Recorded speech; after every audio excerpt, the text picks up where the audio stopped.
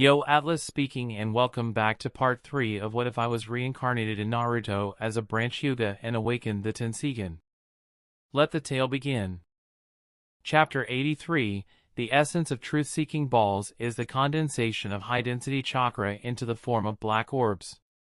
Truth-seeking balls encompass the power of all 5 basic natures as well as yin, yang chakra nature. As such, it surpasses any single chakra nature, Kekai Genkai, as well as Kekai Toda.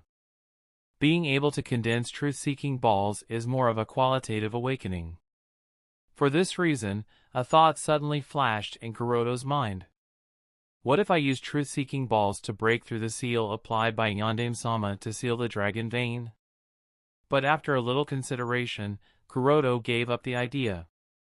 Fuin Jutsu is one of the most mysterious and powerful branches of Jutsu, and it can be both weird and unpredictable at times. There is close to nothing that can't be sealed using Fuin Jutsu, whether those big monsters or tailed beasts or the impure world reincarnations which are in a half-life and half-death state, and the illusionary things like the soul of a person. Even the chakra ancestor Otsutsuki Kagaya isn't immune to Fuin Jutsu. So, what might happen to the seal or the dragon vein chakra setup once it comes into contact with the truth-seeking ball is sort of unpredictable. Moreover, currently, Kuroto can only summon one orb, and if he uses this to break through the seal, all his chakra would be empty. Once the seal breaks and all his chakra empties, Kuroto can only watch the huge chakra of dragon vein rush out uncontrollably. And by then, even if he had mastered all the techniques necessary for the artificial tailed beast plan, he wouldn't be able to do anything because of the lack of chakra. It would be impossible for him to suppress the dragon vein's overflowing chakra. Not to mention, if he doesn't successfully steal away the dragon vein chakra in the least amount of time possible, its signature reaction will be picked up by the other ninja villages. Especially the Sand Shinobi village that's closest to the Roren.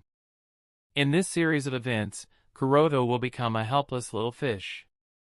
Ads by PubFuture. And that too when there wouldn't be a time accident because of Dragon Vein, who's to say that it wouldn't send him to a different timeline? So, using Truth-Seeking Ball will be a big no-no. He can only increase his Fuin Jutsu proficiency to break through the seal used by Yondaime-sama. While Kuroto reached this conclusion, he suddenly sensed a ninja rushing towards his direction in the Forest of Death. As soon as he sensed this, Kuroto released the Tenseigan chakra mode and deactivated the Tenseigan. After a while of waiting, a ninja dressed in an Umbu uniform appeared on a tree branch before Kuroto and said, "Hokage-sama has summoned you." Kuroto nodded at the Umbu's news and followed him out of the Death Forest all the way to the Hokage building. As soon as he entered the main room of the Hokage office, he discovered that Yondaime-sama has summoned all the members of Umbu Team 11, since Kakashi, Guy, and Shisui were already there even before him. With Kuroto's arrival, Yondaime-sama put down the tobacco pipe on the side and glanced at the 4 people of Team 11 with a sharp eye, as he asked, "Did your Team 11 conceal any details about the secret mission in the report handed over?" Kakashi's expression shrank as soon as he heard Hokage-sama's words. His mind was only thinking that Hokage-sama was most likely referring to the matter of him awakening the Manjikyu. With a feeling of guilt, he felt quite nervous and traces of sweat beads started coming off his forehead. Guy also lowered his head directly, not daring to meet the eye of Hokage-sama in fear that his expression might reveal something. He also thought that Hokage-sama was referring to Kakashi's Manjikyu Sharingan. The 4 members of Team 11 have already reached an agreement to not reveal the existence of Kakashi's Manjikyu. This is because no one can predict what sort of reaction the Uchiha or the Konoha Council might have upon learning that a non-Uchiha awakened Manjikyu, so everyone, and that's including Shisui, decided to conceal it. Lest the Uchiha clan might end up doing something extreme that could intensify the already brewing conflict within the village after getting such shocking news. Kuroto was calmer and only brought out a confused look as if the matter was completely unrelated to him. Shisui was feeling a little awkward, but he was calm nonetheless. The reason for Kuroto and Shisui's calmness was naturally because they knew that Hokage-sama was most likely referring to those more than 300 cloud ninjas that Kuroto wiped out. Sarutobi Hiruzen glanced at the four totally silent people, without saying any word, so after shaking his head a little he directly brought out the papers describing the details about this incident that Shimura Danzo passed him, and threw it towards the four people, and said solemnly, "Look at it yourself." When Kakashi and Guy read the details of the information, they were taken aback, and immediately looked towards Kuroto and Shisui with clear surprise on their faces. By the end of the battle, Kuroto and Shisui were the only two people that stayed behind to secure Guy and Kakashi's retreat, so this information must be somehow related to either of them, but neither of them mentioned having killed more than 300 ninjas in the details when they talked about the battle later. Now that both Kakashi and Guy are learning of things like the entire valley being raised to a flat ground, hundreds of ninja buried 6 feet under the mud and rocks, the shock on their faces can be clearly imagined. Their reaction also prompted Sarutobi to turn towards the Hyuga and the Uchiha kid. Ads by PubFuture. Kuroto was still calmly flipping through the pages, with an expression that said, "Don't look at me, it has nothing to do with me." Sandworm-sama was still silent. Kakashi didn't know what to say. At this time Shisui took a step forward and said, "Hokage-sama, it was me. To not reveal the existence of having awakened the Manjikyu Sharingan, I didn't mention it in the mission report." Without waiting for anyone to speak, Shisui continued, "Kuroto-san was unconscious when all that happened, Captain Kakashi was in coma, and Guy-san was severely injured by the time I retreated while carrying unconscious Kuroto-san, so the rest of the Team 11 didn't know of this." Listening to Shisui's explanation, Sandworm-sama nodded. From Sarutobi Hiruzen's perspective and based on the details of the report he has, if anyone in Team 11 might have the strength to slaughter hundreds of ninjas including several elite jonin in an overnight, then it can only be Uchiha Shisui who has awakened the legendary Manjikyu Sharingan. As for Ataki Kakashi, Might Guy, or Hyuga Kuroto, all three of them are strong and talented for their age, and no doubt they might even be able to do such things in the possible near future, but at this stage, they don't have enough strength to achieve feats that require Kage-class combat power. Since Cat has come forward to clarify this fact, and the matter was indeed a little hard to express, so it will be overlooked this time, but make sure to not conceal anything related to the mission details from the next time. Is that clear? Yes. All the four nodded. Well, moving past that, Team 11 did great this time. The news of your achievements can't be made public because of your identities as the Umbu Ninja, but the Council has consensus on rewarding the four of you. An opportunity to learn advanced jutsu. Don't be hasty in making the decision right away, take your time, and come back any time after consideration. Thank you for your kindness, Hokage-sama. All four responded and left the Hokage office one after another. After walking out of the Hokage building, Guy hurriedly asked, "Shisui, did you really kill hundreds of cloud ninjas alone?" Shisui awkwardly glanced at Kuroto from the corner of his eyes while nodded towards Guy. "Ah, yes, Guy-san." Without waiting for Guy to continue, Kakashi whispered, "Thank you, Shisui." Kakashi was also shocked by the information of Shisui awakening the Manjikyu Sharingan, but this made him more grateful towards Shisui for keeping his Manjikyu a secret, and he sort of understands why Shisui didn't reveal about that incident. Shisui humbly shook his head. It's for the peace of both the Uchiha and Konoha.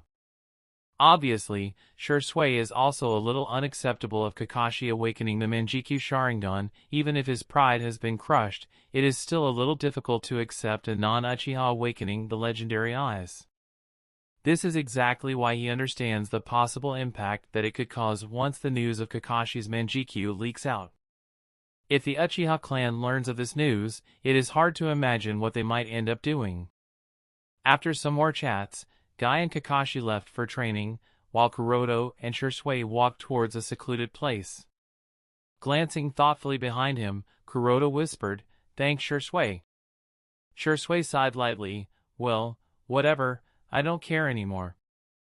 Chapter 84. Looking at Shisui's tired face, Kuroto faintly said, "Don't worry, things will definitely turn for the better in the future." Shisui nodded, "I hope so, Kuroto-san." The reason why the village is suppressing the Uchiha is also because of their own weakness. And the initiator of most of the trouble that Konoha faces is Obito hidden in the dark. Even the condition of Sandaime-sama can be said to have been exhausted. His strength is rapidly declining because of aging. If the successor he had carefully chosen as the Yondaime Hokage hadn't died accidentally, all these problems wouldn't be there. But unfortunately, the young and powerful Yondaime-sama died, and now everything is completely different. The trouble Konoha is currently facing, including the raid from the Cloud Village from the outside and the Uchiha's dissatisfaction inside the village, are all just the follow-up effects of the death of Yondaime-sama. If Yondaime-sama and Uzumaki Kushina were still alive, Cloud Village wouldn't dare to make a move on Konoha, nor would the Uchiha clan get restless. Yondaime-sama dies, and Konoha was entirely messed up, and the person Obito responsible for the death of Yondaime-sama really made the most effective blow on Konoha at the right opportunity and completely broke Konoha's backbone. Kuroto can only sigh at just how much of a devil Obito has become. Taking a light glance behind him, Kuroto said in a low voice, "We are being followed." Shisui nodded. I realized it some time ago." After pondering a little, Kuroto said, "The person following us should be a root ninja."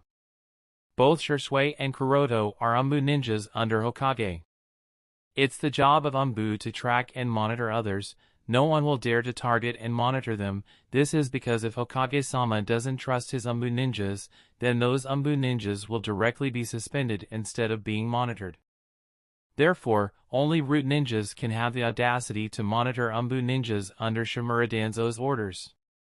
Shisui didn't care that they were being monitored, and said calmly, "I am loyal to Konoha and will never do something to harm the interest of the village, so I am not afraid of being under surveillance." Kuroto shook his head as he said in a little disappointment, "If only it was that simple." Shisui asked in confusion, "What do you mean, Kuroto-san?" "Being under surveillance is a signal of Shimura Danzo's distrust of us, which is not rare, but it also indicates that he isn't afraid to make a move against us." After a pause, Kuroto said with a dark tone, "He can distrust us all he wants, I don't care, but he has to understand that making a move against us isn't a wise choice." When Shisui heard Kuroto-san say this, he immediately became a little worried. And Shisui's worry wasn't without a reason. Since the incident at the valley in the Land of Lightning, Shisui has started to believe that the strength Kuroto showed there is his true strength. Therefore, in Shisui's view, Kuroto-san is undoubtedly the strongest ninjas in Konoha. Even Hokage-sama or the Sannin Jiraiya wouldn't be able to match Kuroto-san. "Kuroto-san, are you really going to do something to Danzo-sama?" Looking at Shisui's look of trepidation, Kuroto sighed, and said, "You don't need to worry too much about it, just make sure to keep whatever I talk with you a secret. Can you do that for me?" Although Shisui was still not satisfied, he nodded nonetheless. Ads by PubFuture. Kuroto is no longer afraid of Danzo and the senior management of Konoha. Basically, only those ninjas who are purely dedicated to the village may be afraid of Danzo. Those that have an option of defection, which Kuroto now does, Danzo's existence only irks him a bit and nothing more. In the dense forest outside of Konoha village. Fire style, Fireball Jutsu. After releasing the Fireball Jutsu, Uchiha Shinichi knelt on the ground panting heavily, but without wasting any time he immediately stood up again and launched shuriken at the distant target. Since early morning he has been training arduously. Even when soaked with sweat and exhausted completely, he didn't stop and continued to put more effort. Shinichi has become a laughingstock of the Uchiha clan ever since he lost to that damn Hyuga Kuroto and had to be carried back by Shisui. Everyone only ridicules him and looks down upon him. Even the elders of the Uchiha have started to question his strength. Because of losing the challenge, Shinichi even lost the recommendation from the Uchiha clan for the Jonin assessment. As such, he lost the opportunity to become a Jonin.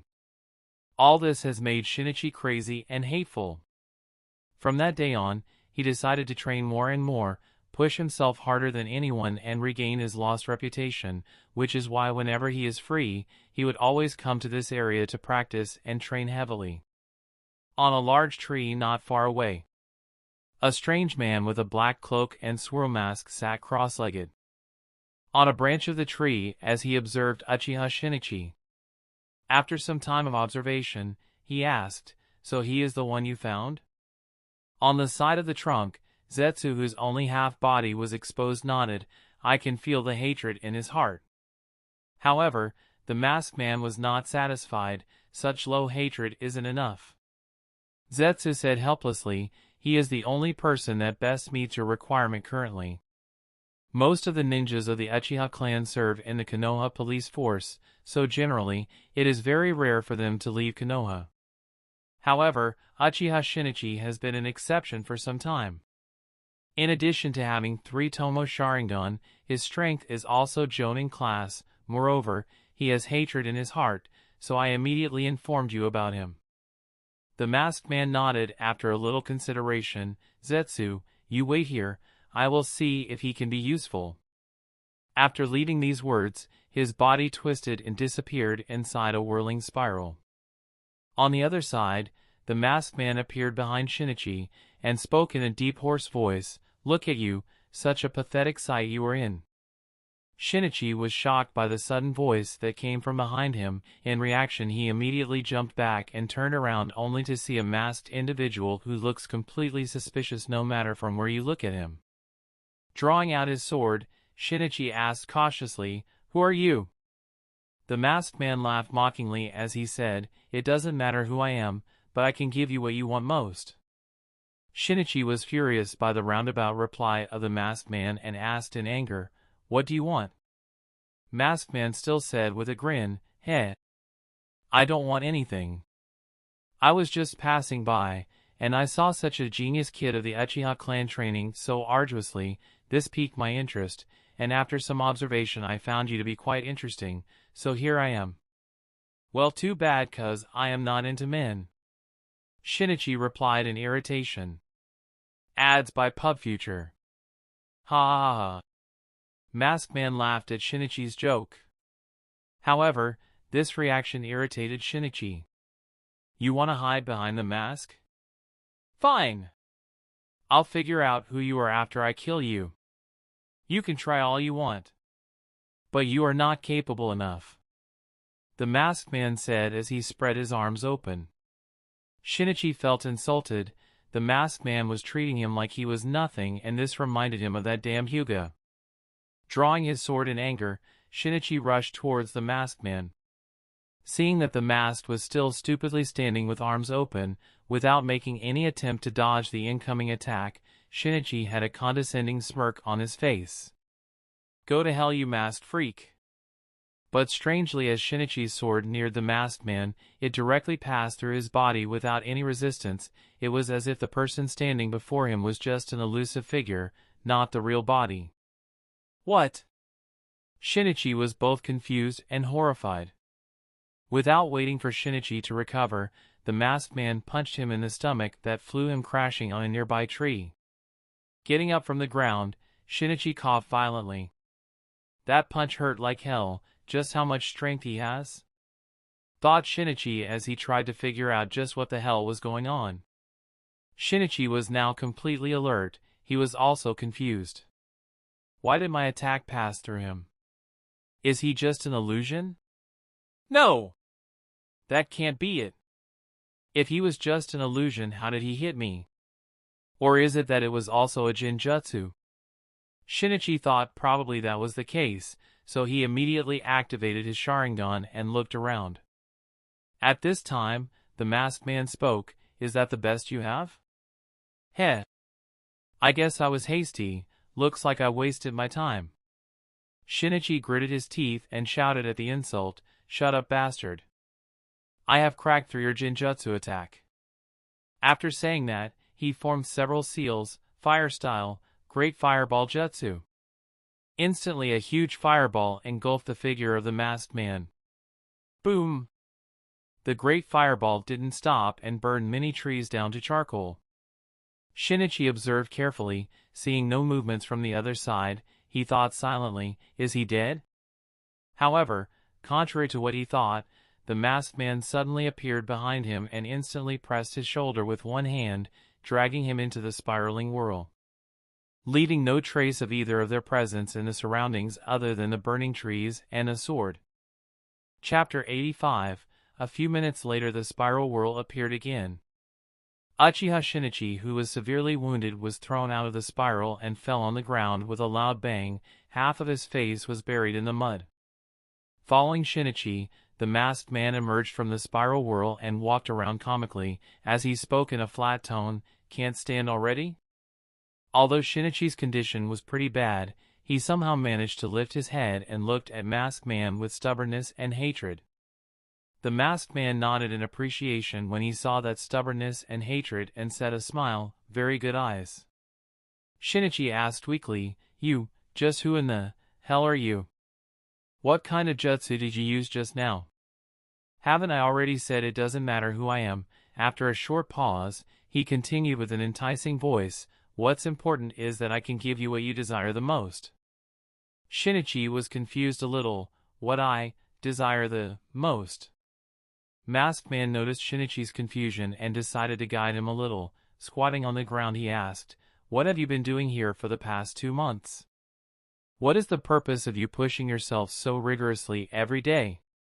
Why, just why?" With masked man's every question, Shinichi remembered the one person he hates the most, to defeat that bastard Hyuga Kuroto. Masked man was a little taken aback. "Hyuga Kuroto? Is this guy so strong?" Although embarrassed to admit it, Shinichi nodded helplessly.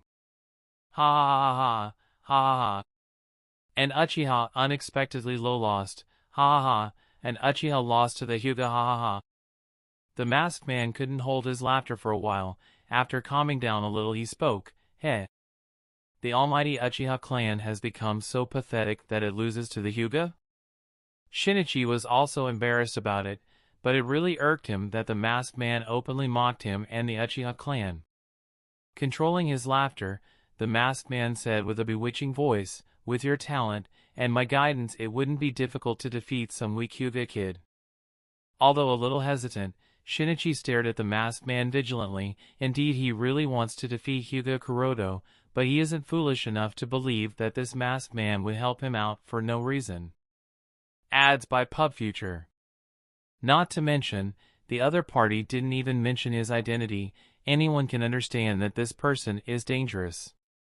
Shinichi obviously didn't trust the other party's words, but that strange jutsu he uses. If I have a powerful jutsu like that.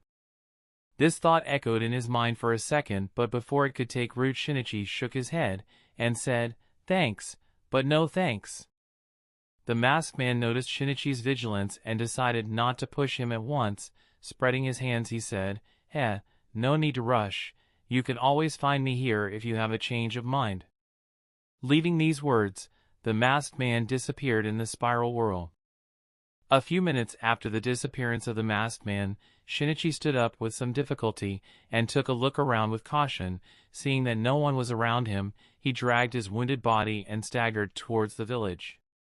If not for his beaten-up state and the injuries all over his body, Shinichi would have thought that it was all just some dream. Not long after Shinichi went back towards his home, the masked man appeared on the same tree as before. Zetsu's half-body appeared out of the bark and looked in the direction of Uchiha Shinichi's departure. After thinking a little, Zetsu asked, "Was that necessary to do? What happens if he informs the Uchiha clan? Or probably other Konoha ninjas?" However, the masked man shook his head negatively. "He won't." "What makes you so sure?" Zetsu asked in confusion. Because he is a fool just like everyone. He is a fool who desire power." While dangling his legs, the masked man continued, "Good job, Zetsu. He is more qualified than I expected him to be. With the right stimulation he may awaken those eyes." "Can he?"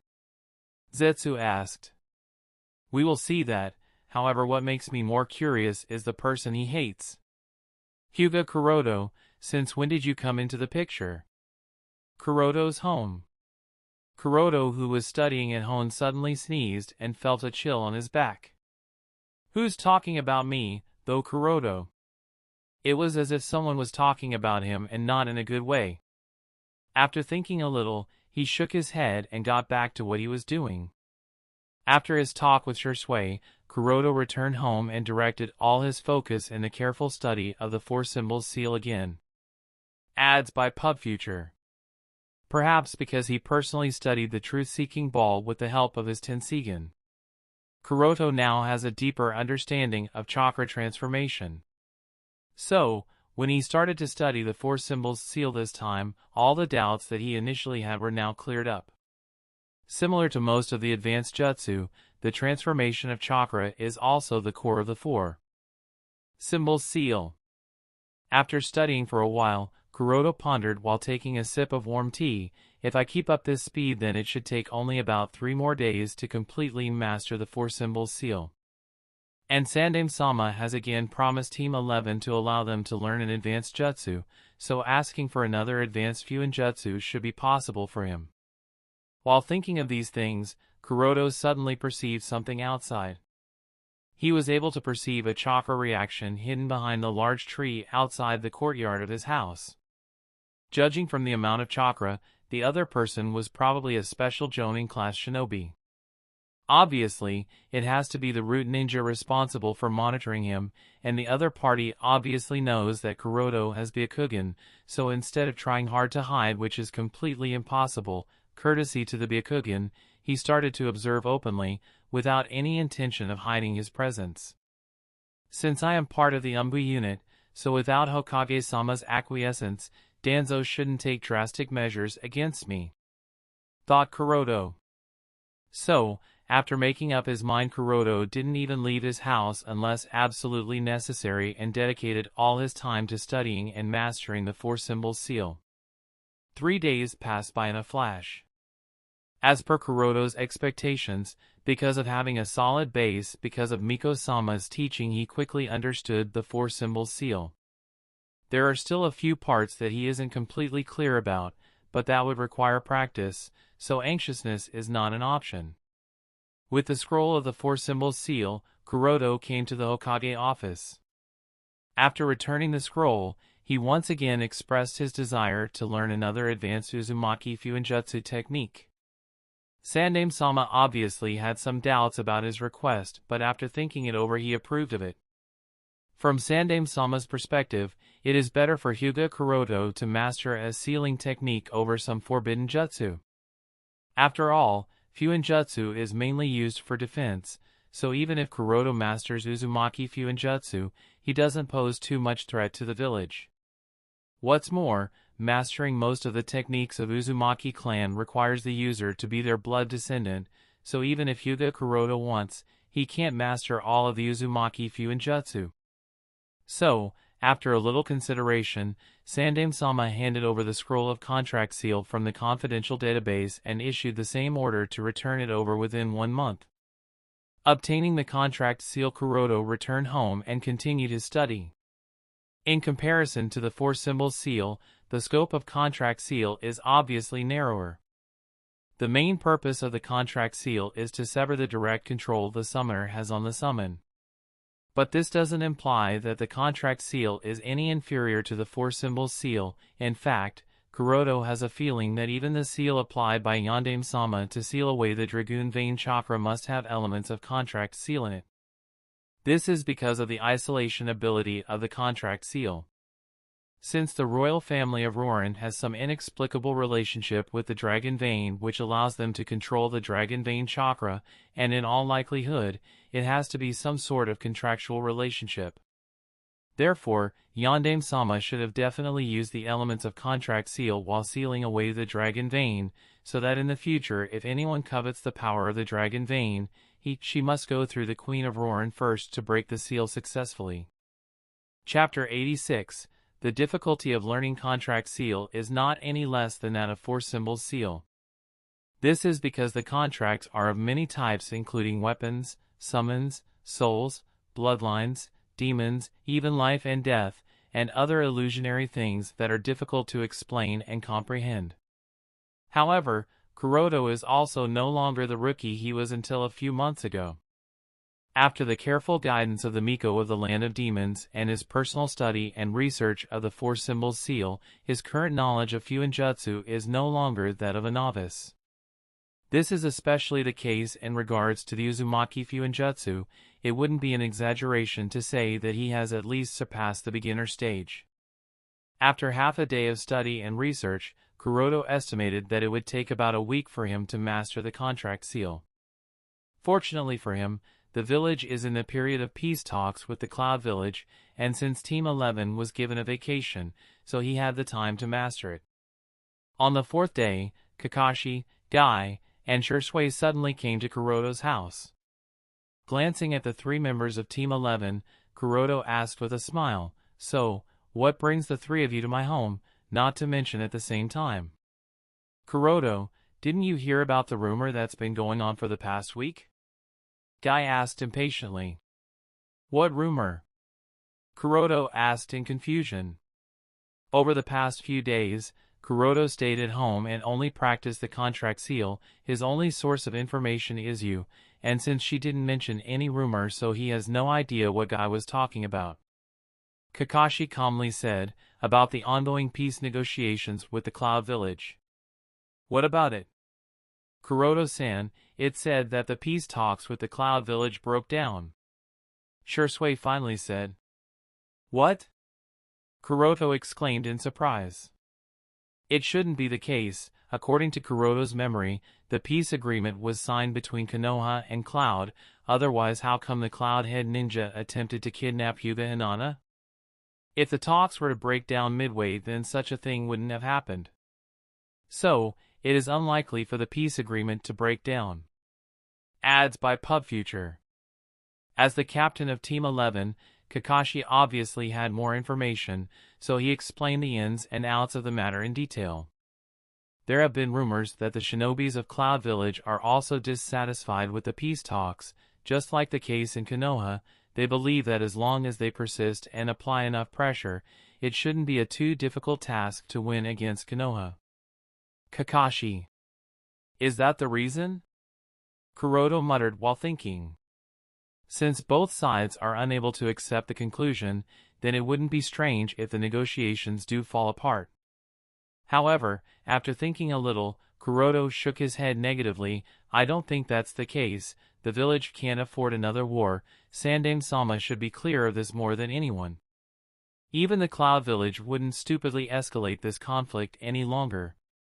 "How come you are so sure about this?" Guy asked curiously. "Think about it a little. The raid not long ago should just be a temptation from the Cloud side to judge the strength of Konoha. Now that Reikage-sama had his answer, he wouldn't send his shinobi to die needlessly. Even if he is hot-blooded and reckless, he is still the Kage of Cloud Village after all. Moreover, there aren't just two shinobi village. Although the situations of Mist Village is a mystery, the Rock Village is still there, and considering the enmity Cloud Village has with Rock Village. Whether according to the original story or based on the information he has of the current status of the 5 great shinobi villages, Kuroto can be sure of his conclusion.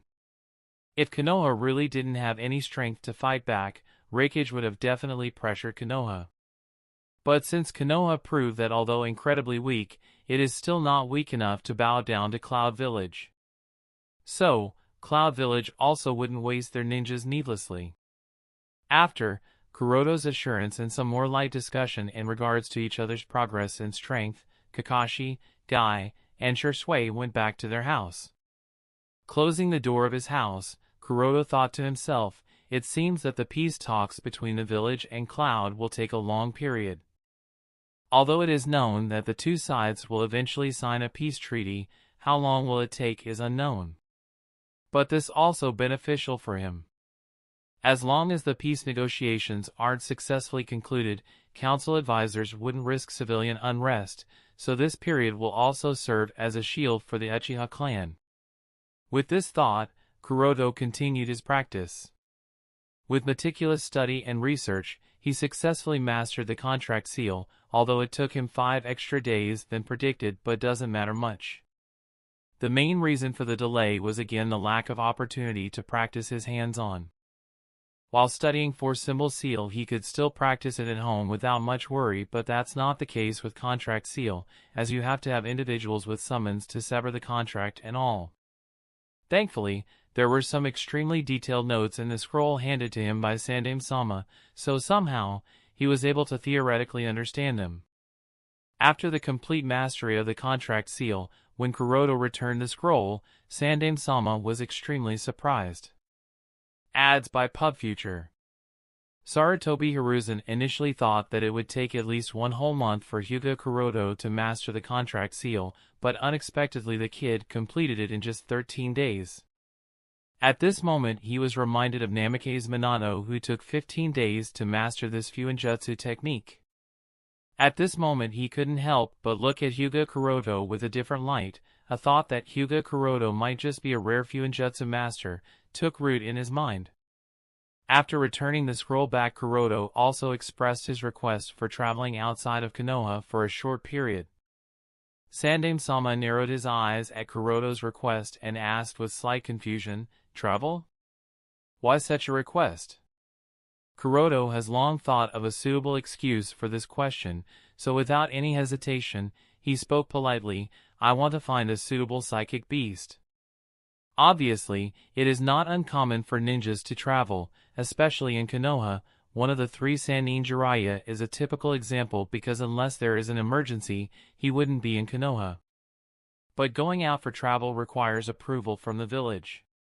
Even Jiraiya isn't an exception to this rule, otherwise, the ninja will be listed as a missing nin, and then an endless onslaught of hunter nin will come after you. Of course, if the backing and strength are strong enough, like that of Tsunade Hime, then they wouldn't be treated as missing nin but run away. Being an ambush shinobi, it is reasonable to say that Kuroto isn't eligible to apply for this request, especially during the sensitive period of peace negotiations with the Cloud Village. Therefore, he had to come up with a suitable excuse, so that Sandaime-sama wouldn't refuse. A psychic beast is related to the combat power of a shinobi, so searching for a suitable psychic beast is the most legitimate reason for Kuroto to travel. Sandaime-sama pondered over Kuroto's request and reason, and finally agreed, "I can only give you 2 months." Kuroto readily accepted this, and after expressing his gratefulness for the approval, he hurriedly returned home. Completing all the preparation he would need for his trip, he walked towards the main gate of the village. The purpose of Kuroto's trip is obviously not to look for a psychic beast but to check out the seal applied by Sandaime-sama to seal the dragon vein, and see if he can break it with his current knowledge or does he need more study.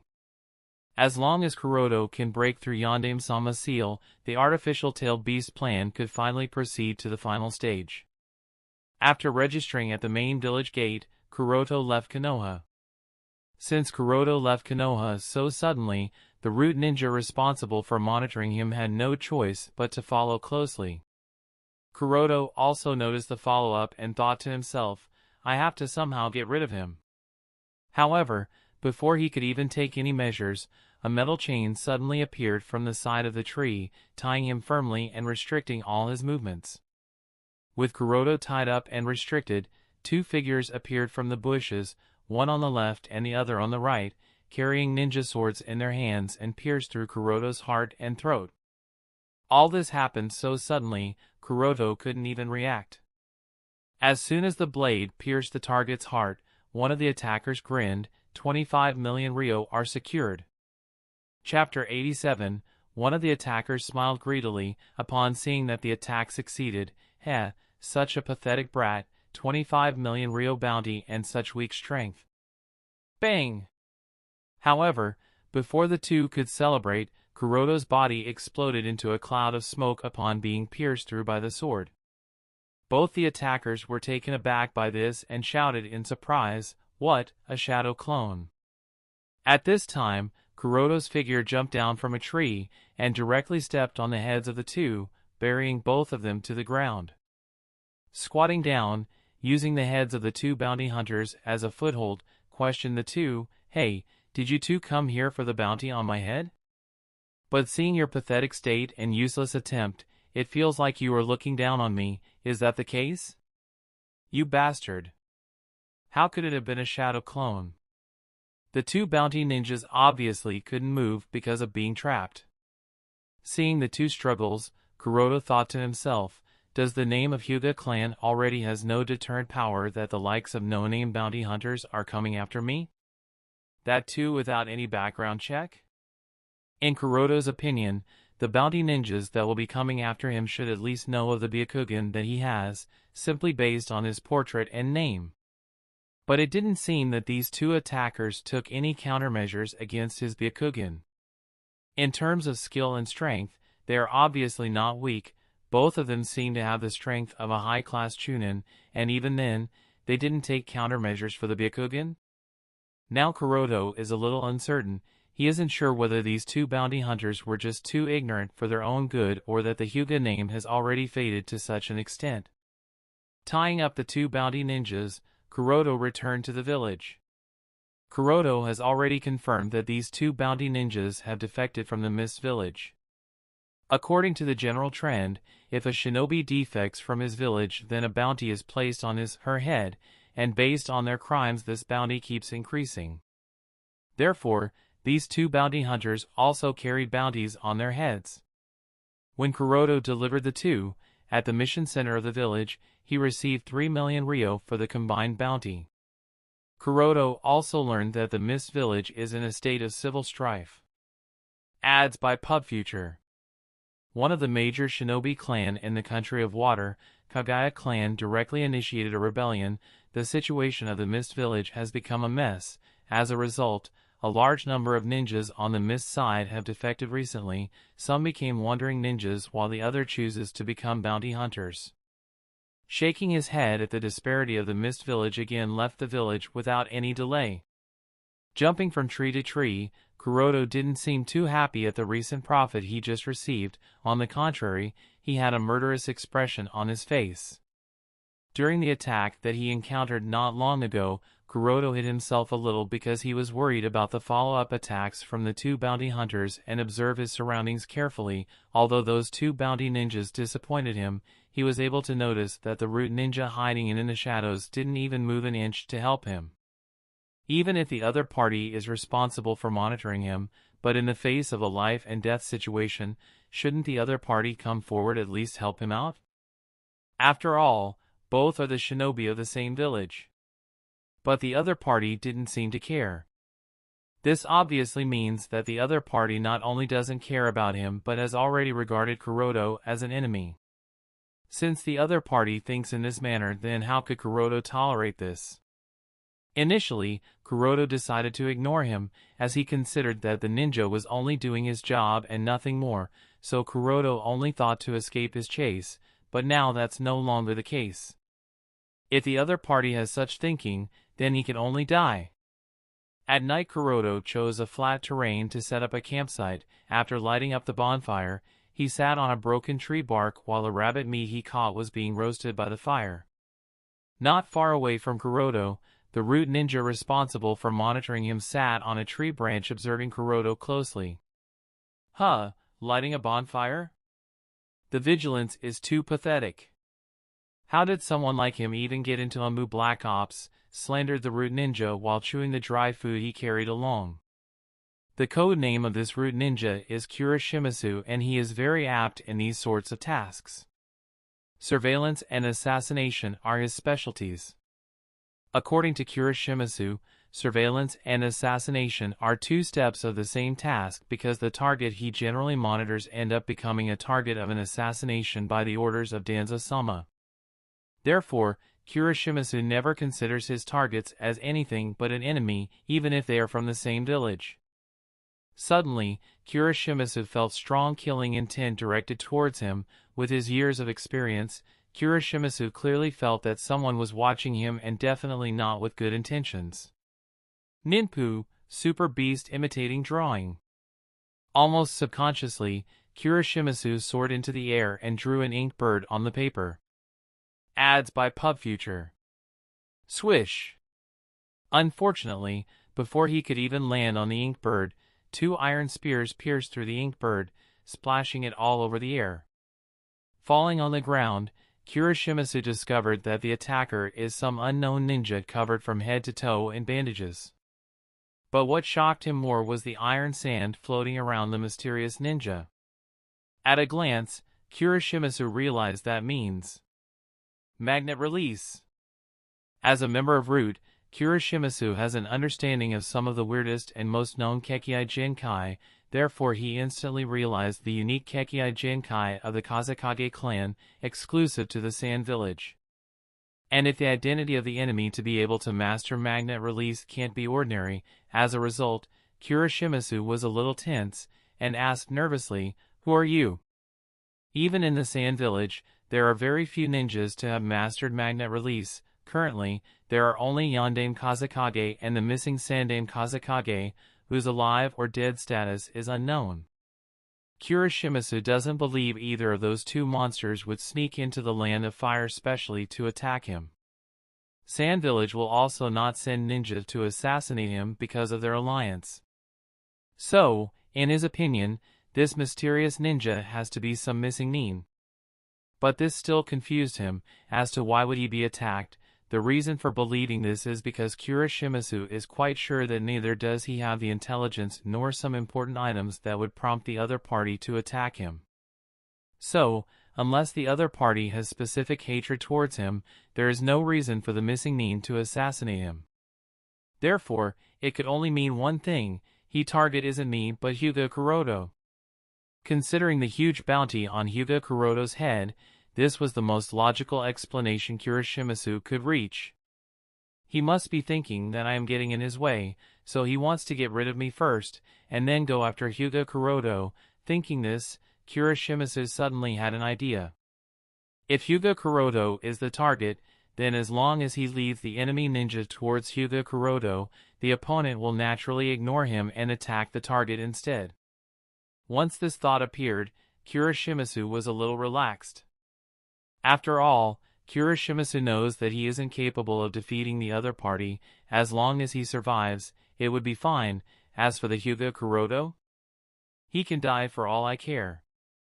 Ninpu, Super Beast imitating drawing. Quickly drawing two ink lions to act as small divergents, Kuroshimasu immediately fled towards the campfire using the body flicker jutsu. While traveling at high speed, he noticed that Hyuga Kuroto was still sitting by the bonfire, and leisurely chomping down the rabbit meat, and said with disdain, "What a fool, didn't even notice a fight at such a close distance even though he is a Hyuga." Chapter 88. Using two ink lions to stall some time, Kuroshimasu immediately fled towards the campfire. Glancing at Hyuga Kuroto still sitting by the campfire and casually savoring the roasted rabbit meat, the corner of his lips curved in viciousness, and he thought in his heart, "You should die here, idiot, an unworthy bastard, dared to refuse Danzo-sama's order." After solving the two ink lions with ease, the mysterious ninja quickly followed behind Kuroshimasu. While he was still running, the iron sand around him turned into countless needles and shot at Kuroshimasu like raindrops. Kuroshimasu was both shocked and panicked, and immediately thought, "Why is he attacking me now? Could it be that his goal isn't Hyuga Kuroto, but me?" Obviously, Kuroshimasu couldn't protect himself from the rain of iron needles, so no matter how hard he tried to dodge and deflect the incoming iron sand needles, there were still a few dozens of them that got through his body. Compared to shuriken and kunai, needles' power is undoubtedly inferior, so although Kuroshimasu's body was ridden with needles, he would still stay alive for a while. Kuroshimasu collapsed on the nearby tree with staggering steps and pointed at Hyuga Kuroto, who still didn't bother to look this side. You are allied with him, aren't you?" How can Kuroshimasu not understand such a thing at this point? He is dying just 10 meters away from Hyuga Kuroto. How could the other party not even notice? But even if he understands this, he still can't figure out how did an elite ninja who mastered magnet release ally with pathetic brats like Hyuga Kuroto? Kuroto noticed the eyes of the root ninja that were going blank, so he got up and walked towards him and asked calmly, "What order did Danzo give you?" Cough.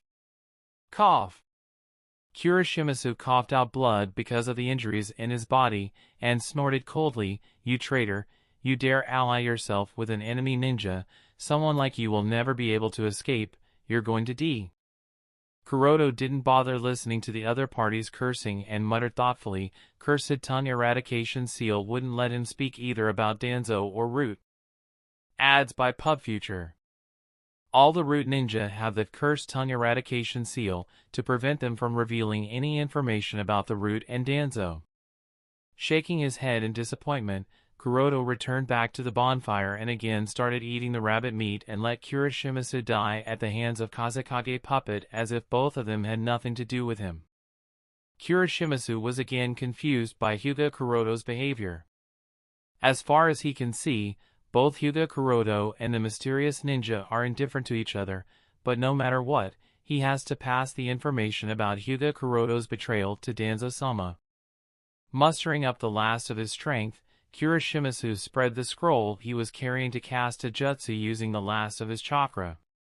Ninpu, multiple super imitating beast drawing. Whoosh, whoosh, whoosh. With a series of noises, hundreds of small ink birds flew out from the scroll spread by Kuroshimitsu and spread in all four directions in the blink of an eye. Looking at the ink birds going away, Kuroshimitsu, who was almost on the verge of losing consciousness, had a gratified smile. However, his smile suddenly froze and turned into horror because he just realized that all the ink birds had suddenly stopped midway in their flight and were all attracted towards Hyuga Kuroto by some inexplicable traction force. Before Kuroshimitsu could even do anything, an iron spear pierced right through his head. On Kuroto's end, after filling up his stomach and sealing away the Kazekage Puppet, he rushed towards the nearest Konoha guard post carrying the Root Ninja's corpse. Arriving at the outpost, he said to the ninja responsible for the post, "I was attacked by a bounty ninja during the battle. Unfortunately, this Umbu ninja died. Send the body back to the village for autopsy and report the situation to Hokage-sama." The ninja responsible nodded at Kuroto's instruction and sent a ninja to complete the task. With Kuroto's status of being Umbu Ninja, issuing such tasks is a piece of cake. After a brief explanation, Kuroto left the post. It was better for him to send Kuroshimitsu's corpse back to the village than to dispose of it by himself to avoid unnecessary trouble. Hokage-sama must be aware that Hyuga Kuroto carries a large bounty on his head, so such attacks wouldn't be too rare, and even if he suspects that it might have been Kuroto himself who killed the Root Ninja, there is no proof of it. Ads by PubFuture. So, him pushing the Root Ninja's death on the bounty hunter Nin is the best course of action. With this, he also indirectly expressed his attitude towards Shimura Danzo. As for what would be Danzo's reaction to this? Kuroto couldn't care less about it. Shimura Danzo isn't someone who will let you off just because of your softness and loyalty to the village. Shursui is the best example of this. Even when he dedicated himself to the village, Danzo still stole the Manjikyu, which prompted Shursui to commit suicide in silence to not let his death escalate the conflict between the Uchiha and the village. So, even if Kuroto shows acceptance towards Danzo, even if he agrees to Shimura Danzo's offer to join the Root unit, with Danzo's nature, he wouldn't be satisfied unless he engraves several cursed seals on him. Shimura Danzo doesn't trust anyone, not even his loyal followers. Therefore, Kuroto had to make his stand clear. After this small episode, Kuroto rushed to the forest, activating the Byakugan to check for any pursuit or any nearby presence. After confirming that no one was following him, he activated the Tenseigan. Kuroto only has about 2 months, and he can't waste most of the time traveling. So, after checking the route he has already planned, he resummoned the Kazekage Puppet and flew all the way to the Land of Wind with the help of Magnet Release. In just about 3 days, he crossed the border of Land of Fire, passed over the Land of Rivers, and finally arrived back to the Land of Wind. The Ancient of Roren lies in the vast sea of sand of the Land of Wind. Even with the map pointing to its accurate location, it would have been extremely difficult for anyone to reach it if not for the deep knowledge of the terrain around the area. Fortunately, Kuroto has means of flight, so it took him only about 10 days to find the ruins of Roren City, which was much less compared to the ordinary ninjas. Kuroto was a little mesmerized looking at the towering buildings of the ancient Roren city. If not for these buildings, I am not even sure I would have been able to find the location of the dragon vein. Even when he is so close to the actual site, he couldn't perceive the slightest trace of chakra leaking from the dragon vein, which just goes to show how strong the seal implied by Yondaime-sama is. But this fact was within his consideration, because if the seal was so easy to break, then the Sand Village wouldn't have let the dragon vein rest here peacefully as if completely ignoring its existence. Since he has finally found it, Kuroto cautiously ventured into the ruins of the ancient Roren city. Chapter 89. As soon as he walked into the ancient city of Roren, Kuroto felt a sense of oppression. The oppression was not from the chakra, but from the presence of sentience. He felt similar to how an ordinary human would feel in the presence of a beast. Byakugan.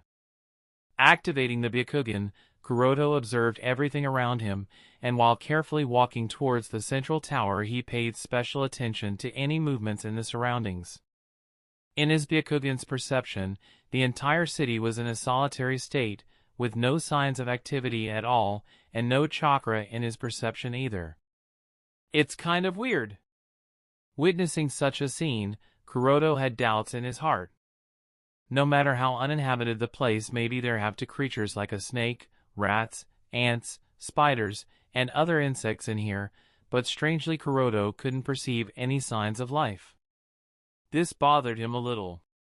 Shaking his head in disappointment, Kuroto decided to just let go of such a strange thing. After all, he didn't have any fear. No matter how bad the situation may get, it wouldn't be bad enough for him to freak about it. With his current strength, at the very least Kuroto has confidence in being able to retreat safely. And that absolute certainty lies even if the dragon vein chakra runs amok. So, without caring too much, Kuroto came to the place where Yondaime-sama sealed the dragon vein. Observing the applied seal for a short while, Kuroto muttered thoughtfully, "Sure enough, it's a compound seal." Kuroto was able to distinguish multiple types of sealing techniques Yondaime-sama used to design a compound seal for sealing the dragon vein. Approaching a little closer, Kuroto studied the techniques carefully. While analyzing, Kuroto muttered thoughtfully, "The principal seal is 4 seal, but there are also 2 other types of seals.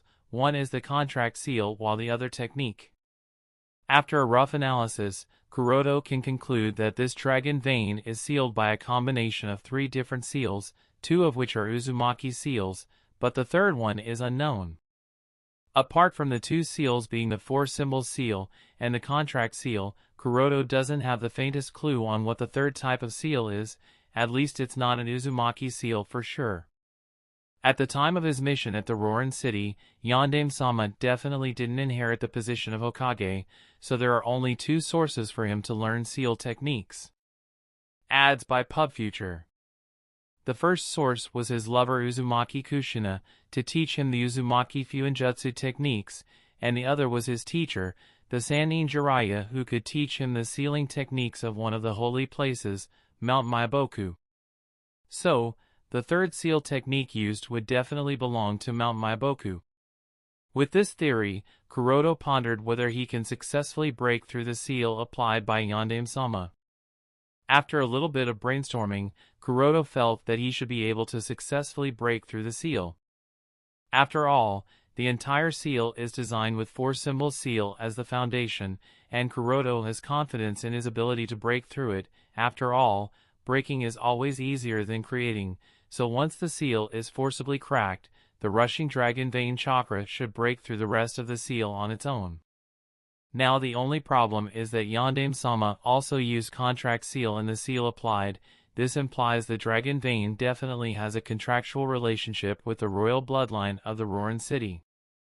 Therefore, if he wants to be 100% certain for the safety while suppressing the dragon vein chakra, it would be best to bring the descendants of the royal bloodline of the Roren city while breaking the seal. But where to find the descendants of Queen of Roren? Muttered Kuroto helplessly. Konoha village, root base. Whoosh! A ninja suddenly appeared with the body flicker technique and reported to Shimura Danzo, who was waiting impatiently for the report. Danzo-sama, the autopsy of the Kuroshimitsu has been completed. Tapping his crutch impatiently, Danzo asked with clear anger in his voice, "Report." The kneeling root ninja immediately replied, "Death due to fatal piercing on the forehead. Additionally, there are 37 piercing wounds on Kuroshimitsu's body.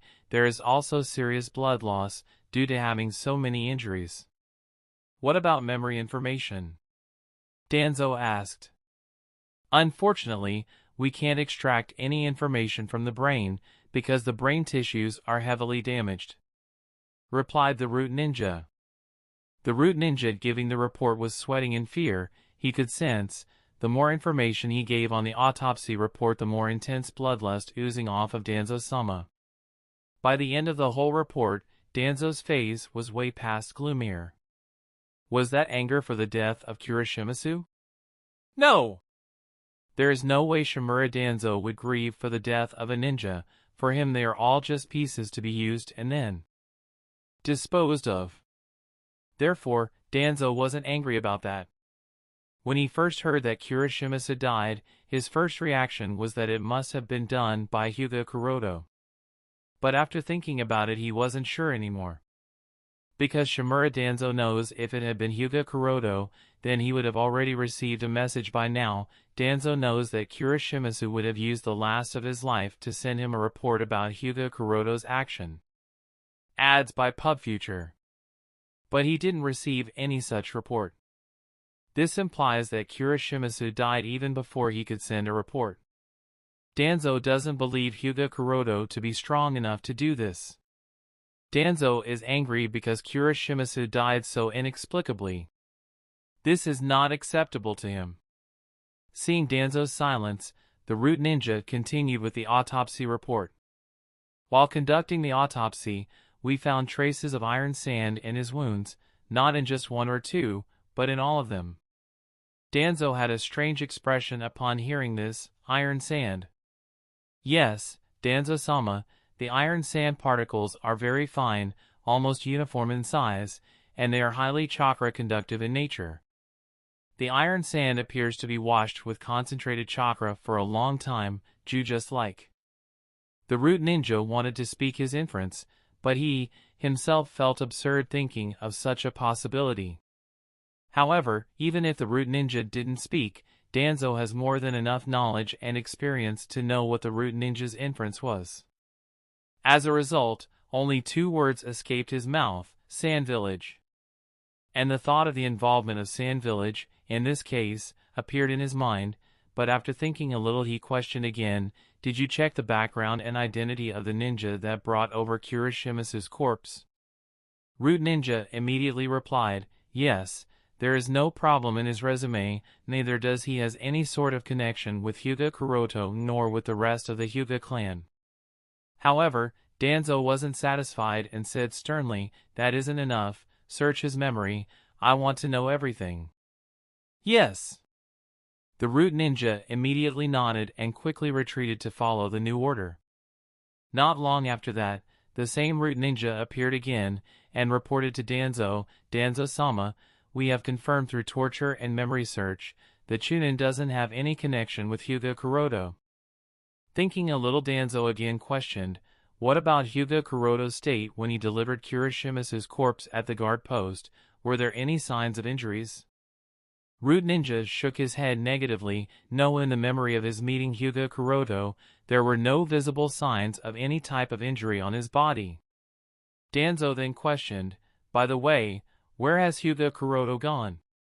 Neither of them knows. In fact, from a rough perspective, nobody other than Hokage-sama knows about where Hyuga Kuroto has gone. With all the information at his hands, Danzo was still not sure and muttered in confusion, was it Hyuga Kuroto who somehow managed to kill Kuroshimitsu, or was it the bounty ninja that came after Hyuga Kuroto? By the way, Danzo-sama, what to do with the Chunin who brought over the corpse? After going through the torture and forced brain search, his chakra pathway is damaged, he can't be a ninja anymore. To this Danzo only waved his hands dismissively. This action only meant, just deal with him as usual. The root ninja naturally understood what Danzo-sama meant with this, and he nodded respectfully, yes. Chapter 90, Grass Village, Task Center. A middle-aged woman sat at the reception and asked with a polite smile, "Sir, what task do you want to entrust us?" Kuroto replied politely, "I want to find someone. The problem is I don't know her whereabouts, so I am here to entrust a ninja of your village to help me find where she is." Finding someone? No problem, please fill in the information of the person here, the middle-aged woman said as she passed him a paper. Receiving the paper, Kuroto glanced briefly at the requirements. The information to be filled in is only the information about the person he is looking for and the amount he is willing to pay. There is no need to fill in any information about him. Seeing these, Kuroto nodded in approval. Grass Village is not one of the 5 great shinobi village. If they want to compete with other shinobi villages for task entrustment, they have to relax the task requirements. This is one of the reasons he chose Grass Village. After filling in the information he knew about the descendants of the Queen of Roren, Kuroto pondered a little and wrote 1 million ryo as the amount for the completion of task. When Kuroto passed back the paper, the middle-aged lady was taken aback by the huge amount, 1 million ryo.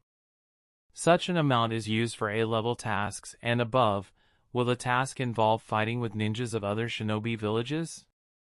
Kuroto kept his smile and said, "The person I am looking for is most likely to be in the territory of Land of Wind, so I am willing to pay such amount just in case that ninjas here may encounter shinobi of the Sand Village. I hope you can assign an excellent ninja to accept the task." After reading the complete details and listening to Kuroto's reasoning, the middle-aged lady understood that most likely the task wouldn't involve fighting, realizing that such a task is a good business opportunity for their village, so said with the most pleasant smile, "I understand. Please don't worry, sir. The Grass Village is the strongest besides the 5 great shinobi villages. We have many strong and capable ninjas, and we guarantee to find the person you are looking for in the least amount of time possible." Kuroto nodded slightly in appreciation. Among the small shinobi villages, although Grass Village is not weak, it isn't strong enough to be called the strongest. In Kuroto's understanding, the strongest would definitely be the Rain Village, if not for the location of Rain Village that lies in the Land of Rain that borders the territory of Konoha, Sand, and Rock Village. It would have already been considered the 6th great shinobi village even in the era of Hanzo. Not to mention now with the presence of Pain, Rain Village may in fact be the strongest of all shinobi villages. Kuroto didn't have to wait too long, as just about an hour later 4 ninjas with Grass Village's forehead protector came to him. Ads by PubFuture. One of them analyzed Kuroto and then said, "My name is Yamada. I am a jonin of Grass Village. I and my team will be responsible for your task." Kuroto smiled and nodded. "You all can call me Mr. Mu, and I am grateful for the 4 of you for accepting the task at such short notice, and I hope you can help me find the person I am looking for." Kuroto was satisfied with the 4 ninjas in front of him. Just from the chakra level, he can guess that Yamada is really a jonin class ninja, and his physique is also quite impressive, indicating his good strength. Although the other 3 are mid-level chunin, they didn't seem too mediocre either. Nodding in satisfaction, the 5 of them left the Grass Village. While traveling, one of the chunin said to Kuroto, "Don't worry, Mr. Mu, Yamada-san is one of the best ninjas of our village. Completing the task under his leadership will be a breeze." Kuroto nodded. "It seems I was lucky to be able to hire you all. Of course, I don't want to scare you or anything, but our Yamada-san has a bounty of 10 million ryo in the black market. Even if we meet the ninja of the Sand Village, you don't have to worry about being in danger." Hearing the chunin ninja's word, Kuroto took a closer look at Yamada, who was at the front of the team. Kuroto didn't expect that a Grass Village jonin will have a bounty of 10 million ryo, this amount although not very big but is also not small either. Should I take his head for the bounty after the task completion? Thought Kuroto silently. But after thinking a little, he decided to let go. It's just 10 million ryo, it would be pointless trouble. This time Kuroto was really helpless, as he didn't have any other choice but to go to Grass Village to entrust the task. After the Roren city was abandoned, the people of Roren lived a nomadic life chasing after oasis. As such they didn't have any permanent homes. It would be nearly impossible for him to find them in just 1.5 months in the vast deserts of the Land of Wind. Therefore, he came up with the idea of entrusting this task to some shinobi village. Konoha village and Sand village were obviously eliminated by him for this purpose. As for the remaining, Rock, Cloud, and Mist village was also excluded by him one after another. Rock village has strong enmity with the Sand village. Mist village is too far. And Kuroto just can't begin to trust Cloud village. Then for the small villages around the Land of Wind, there are only Rain village and Grass village. Ads by PubFuture. Rain village is currently the base of operation of the Akatsuki. It is a tiger dens. Kuroto doesn't want any sort of trouble by contacting them, so he chose the only other option he was left with. After disguising himself, Kuroto came to the Grass village. By hiring Grass Ninja, he will have access to the information network of the Grass village. As such, finding the descendants of the Roren would be much easier. Land of Water. Sasori of the Red Sand sat on a small rock. Taking out a small water kettle, he took a light sip of water as he looked at the battlefield in front of him. At this moment, countless bone spears burst out of the ground, making a bone forest covering hundreds of square meters of area, sort of like the bamboo bone forest. In the middle of the bone forest was the corpse of the person responsible for creating such a forest. The corpse was also covered with sharp bone spurs, giving it a monstrous look, but Sasori wasn't scared by this scene. No! He wasn't scared at all, rather he was happy, as he slowly walked towards the side of the core, and carefully sealed it in a scroll. By the time he was done, another person appeared at his side. Sasori turned his head and said coldly, "Orochimaru, you are late." Orochimaru said with an overcast smile, ignoring Sasori's previous words, "The patriarch of the Kagaya clan seems to be nothing too special." Although Orochimaru said this, in fact, he was quite surprised that Sasori easily managed to kill the patriarch of the fierce and powerful Kagaya clan. Putting away the scroll, Sasori stated, "The people of Kagaya clan are all lunatics. In my opinion, their strength is also not too bad. If not for the poison, they wouldn't be so easy to kill." Looking at the bone forest around him, Orochimaru said with interest, "You seem to have collected a lot of high-quality puppet materials using the turmoil in the Mist village." Sasori glanced at Orochimaru condescendingly as he stated, "Aren't you the same? You took away the brat in the dungeon." "Ho! I thought I managed to hide it from you."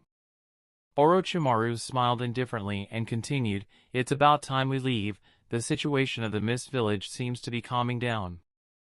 Sasori shook his head.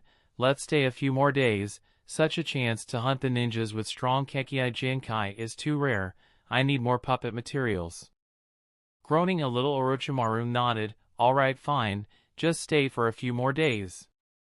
Orochimaru has found an orphan of the Kagaya clan, so he no longer has any interest in staying in the Land of Water. However, he and Sasori are partners in the Akatsuki. Since Sasori insists on staying, he also has to stay for a few more days. As for the reason why Sasori insists on staying in the Land of Water, obviously to make up for the loss of Sandame Kazekage puppet. If he still had that puppet, he wouldn't be so interested in staying in the Land of Water anymore. Chapter 91. Wearing his everyday kimono, Orochimaru wandered through the major towns of the Land of Water in search of anything that might interest him.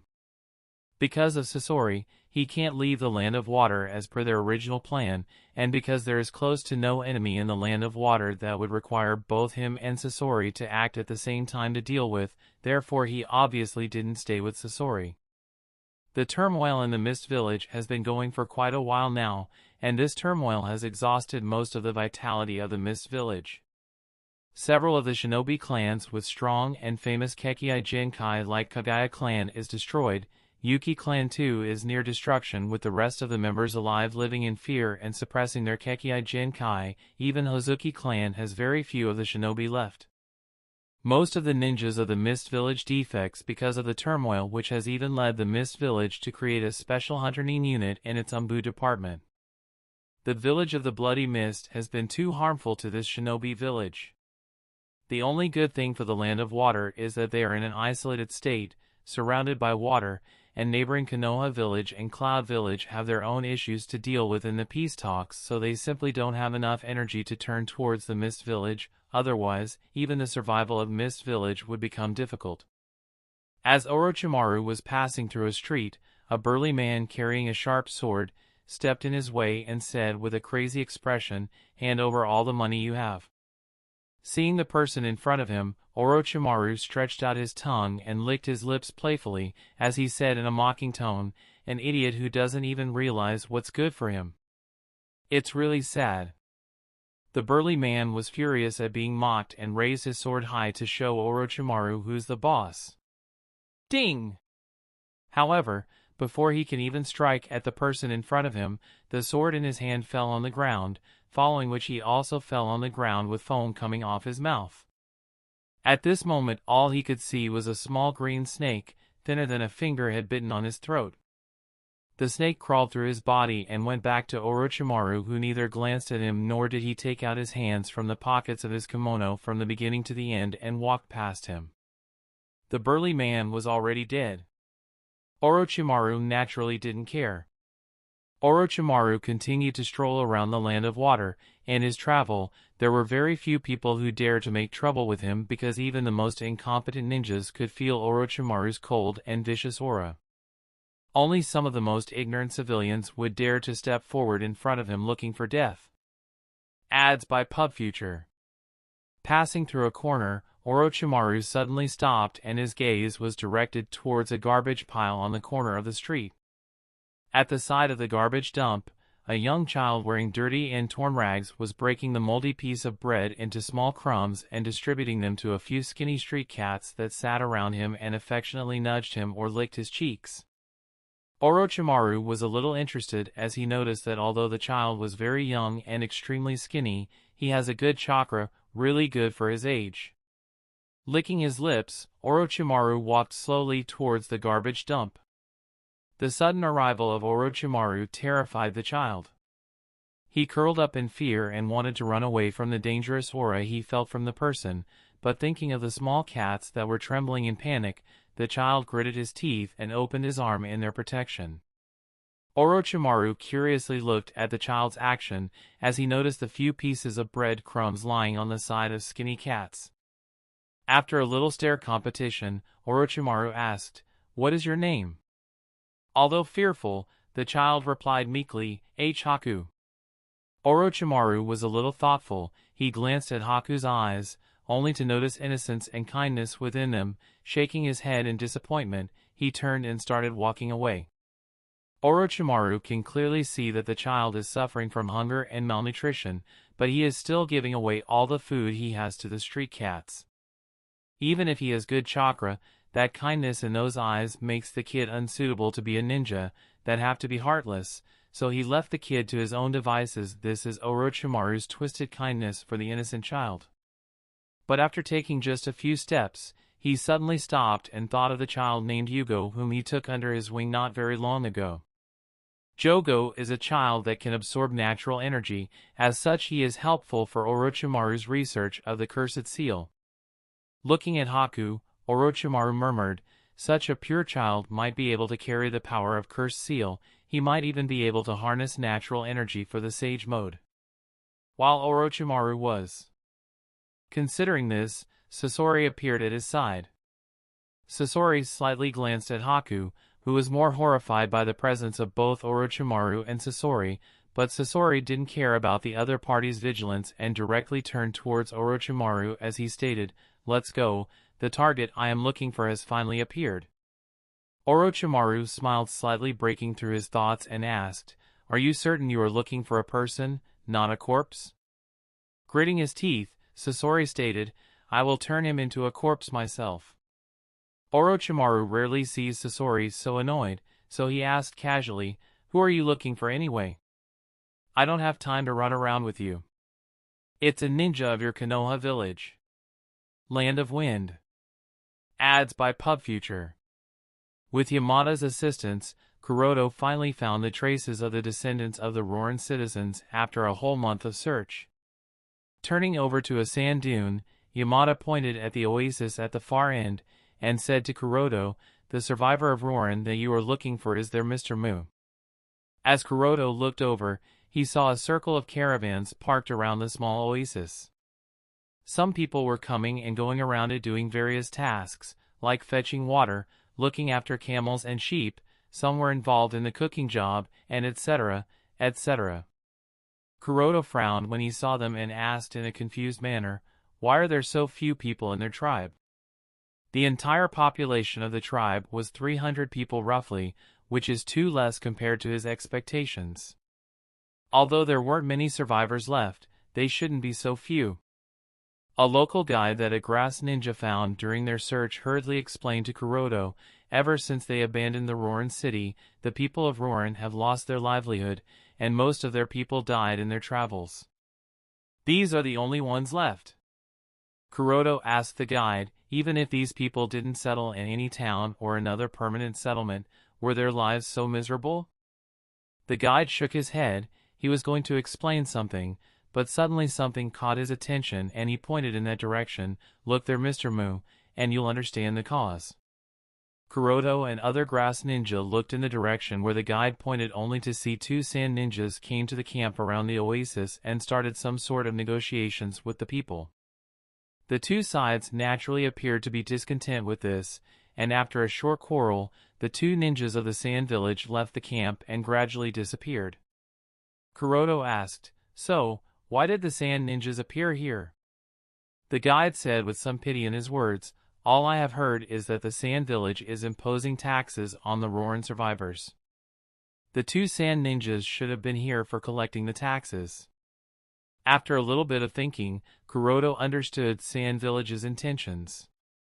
How much tax amount could Sand Village obtain from a small nomadic tribe that has its own troubles and survival? Tax collection is just an excuse to monitor the remnants of the Roren survivors. Additionally, the Kazekage would have probably hoped that by succumbing to the economic pressure the people of Roren would move to the Sand Village. If this happens, Sand Village can legally claim the Dragon Vein. Kuroto shook his head with a sigh. He doesn't care about the small movements from the side of Sand Village.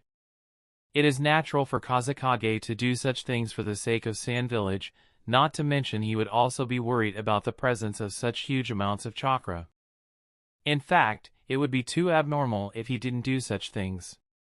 When Kuroto broke out of his thoughts, the grass-jowing Yamada asked, "Mr. Mu, do I need to go over and check for the specific person you are searching for?" Kuroto shook it dismissively. "No need, just locating them is enough." Yamada asked, "In that case, what about the task?" Kuroto nodded, and directly handed over the leftover amount along with the seal of approval of the successful completion. Chapter 92, Yamada accepted the balance amount along with the seal of approval for the completion of the task and left along with the guide they hired.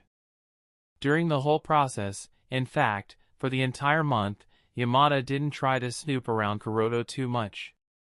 Being a jonin, Yamada has long since discovered that Mr. Mu is also a ninja. After all, one can't continue running around the desert for a month. Even if the body is strong, the spirit will be exhausted. But Mr. Mu didn't show the slightest sign of fatigue, indicating that he is also a shinobi. As an experienced ninja from a small shinobi village, Yamada has performed all sorts of missions that could even be considered too weird. If anything, there have even been cases where the task was issued by a ninja of a great shinobi village to assassinate a ninja of the same village. All this experience has taught him one thing, i.e., the less he knows things unrelated to him, the safer he will be and the longer he will live. Therefore, he didn't bother asking anything from Mr. Mu about his purpose and all.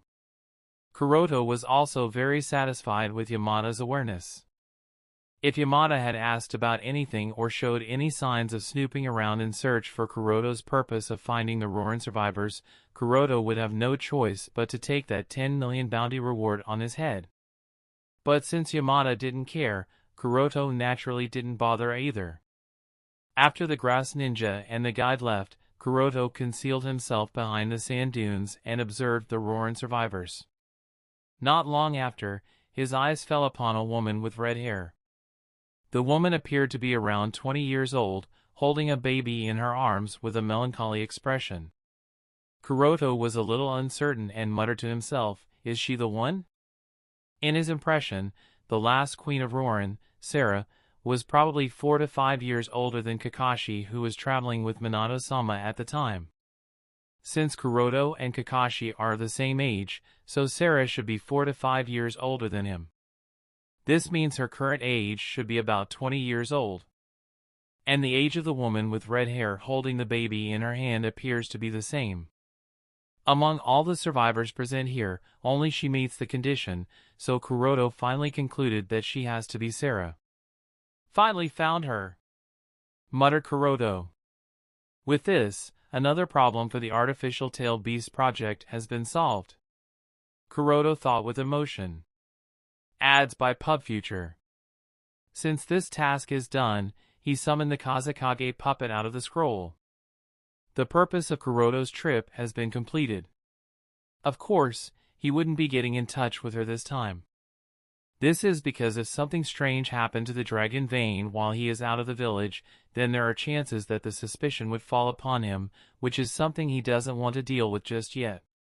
Kuroto had 2 objectives in this 2-month trip. The first was to check out the seal technique used by Yandame-sama to seal the dragon vein. The second was to confirm the whereabouts of the last queen of Roren. Now that both of the objectives have been completed, he only needs to leave the Kazekage puppet behind to keep track of Roren survivors. While he can return back to Konoha and then find an opportunity to secretly sneak out of the village to steal the dragon vein silently. Puff! Before Kuroto can even do something, the lazy figure of the one-eyed viper appeared on his shoulder. Kuroto was taken aback by the sudden appearance of the one-eyed viper. Calming down his heart, he took out the scroll from its mouth to read the psychic communication sent by Orochimaru. After reading the content of the scroll, he couldn't help but sigh. That guy is so persistent. The information in the scroll is a warning sent by Orochimaru to inform him that Sasori has been able to track his movements in the Land of Wind, and now they will be coming here.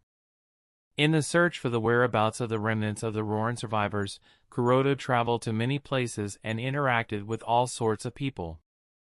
Since Sasori was able to track his movements, this could only mean that someone might have been able to see through his disguise and inform Sasori.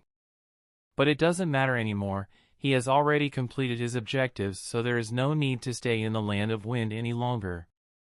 Thinking about the warning Orochimaru sent him, Kuroto also took out a scroll and handed it to the one-eyed viper. The content of the scroll records the detailed information of the Umbu members Kuroto collected up to now. This even details about the Umbu ninja that died in the war against the Cloud Village. This was one of the conditions Orochimaru presented to him in exchange for the information of artificial tailed. After so long, Kuroto has to obviously give his teacher some information.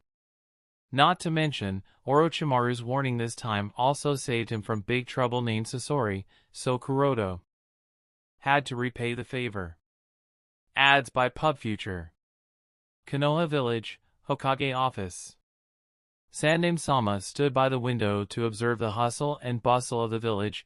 Danzo silently sat on the side while tapping his crutches in impatience. The 3 members of the Team 11 nervously stood in front of the Hokage's desk, each one's heart beating more vigorously than the other because of the sound of the crutch tapping the ground. After waiting for little, while the 3 members read the information they were given, Sandame turned around and questioned the 3 members of Team 11, "Have you finished reading the details?" Kakashi and the other 2 nodded.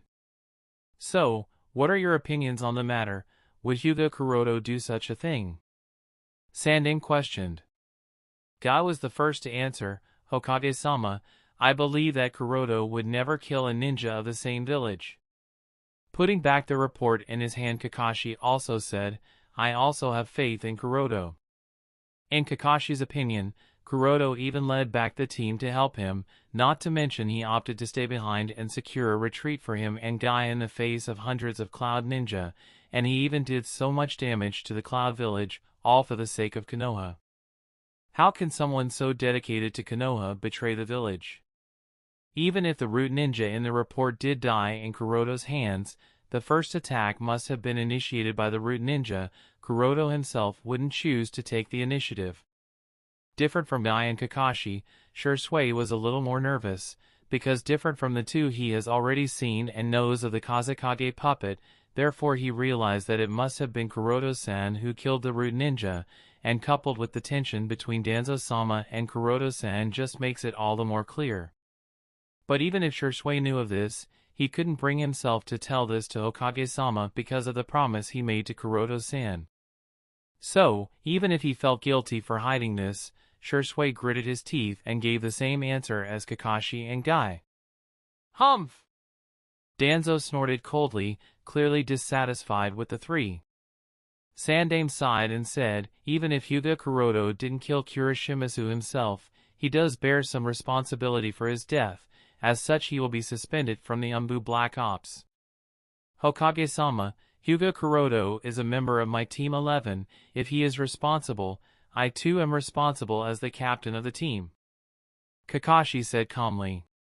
Your Team 11 concealed a part of the truth last time, this time a member of your team is suspected of assassinating a ninja of the same village. I suggest all the members of the Team 11 be suspended from their positions in the Danzo said coldly. Sandame sighed and stated, very well, Team 11 is suspended from their position in the department.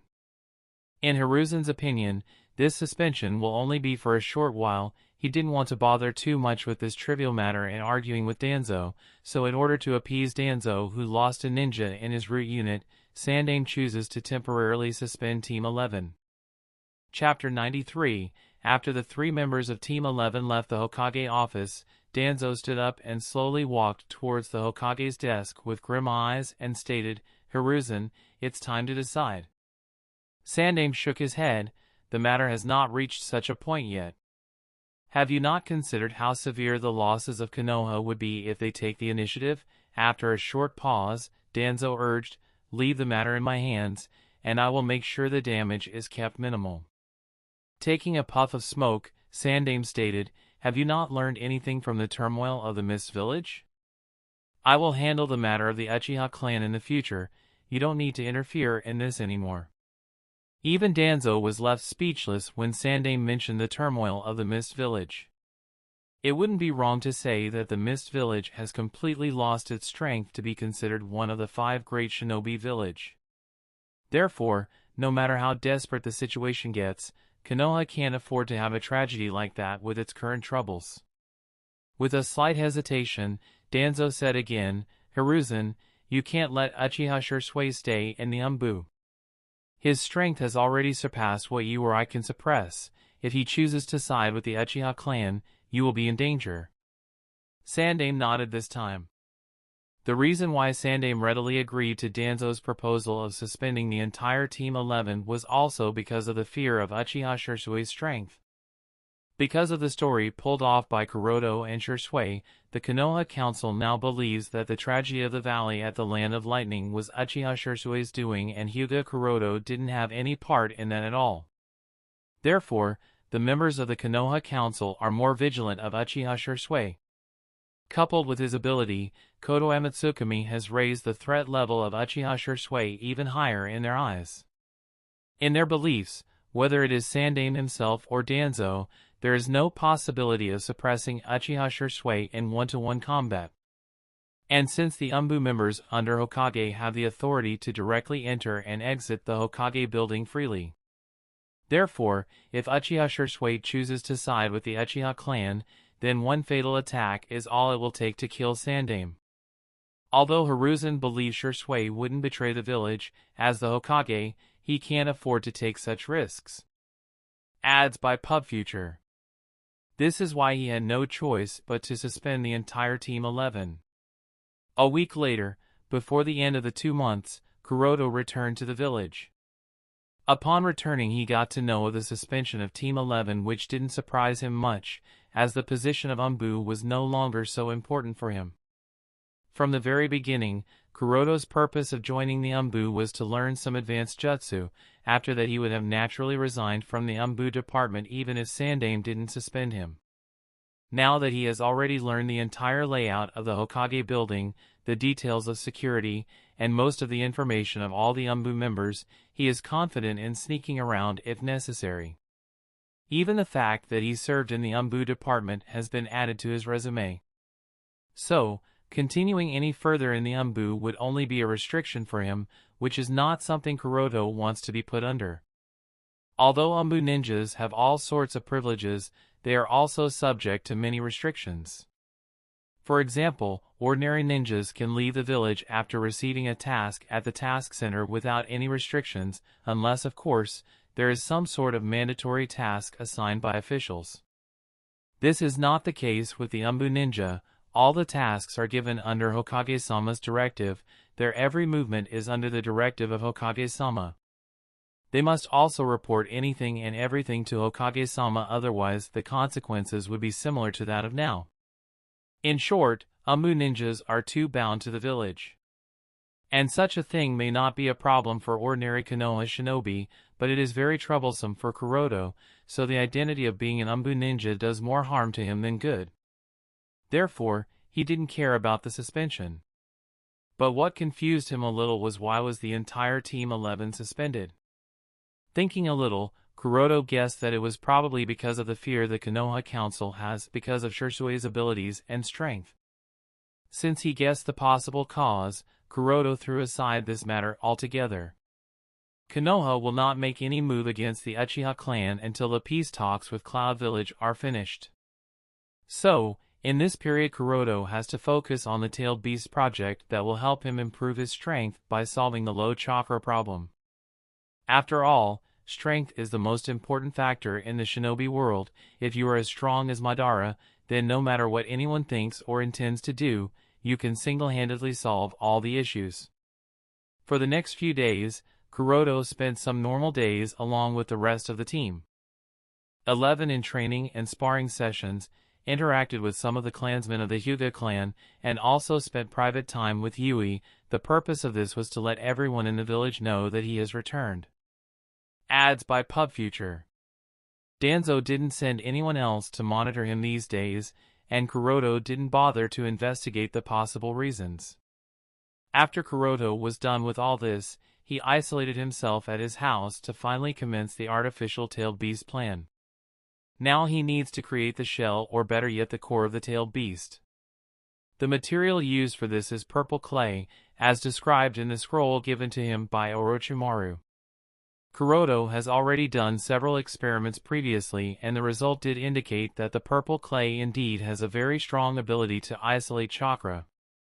It is the perfect material for making the core of the artificial tailed beast. Byakugan. After scanning around his house to confirm that no one was spying on him, Kuroto took up the scroll that stored the purple clay, given to him by the Miko-sama. Looking at the pile spread in front of him, Kuroto opted to shape the core into a simple circular shell. Choosing a simple round shape is to make the structure as simpler as possible for better stability. After all, the artificial tailed beast is nothing more than a chakra battery for him. If he opts to make a fancy appearance like that of a chibi or kyubi, there is a probability that the stability of the structure would decrease. With this in his mind, Kuroto started to mold the purple clay as per the procedure recorded in the scroll. One thing to note is that the molding has to be completed without a break, i.e., Kuroto has to complete it overnight, neither can he pause midway nor are any mistakes allowed. Even the slightest of flaws will affect the stability of the structure, which might directly burst the core while filling in the chakra of the dragon vein in it. For this reason, Kuroto directly activated the Tenseigan, and using the insight of the Tenseigan, he continued with the task. He has to control the chakra extremely meticulously to avoid any after issues. It's accurate to say that when you do something with full dedication and focus, the passage of time only becomes faster. By the time he was finished molding the shell, there was already dawn outside. With a slight yawn, Kuroto looked at the time as he deactivated the Tenseigan. Spending the whole night in the molding process, and because of continuous chakra consumption, Kuroto was really tired now. After sealing the core of the artificial tailed beast that he molded in a scroll, Kuroto got up and stretched his waist to refresh himself while looking at the rising sun of the morning sky. Chapter 94. It took 2 days of continuous rest for Kuroto to fully recover from the aftereffects. From this alone the difficulty of the molding process can be judged. Now that the core of the artificial tailed beast is ready, the next thing Kuroto has to worry about is how to sneak out of the village quietly. If the problem was to only sneak out of the village, then it wouldn't be such a big deal for Kuroto, who stayed in the Umbu for a while, but the crux of the matter is that he will not be returning in just 2 or 3 days. After all, the distance between Konoha and Roren is thousands of miles, so the journey alone would take a lot of time. Therefore Kuroto has to leave behind a shadow clone at home to deal with any issues that may arise in his absence. Now, this is where the main problem starts. Half of his chakra is already being used to keep the Kazekage puppet activated all time, and if he divides the remaining half to leave a shadow clone behind, then Kuroto isn't even sure whether he will have enough chakra left to successfully break the seal applied by Yandame-sama on the dragon vein. So, after thinking a little, Kuroto invited Shisui to his home. Shisui asked curiously, "Kuroto-san, what did you call me here for?" "There is indeed something I need your help with, but before that, I have to ask another thing," Kuroto said after a little thinking. "What's up?" asked Shisui.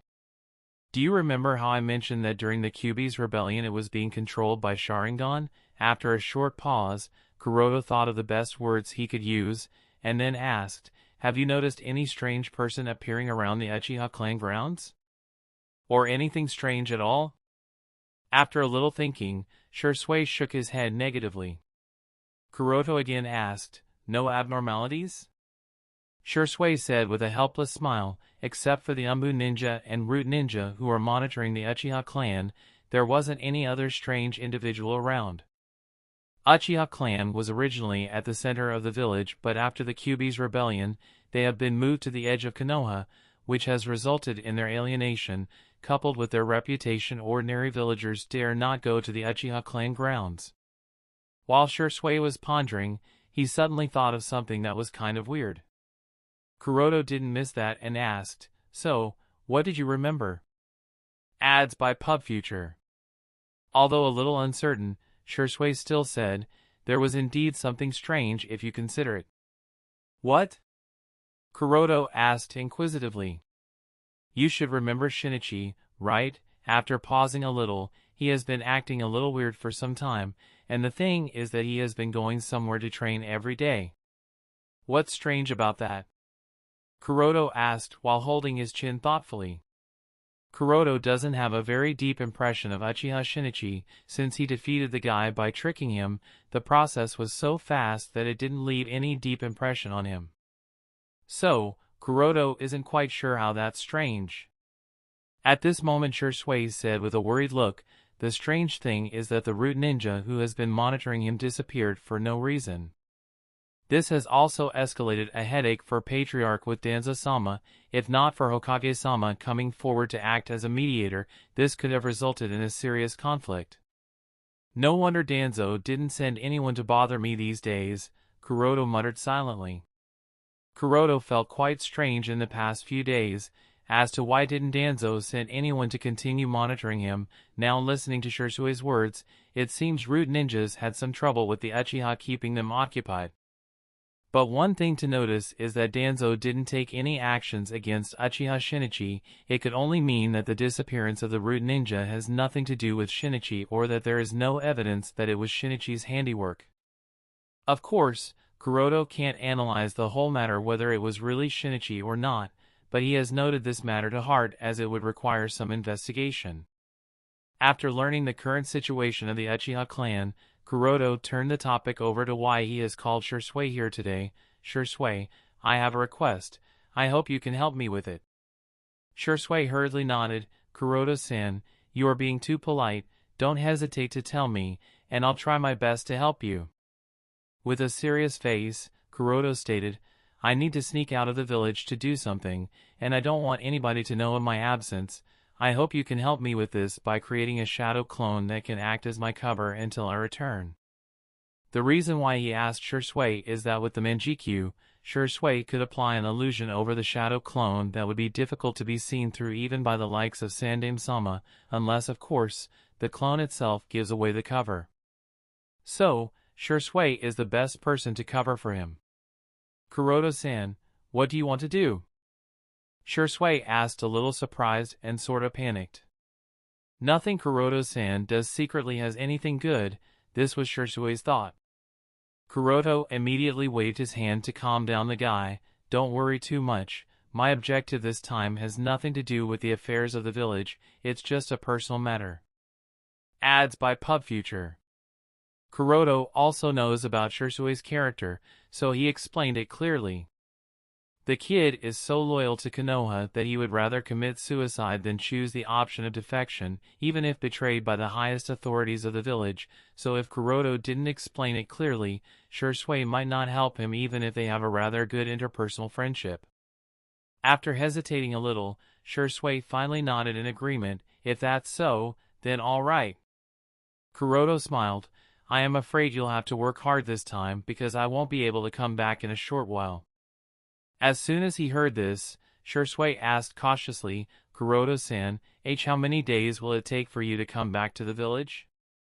After thinking a little, Kuroto said, "If everything goes well, then I should be able to return in about 15 days, but I can't be sure if there is some accident." "What? 15 days?" Shisui stood up in shock. Maintaining a shadow clone and an illusion over it for half a month is not a joke, even for Shisui. What's more, there are chances that Hokage-sama might summon them anytime, and Shisui really has no guts to deceive Hokage-sama. Kuroto patted Shisui's shoulder, making him sit again, and said with a wicked smile, "You just agreed to help me a few seconds ago, now you can't go back on your word, Shisui." But, Kuroto-san, Kuroto hurriedly interrupted Shisui's complaint. "Don't worry, you continue helping me, and I will most definitely resolve the issue between the Uchiha and the village. We are friends, aren't we? And friends are supposed to help each other, aren't they?" Although Shisui was still very hesitant, listening to Kuroto's sweet talk and emotional blackmailing, he finally nodded after pondering over it. "Okay, Kuroto-san, I'll try my best, but 20 days is the most I will be able to keep cover. If it goes any longer, I can't guarantee anything." Kuroto nodded. 20 days should be good enough. Although Kuroto has used the Kazekage puppet to keep track of Roren survivors, he can still fly using the Tenseigan chakra mode, and his flying speed will be extremely faster in the Tenseigan chakra mode compared to the flying speed of the Kazekage puppet. So, after the two of them discussed some details that Shisui has to be especially careful about, Shisui left an almost identical shadow clone at Kuroto's house. With the cover arranged, Kuroto didn't delay any longer and directly sneaked out of the village. He had already selected the route he has to follow, so as soon as he sneaked out of the village, Kuroto immediately entered the Tenseigan chakra mode and flew in the direction of the Land of the Wind. Kuroto also made sure to keep his flying height at an appropriate distance from the ground to avoid being accidentally discovered. With the cyan light of Tenseigan chakra mode, the flashing figure appeared like firelight in the night as it rushed towards the Land of Wind. Chapter 95, Land of Wind. Walking on the winding sand dunes, the young face of Sasori had a gloomy expression under the cloak. Looking towards the distant sky, he muttered in frustration, "Nothing here either?" For the past 10 days, he has been searching in the major towns, black markets, and even several oases on the commercial route connecting most of the towns in the Land of Wind, but he found nothing at all. It was as if the trail of Hyuga Kuroto disappeared out of thin air. Ever since he managed to learn of Hyuga Kuroto's true identity, Sasori has been making plans to exact his revenge on the bastard. The only hurdle is that he is unable to track the kid. Hyuga Kuroto is a member of the Konoha's Umbu Black Ops, so his whereabouts are only known to the Hokage and the fellow teammates. Once he leaves the village, the kid has to perform secret missions under Hokage's directives, so his position can't be tracked at all. This time, Sasori finally got some tip from the informant in the black market, and he thought finally he could hunt down the kid, so Sasori rushed from the land of water all the way to the land of wind only to find nothing. It's like the kid has already left the land of wind long ago. Stay alive while you still can, 'cause Lady Luck won't always help you. After uttering these words with a cold snort, Sasori wrapped his cloak tightly and walked in the direction of the land of rain. Land of fire, inside a dense forest. Kuroto landed on a tree branch from the flight and gasped for breath as the Tenseigan chakra mode faded away. Because Kuroto can't afford to use all of his chakra so as to keep the Kazekage puppet active in the land of wind, he has access to only half of his total chakra volume. Due to this, he can keep the Tenseigan chakra mode active only for 5-6 minutes. Therefore, he has to continuously rest and recover chakra to continue his flight. Fortunately, Kuroto's flying speed is extremely fast while in the Tenseigan chakra mode, so even if he is traveling in short bursts, it is much faster than his normal running speed. Ads by PubFuture. While chewing the military ration pill, Kuroto spread the map on the ground and carefully looked at the route he has been following. It has already been 2 full days since he sneaked out of the village, and according to the plan, he should be able to cross the territory of the Land of Fire and enter the territory of the Land of River soon. The main reason why it took him so long was that Kuroto chose a route that's too remote for human travel. During the entire journey, he has only seen the endless forest in sight, including the occasional mountains he crossed, with some small cliffs, rivers, swamps, and valleys. In fact, Kuroto was also helpless, so he had to choose this route.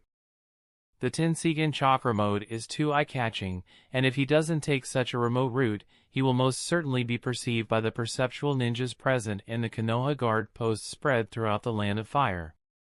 So, even if it is troublesome, Kuroto has to use this method.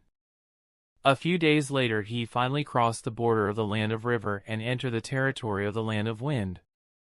After entering the desert, Kuroto didn't rush headfirst and sensed the position of the Kazekage puppet. While sensing the position, he suddenly opened his eyes in surprise, so far away. The reason for his surprise was that the Kazekage puppet that was keeping track of Roren survivors was about 200 miles away from his current position. Opening the map, he drew some dots with a pen. The initial point was the location where he left the Kazekage puppet before heading back to the Land of Fire. Using that point as the center of a circle, he scanned the map and finally locked his gaze on an oasis named Manto. Drawing a circle in this specific oasis, Kuroto muttered silently, "This should be their next stop." The Manto is a semi-popular oasis in the Land of Wind, and the important detail to notice is that it lies along the major trade route, and based on the trajectory the caravans of the Roren survivors were following, this Manto has to be their next stop. After figuring this out, Kuroto immediately put away the map and headed towards Manto at the fastest speed possible. It took another 2 days to reach Manto after the high-speed flight. In these 2 days, the Roren survivors also arrived at Manto. After arriving at Manto, Kuroto didn't rush to meet the Queen of Roren but chose to put back the Kazekage puppet and restore his peak state. Wrapping a black cloak over his body along with a mask with a demonic look that he bought in a market, Kuroto made sure to keep his identity as hidden as possible. He didn't want to leave any trail that could lead someone to him for stealing the dragon vein. After doing all the preparation, Kuroto waited for nightfall. With the setting of the sun, the moon appeared high in the sky. Right now, there were many bonfires lit with groups of 2 or 3 people sitting around it while carrying out various activities, like chatting, dancing, playing games, cooking, etc., in short enjoying the rare leisure time of the day when they forget all their troubles. Queen Sarah didn't sit around with the others but was taking care of her young child alone while humming a lullaby in her private tent. Under the cover of night, Kuroto sneaked into the queen's tent without alerting anyone, and whispered in low voice to draw Queen Sarah's attention, who was distracted in sadness. "What are you thinking?" Sarah was shocked as she suddenly heard the sound. Quickly holding the baby in her arms, she drew a dagger while retreating towards the corner and looked at the person wearing a black cloak and a red demonic mask alertly, and asked, "Who are you?" Kuroto looked at the dagger as he thought to himself, that should be the Konoha chakra blade Naruto left behind. But to him, this thing didn't matter, as he said lightly, "Don't be too nervous, I am only here to make a deal with you." Queen Sarah muttered in confusion, "Make a deal?" In their tribe there is nothing of value except for some animals, so she can't think of anything that might interest anyone, therefore she didn't relax her vigilance because of the masked person's words. At the same time, she was smart enough to not call for help, because she understood that for someone to sneak in here without even alerting anyone outside could only mean that the person is a ninja. And if that's the case, then calling for help will only put her people into danger. The fact that this person is here and didn't harm anyone outside means that he isn't here with the intentions of killing their entire tribe, so negotiations are still a possibility. As long as the other party is satisfied, he shouldn't take some drastic action. But the question is, what is he after? Kuroto nodded. "Yes, make a deal." Queen Sarah wanted to say something, but because of nervousness and panic, she coughed, and the coughing didn't stop at all. It appeared that she was even having difficulty in breathing. Seeing her condition, Kuroto activated his Tenseigan and scanned her body. He was surprised to find that many of her blood vessels had clotting, affecting the blood flow. Then there was also a blockage in her lungs. From the looks of it, she was seriously ill. Kuroto frowned upon noticing this. "You are sick." While trying to catch her breath, Sarah said weakly, I know." Looking around at her tent that didn't have a very hygienic atmosphere, Kuroto said deeply, "You need immediate medical treatment. If not, your condition will continue worsening and you won't be able to survive even a few more years." Looking strangely at the masked person, Queen Sarah asked with a serious expression, "Just who on earth are you? What do you want from me? And why do you care about my well-being?"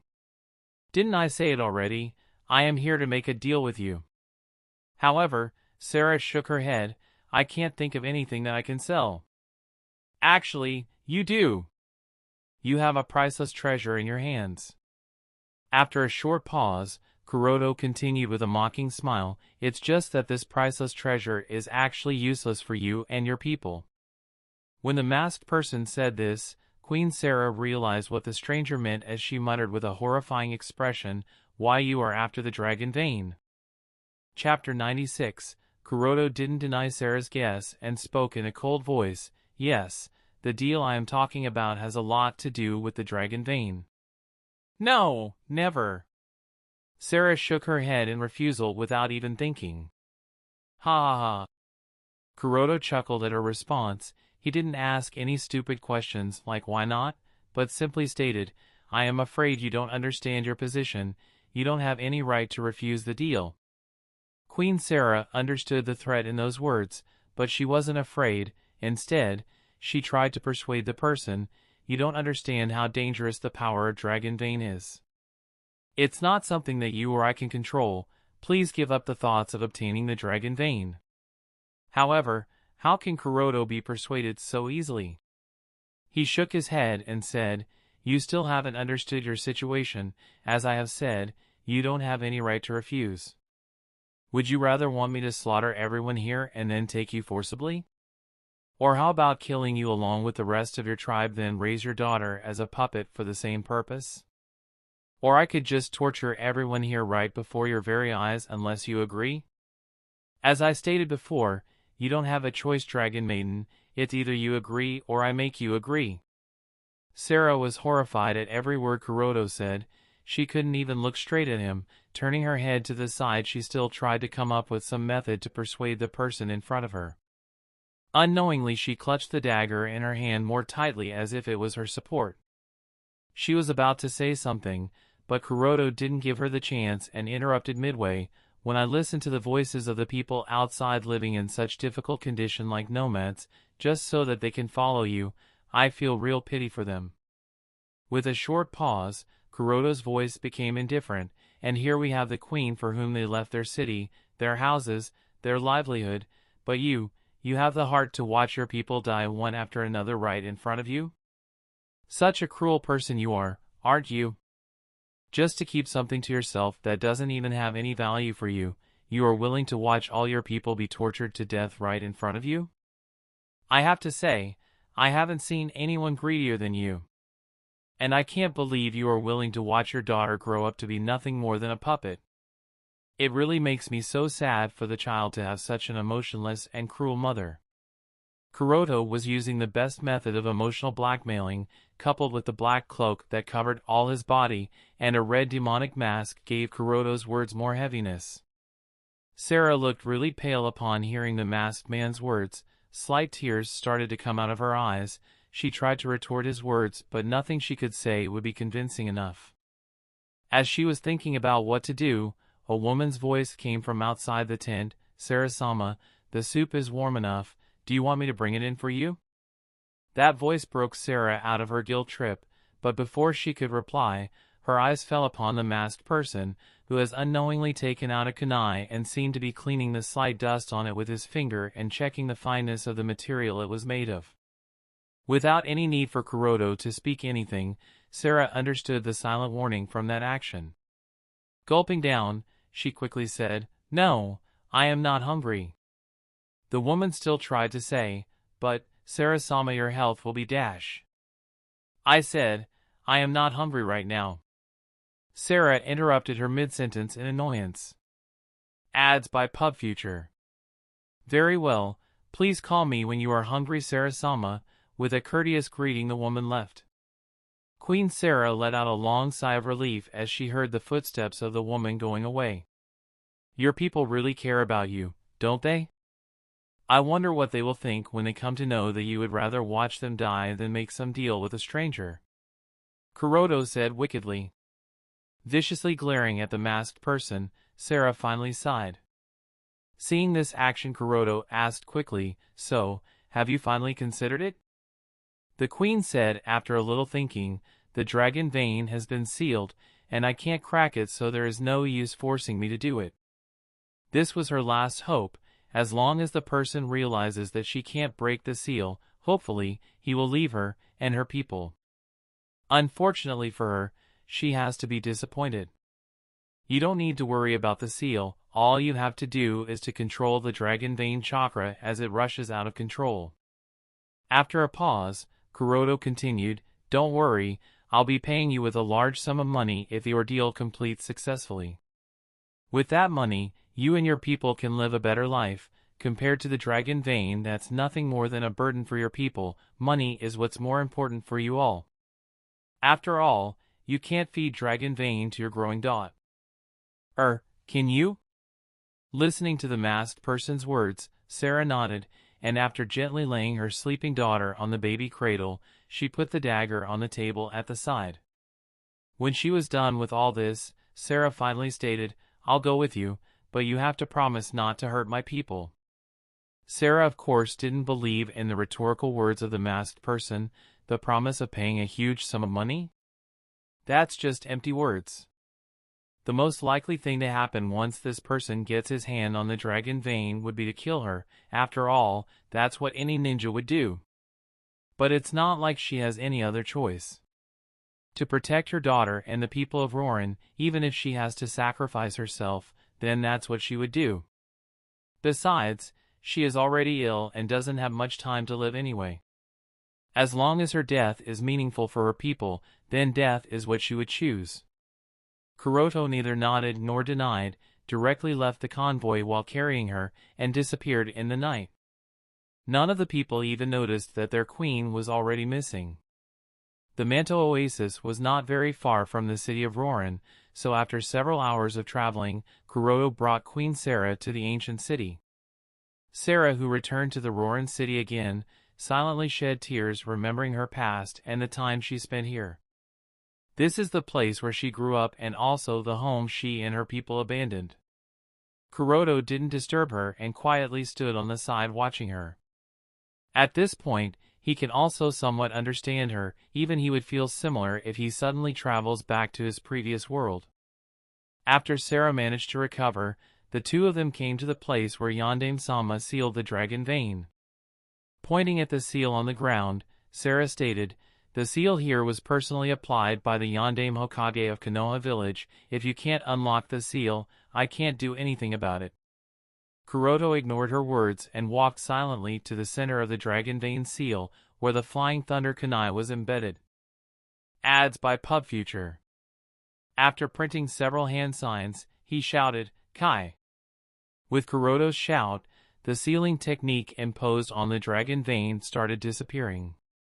Sarah muttered in shock, I can feel the dragon vein. What are you so surprised about?" "Of course, you can feel it. I have lifted off the contract seal applied by Yellow Flash, so the connection between you and the dragon vein has been restored," Kuroto explained with an indifferent expression.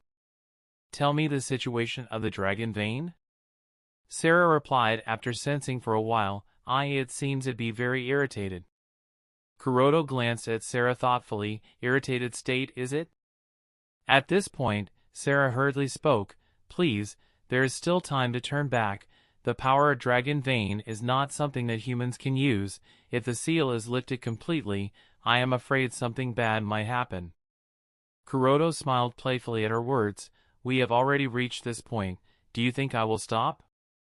Sarah shook her head while exclaiming, "You don't understand how terrifying the power of dragon vein is. It will corrupt you." "Ha ha ha, you're a real jokester, Your Highness, aren't you?" "Indeed, the power of the dragon vein might corrupt me, but so be it." "Kai!" With an indifferent expression, Kuroto unsealed the next seal. This time he unsealed the 4-symbol seal. As the core seal was lifted off, the entire dragon vein chakra rushed out of the earth. Whyish! Whyish! The intense chakra pressure caused a storm in the area as the howling wind blew everything around. Looking at the purple tower of the dragon vein chakra, Kuroto laughed maniacally.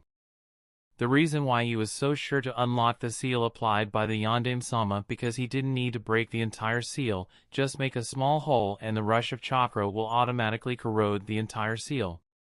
Stopping his laughter, Kuroto immediately brought out the core of the artificial tailed beast that he prepared and placed it at the center of the rushing chakra. As the initial eruption disappeared, the inflating purple clay appeared in Kuroto and Sarah's view. Queen Sarah looked at the inflating object on the ground and asked, "What is this?" Kuroto activated his Tenseigan and said calmly, "You don't need to bother what that is. All you need to do is to make sure that the dragon vein chakra doesn't get out of control, and help me transferring it in that purple core." By now Sarah has realized that the person she is dealing with is no ordinary ninja. The fact that he was able to break through the seal applied by Yondaime Hokage of Konoha village itself proves that, because even the entire Sand Village couldn't accomplish such a thing. Since she realized this, she also understood that no matter what she said, it wouldn't make any difference, so she nodded. At least she can make sure that no tragedy happens. Kuroto analyzed the dragon vein chakra with his Tenseigan and noticed that it was gradually getting out of control. To be honest, Kuroto isn't very sure as to how did the dragon vein come into existence in the first place, because it is sort of impossible for the birth of such a high volume of chakra source without any good reason. The dragon vein chakra could even rival some of the higher tiers tailed beast.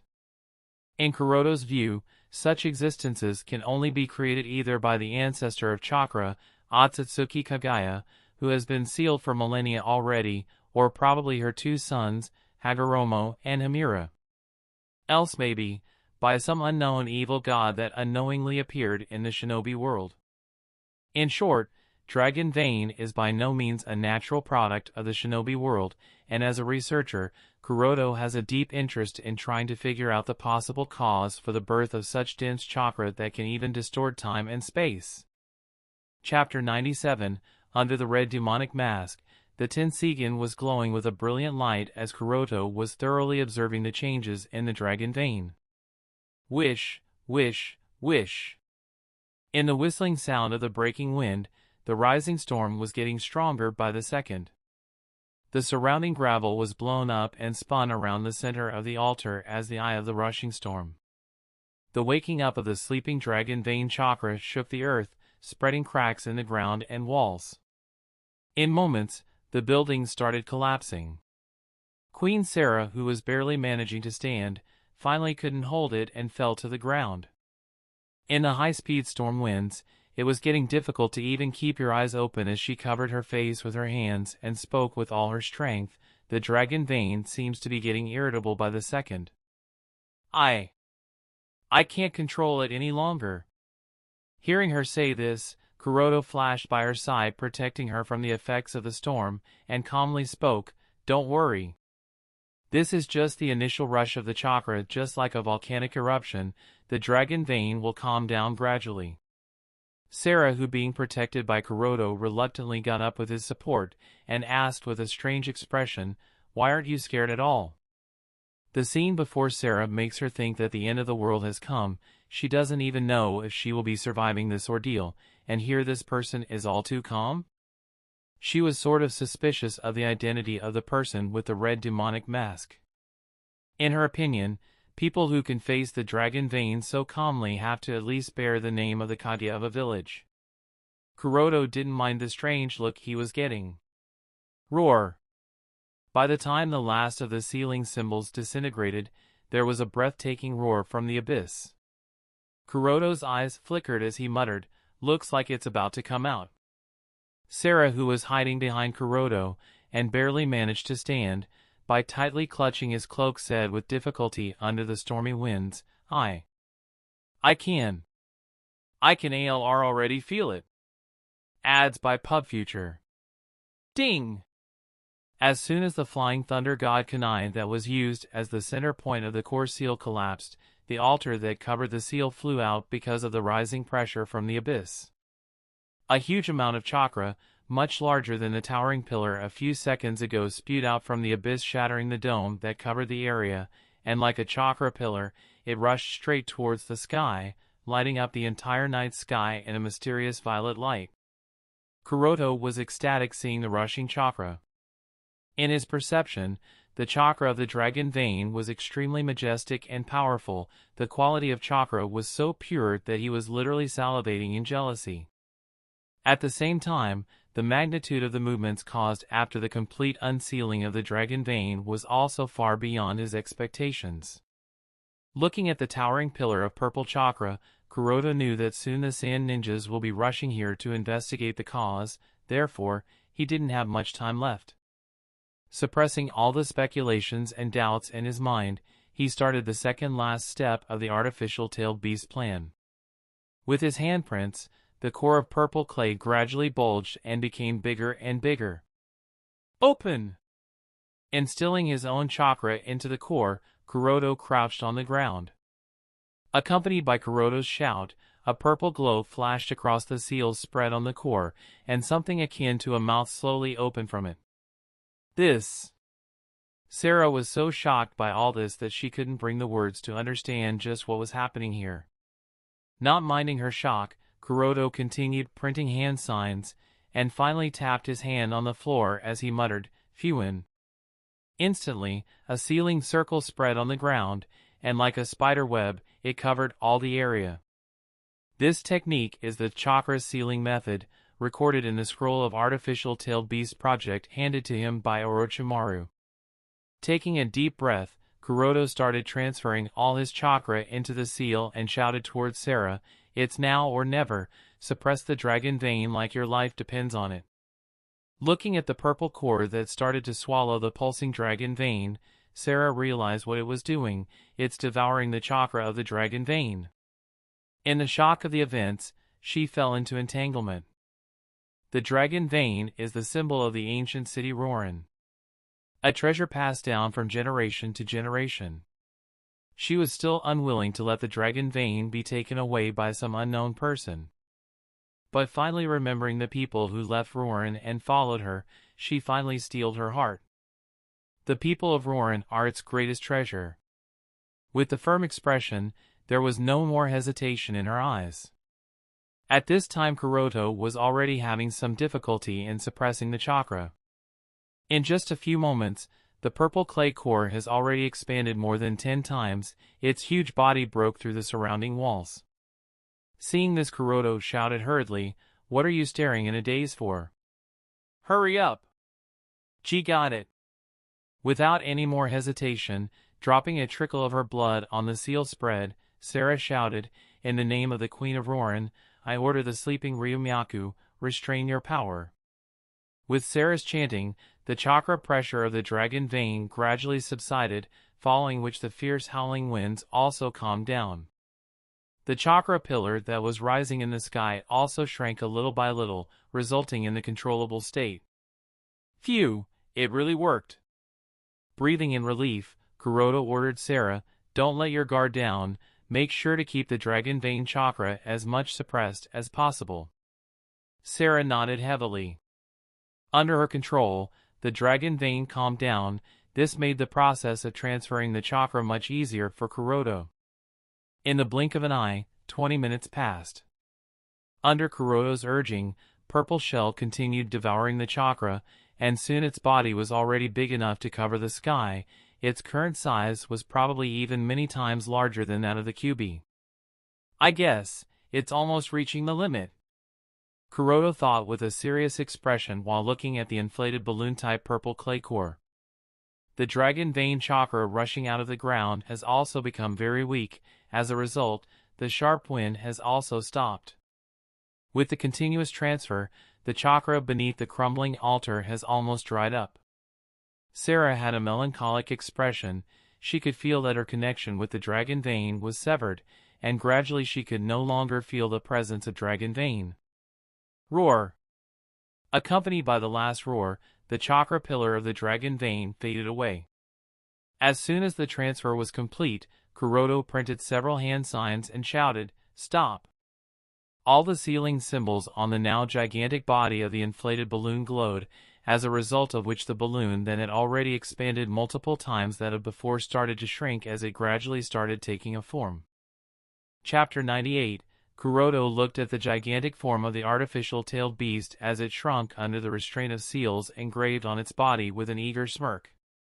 But before he could be joyful for very long, his expression froze due to the unexpected change. The form of the purple clay balloon gradually started changing as the chakra inside it condensed. This was contrary to his expectations. As the form shrank, it took the appearance of a Western dragon. However, that wasn't all, because the core was initially shaped into a sphere by Kuroto, and the sentient shape of the dragon vein had the form of a dragon, so a conflict between the physical and metaphysical state began. Under the pressure of the dragon vein chakra, the original sphere was forced to change, but because the core was originally spherical, the final form that came out to be was that of a chubby baby of a Western dragon. In short, it was fat and cute. At first glance, it looked quite adorable. Seeing such a cute appearance, Queen Sarah gave a weird look to Kuroto. She had no idea that the big bad ninja who blackmailed and threatened her to such an extent had such an interest. Under the strange glance of Sarah, Kuroto couldn't bring himself to look at her and tried explaining with an indifferent voice, "This is actually an accident, it wasn't meant to look like this." Turning her head to the side, she snorted quietly, "Yeah, right. Sure, I believe you." Her tone clearly expressed that she didn't believe him at all. "I told you this is unexpected, damn it." Kuroto stomped in frustration. Seeing the frustrated look of the big bad ninja, Sarah chuckled silently. Taking a deep breath while trying to ignore the girl, Kuroto hurriedly completed the next set of seals to seal the artificial tailed beast inside him. The cute and chubby body of the Ryumyaku was probably of the same size as the Kyuubi after condensation now entered inside Kuroto's body without any resistance. This was because the self-awareness of Ryumyaku isn't that high. After all, it's only been born for a very short time, and Kuroto also applied pressure from the Tenseigan, so the sealing process went without a hitch. This was just a temporary seal, as he is currently unable to borrow chakra from the artificial tailed beast. Only after completing the true Jinchuriki fusion seal will he be able to use the chakra from the Ryumyaku. It's just that he can't stay here for much longer as the Sand Ninjas should soon be arriving, so the matter of the fusion seal can only be handled later. Finally, after checking the surroundings with the Tenseigan to make sure no traces of his or Sarah's presence were left, Kuroto left the Roren city. Ads by PubFuture. A few hours later, by the time the morning light started to fall upon them, Kuroto had already returned to the Manta Oasis. Sarah noticed that they would soon be arriving back at the site where her people were staying and sternly asked, "You promised me that you will not harm my people if I go with you." Kuroto nodded, "Yeah, I did. I am not going to kill your people because there is no need to." Sarah's expression eased with Kuroto's assurance, then finally taking one look towards the site, she turned towards the masked person and said with all the courage she could muster, "All right then, I am grateful that you are keeping your words, so there is no need to go any further. I have already seen them, as so if you are going to kill me, then kill me now." Kuroto folded his hands and asked with doubt, "Why would I kill you? That wasn't part of the deal." Sarah asked with a hopeful expression, "You aren't going to kill me? When did I say I would? You didn't trust my words at all, did you, Dragon Maiden?" Only now Kuroto understands that Sarah never believed that he would in fact pay her once the ordeal was completed, but no matter, even if she was scared because of the incoming death, Kuroto's purpose was completed. Realizing that the masked person really had no interest in killing her, Sarah sighed in relief, but asked in doubt, "But I know you stole the dragon vein, aren't you afraid I will reveal your secret? Do you know my name?" "No." "Do you know what I actually look like?" "No." "Do you know what are my abilities?" "No."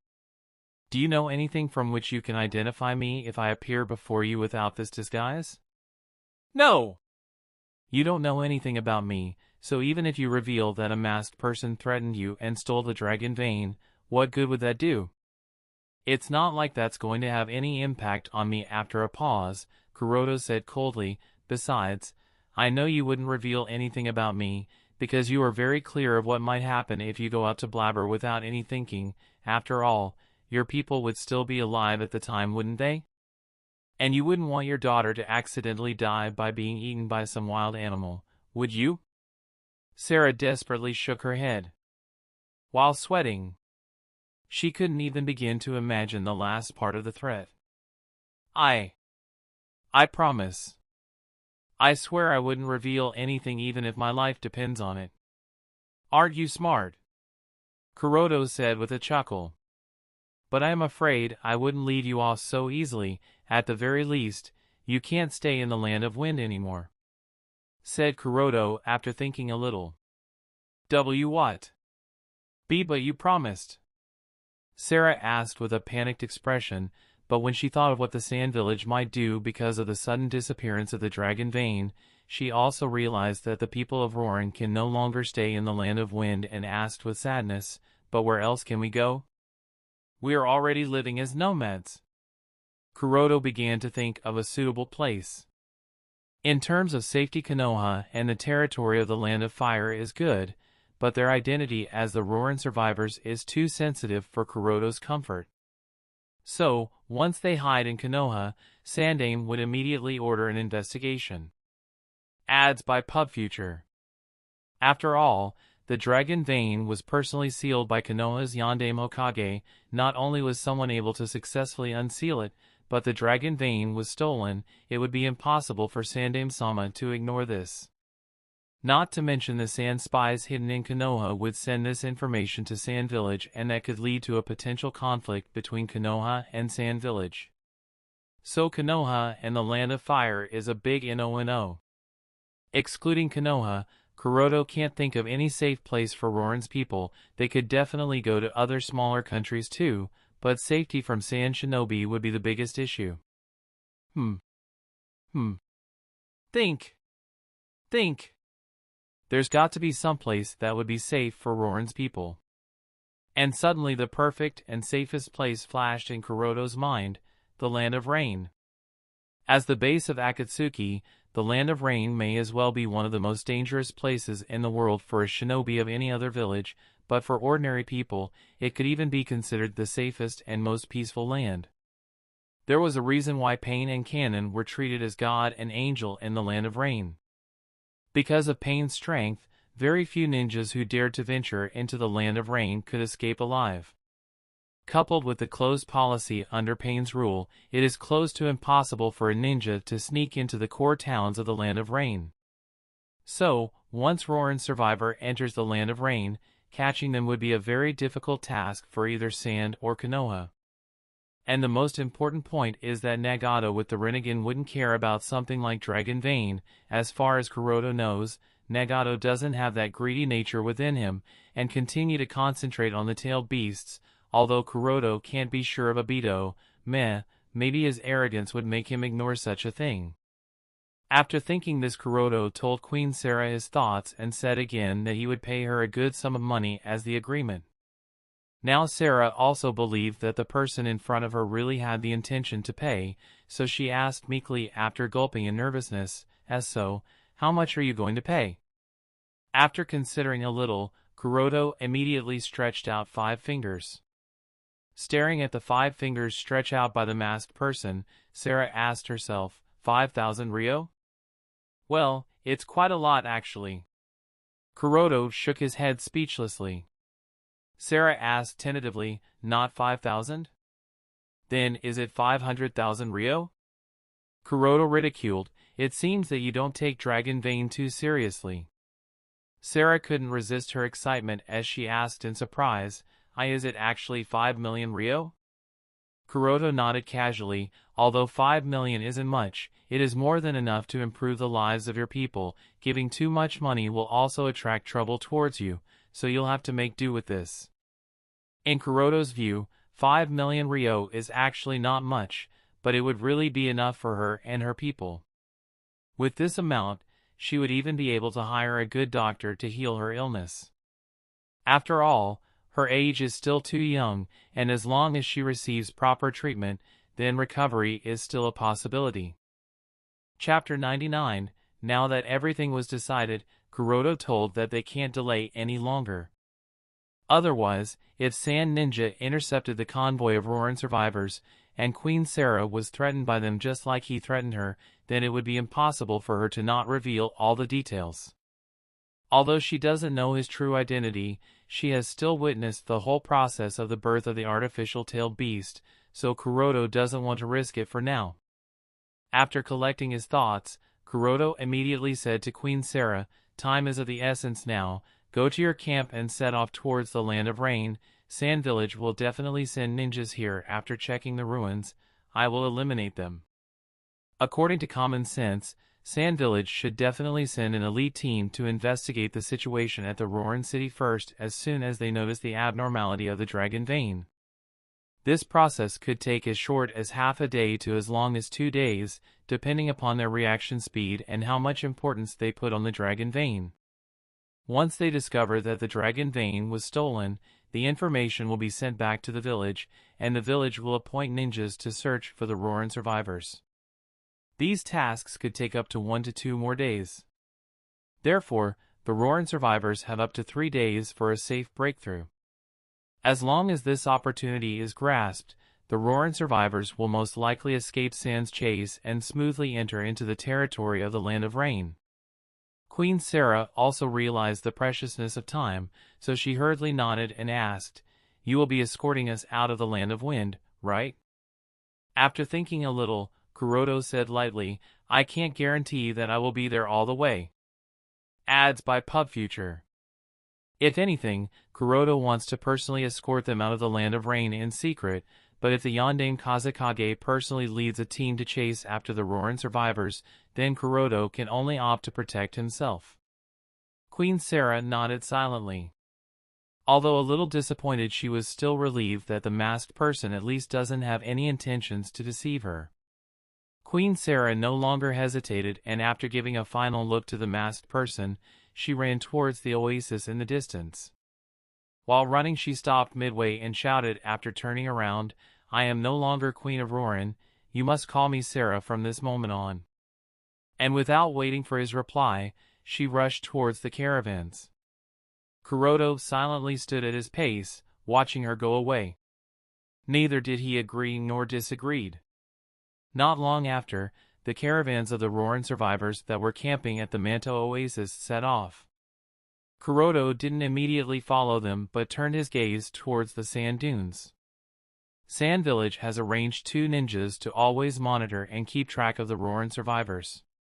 Kuroto discovered this when he was searching for the whereabouts of the Roren survivors along with the Grass Shinobi team. So, to ensure that the Sand Village doesn't immediately discover the whereabouts of Roren survivors, he must first eliminate these 2 sand ninjas responsible for monitoring work. Byakugan.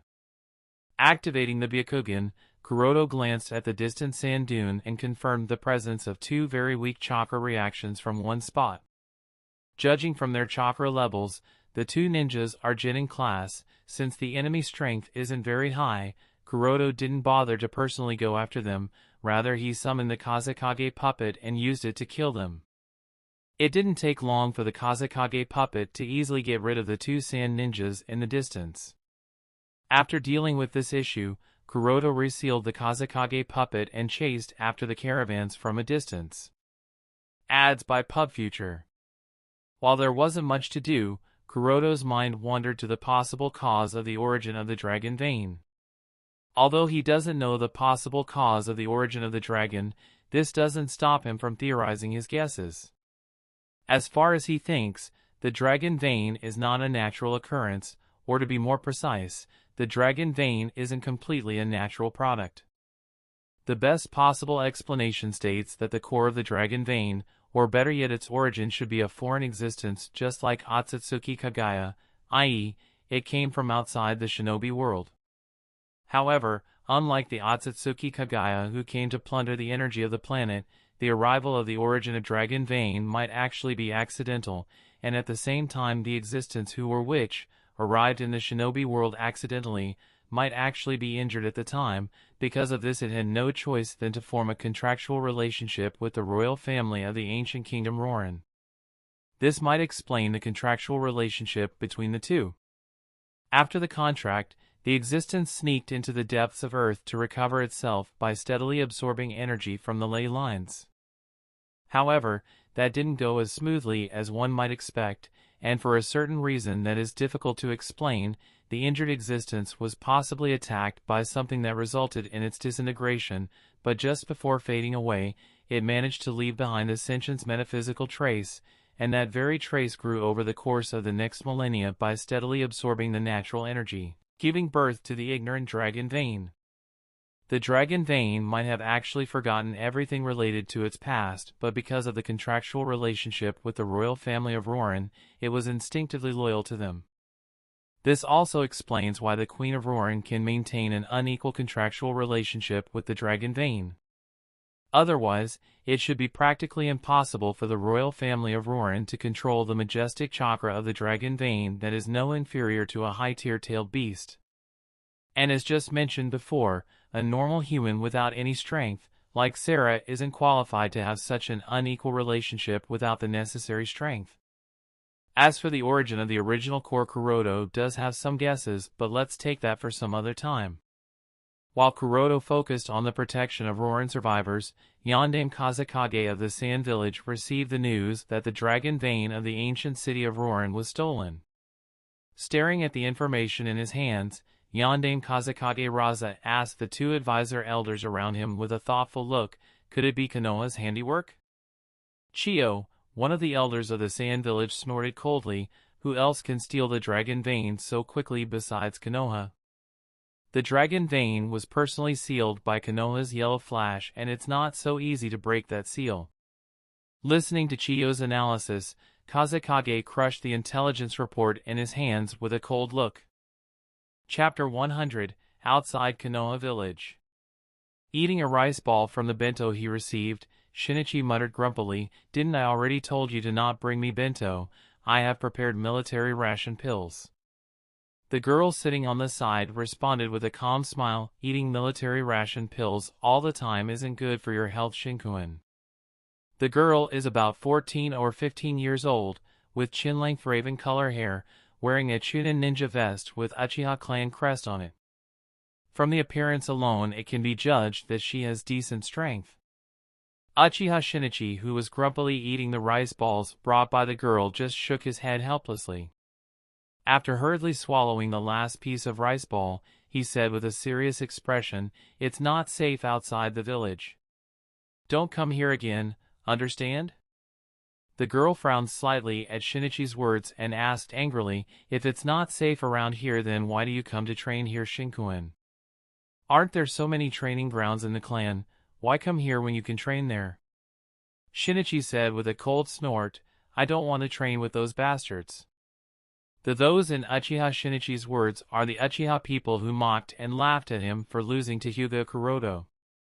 In the eyes of the people of the Uchiha clan, Uchiha Shinichi, who couldn't even stop Hyuga Kuroto's one move, lost the face of the Uchiha clan, so most of the people of the Uchiha clan ridicule him openly. Listening to this, the girl said with anger, "I will visit Patriarch today and ask Uncle Fugaku to teach them a lesson." Shinichi felt that his self-esteem was being violated. He furiously said, "Kurumi, you don't need to bother about my personal affair." The girl Kurumi was a little aggrieved by Shinichi's response. Snatching the bento boxes from Shinichi's hands, she said with anger, "You don't want me to interfere in your personal matters? Fine, see if I care." Leaving this sentence, she walked away in anger. On a nearby tree branch, the masked was seated while dangling his legs as he observed the daily fights between Uchiha Shinichi and Uchiha Kurumi. As Uchiha Kurumi started going away, Zetsu's body rose from the tree trunk and said in a comical voice, "I have arranged everything as you asked." "Let's start then," Masked Man said coldly while looking towards Uchiha Kurumi going away.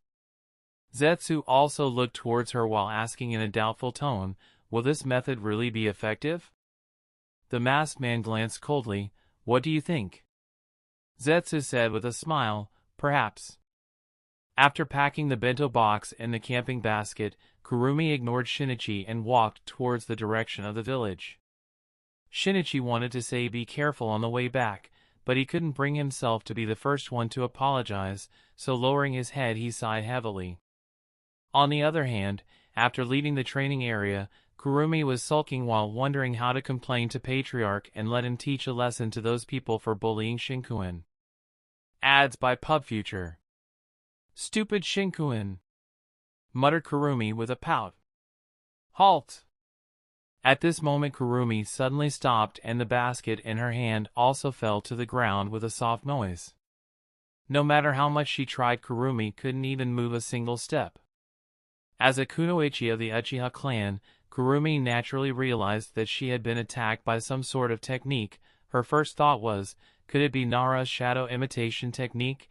But looking around there was no shadow that restrained her, so obviously that idea was immediately discarded.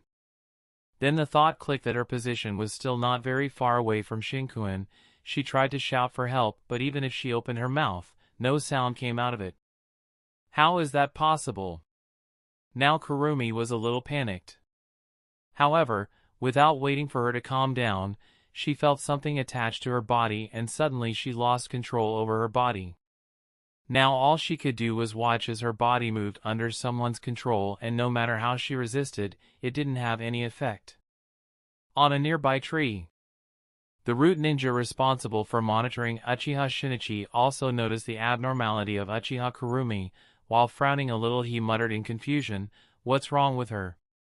Before he could clearly deduce what might be happening to her, the stagnated Kurumi suddenly moved and rushed towards him at an astonishing speed. Because of the mysterious disappearance of the previous root ninja responsible for monitoring Uchiha Shinichi, this one was extremely vigilant of the other party, so even if Uchiha Kurumi acted a little strange and rushed towards him, he didn't panic much and directly took out a kunai to meet the incoming strike.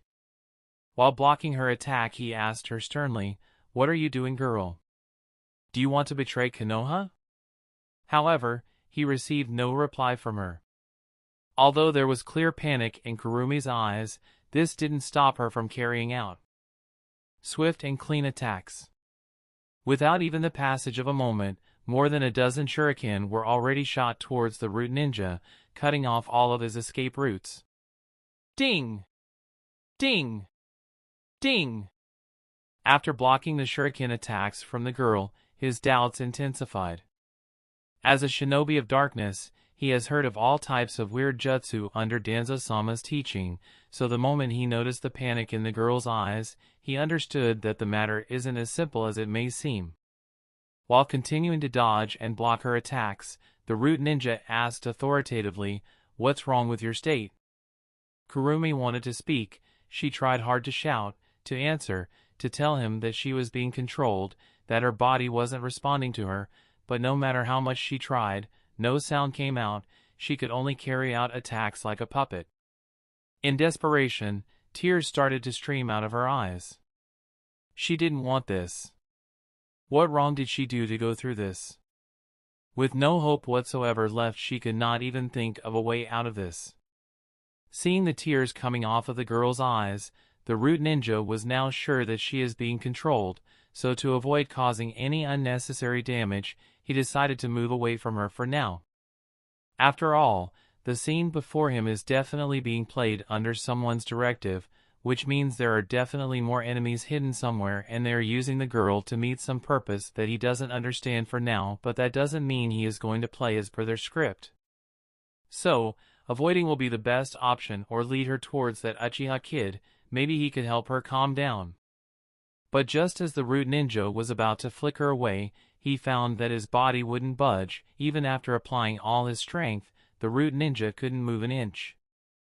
Ads by PubFuture. This. As soon as he realized that his body was out of his control, his heart went into a frenzy. Now he realized just what was happening to Uchiha Kurumi. But even if he realized, it was too late already. Uchiha Kurumi's body rushed towards him in straight, and the kunai that he was tightly holding in his right hand was raised even after the resistance he tried to put in slammed into her chest. Puff! Blood spurted out of her chest and mouth as the kunai pierced her chest. Uchiha Shinichi, who rushed over to this place upon hearing the noise of the metal collision, froze for a second as soon as he saw this scene. His mind went blank at the scene of Kurumi being pierced. In panic and anger, Shinichi roared angrily, "What the hell did you do to her?" However, the root ninja couldn't take care of the Uchiha's brat. He was more panicked than he ever was in his life as a shinobi, because the moment his kunai pierced the girl's chest, he found out that he has regained control over his body. Realizing just what has happened, his heart shuddered. He understood that they were all acting in the palms of some third party who might just be having the time of his life. As she watched them all kill each other. Uchiha Shinichi's look clearly dictates that he wouldn't listen to any explanation. After all, why would he? The kid literally saw the girl being pierced through the chest by him. So, without bothering to even try, the root ninja rushed towards the village with everything that he had. Uchiha Shinichi stumbled towards Uchiha Kurumi's body. Hugging her, he shouted in desperation as he ran towards the village while carrying her. "Kurumi, why, you are going to be okay. I swear, just stay with me, you hear? We will rush to the Konoha hospital immediately and they are going to treat you. It will take some time, but you are going to recover. Just stay with me." Kurumi was already dying. Even the last bit of her consciousness was about to fade away. But feeling the sensation of warm tears on her cheek, she mustered the last bit of the strength and stretched her hand to wipe the tears on Shinichi's cheek as she weakly murmured, "Shinkuen, B, C, A, Re. F. U. L. Th." However, before she could finish, the last of her breath disappeared and her hand fell lifelessly. Shinichi, who was running towards the village with all his strength, stopped midway. "No! No! No! Kurumi! Kurumi! Kurumi! It's not good to joke around like this. Please wake up, Kurumi. I am sorry. I promise I would never shun you. Please just wake up. Kurumi!" At least complete the sentence, damn it.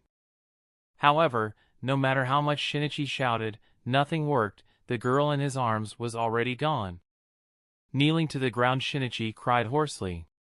His mind was completely blank as he couldn't think of anything at the moment. There were only memories of the time he spent with Kurumi that continued to flash before him.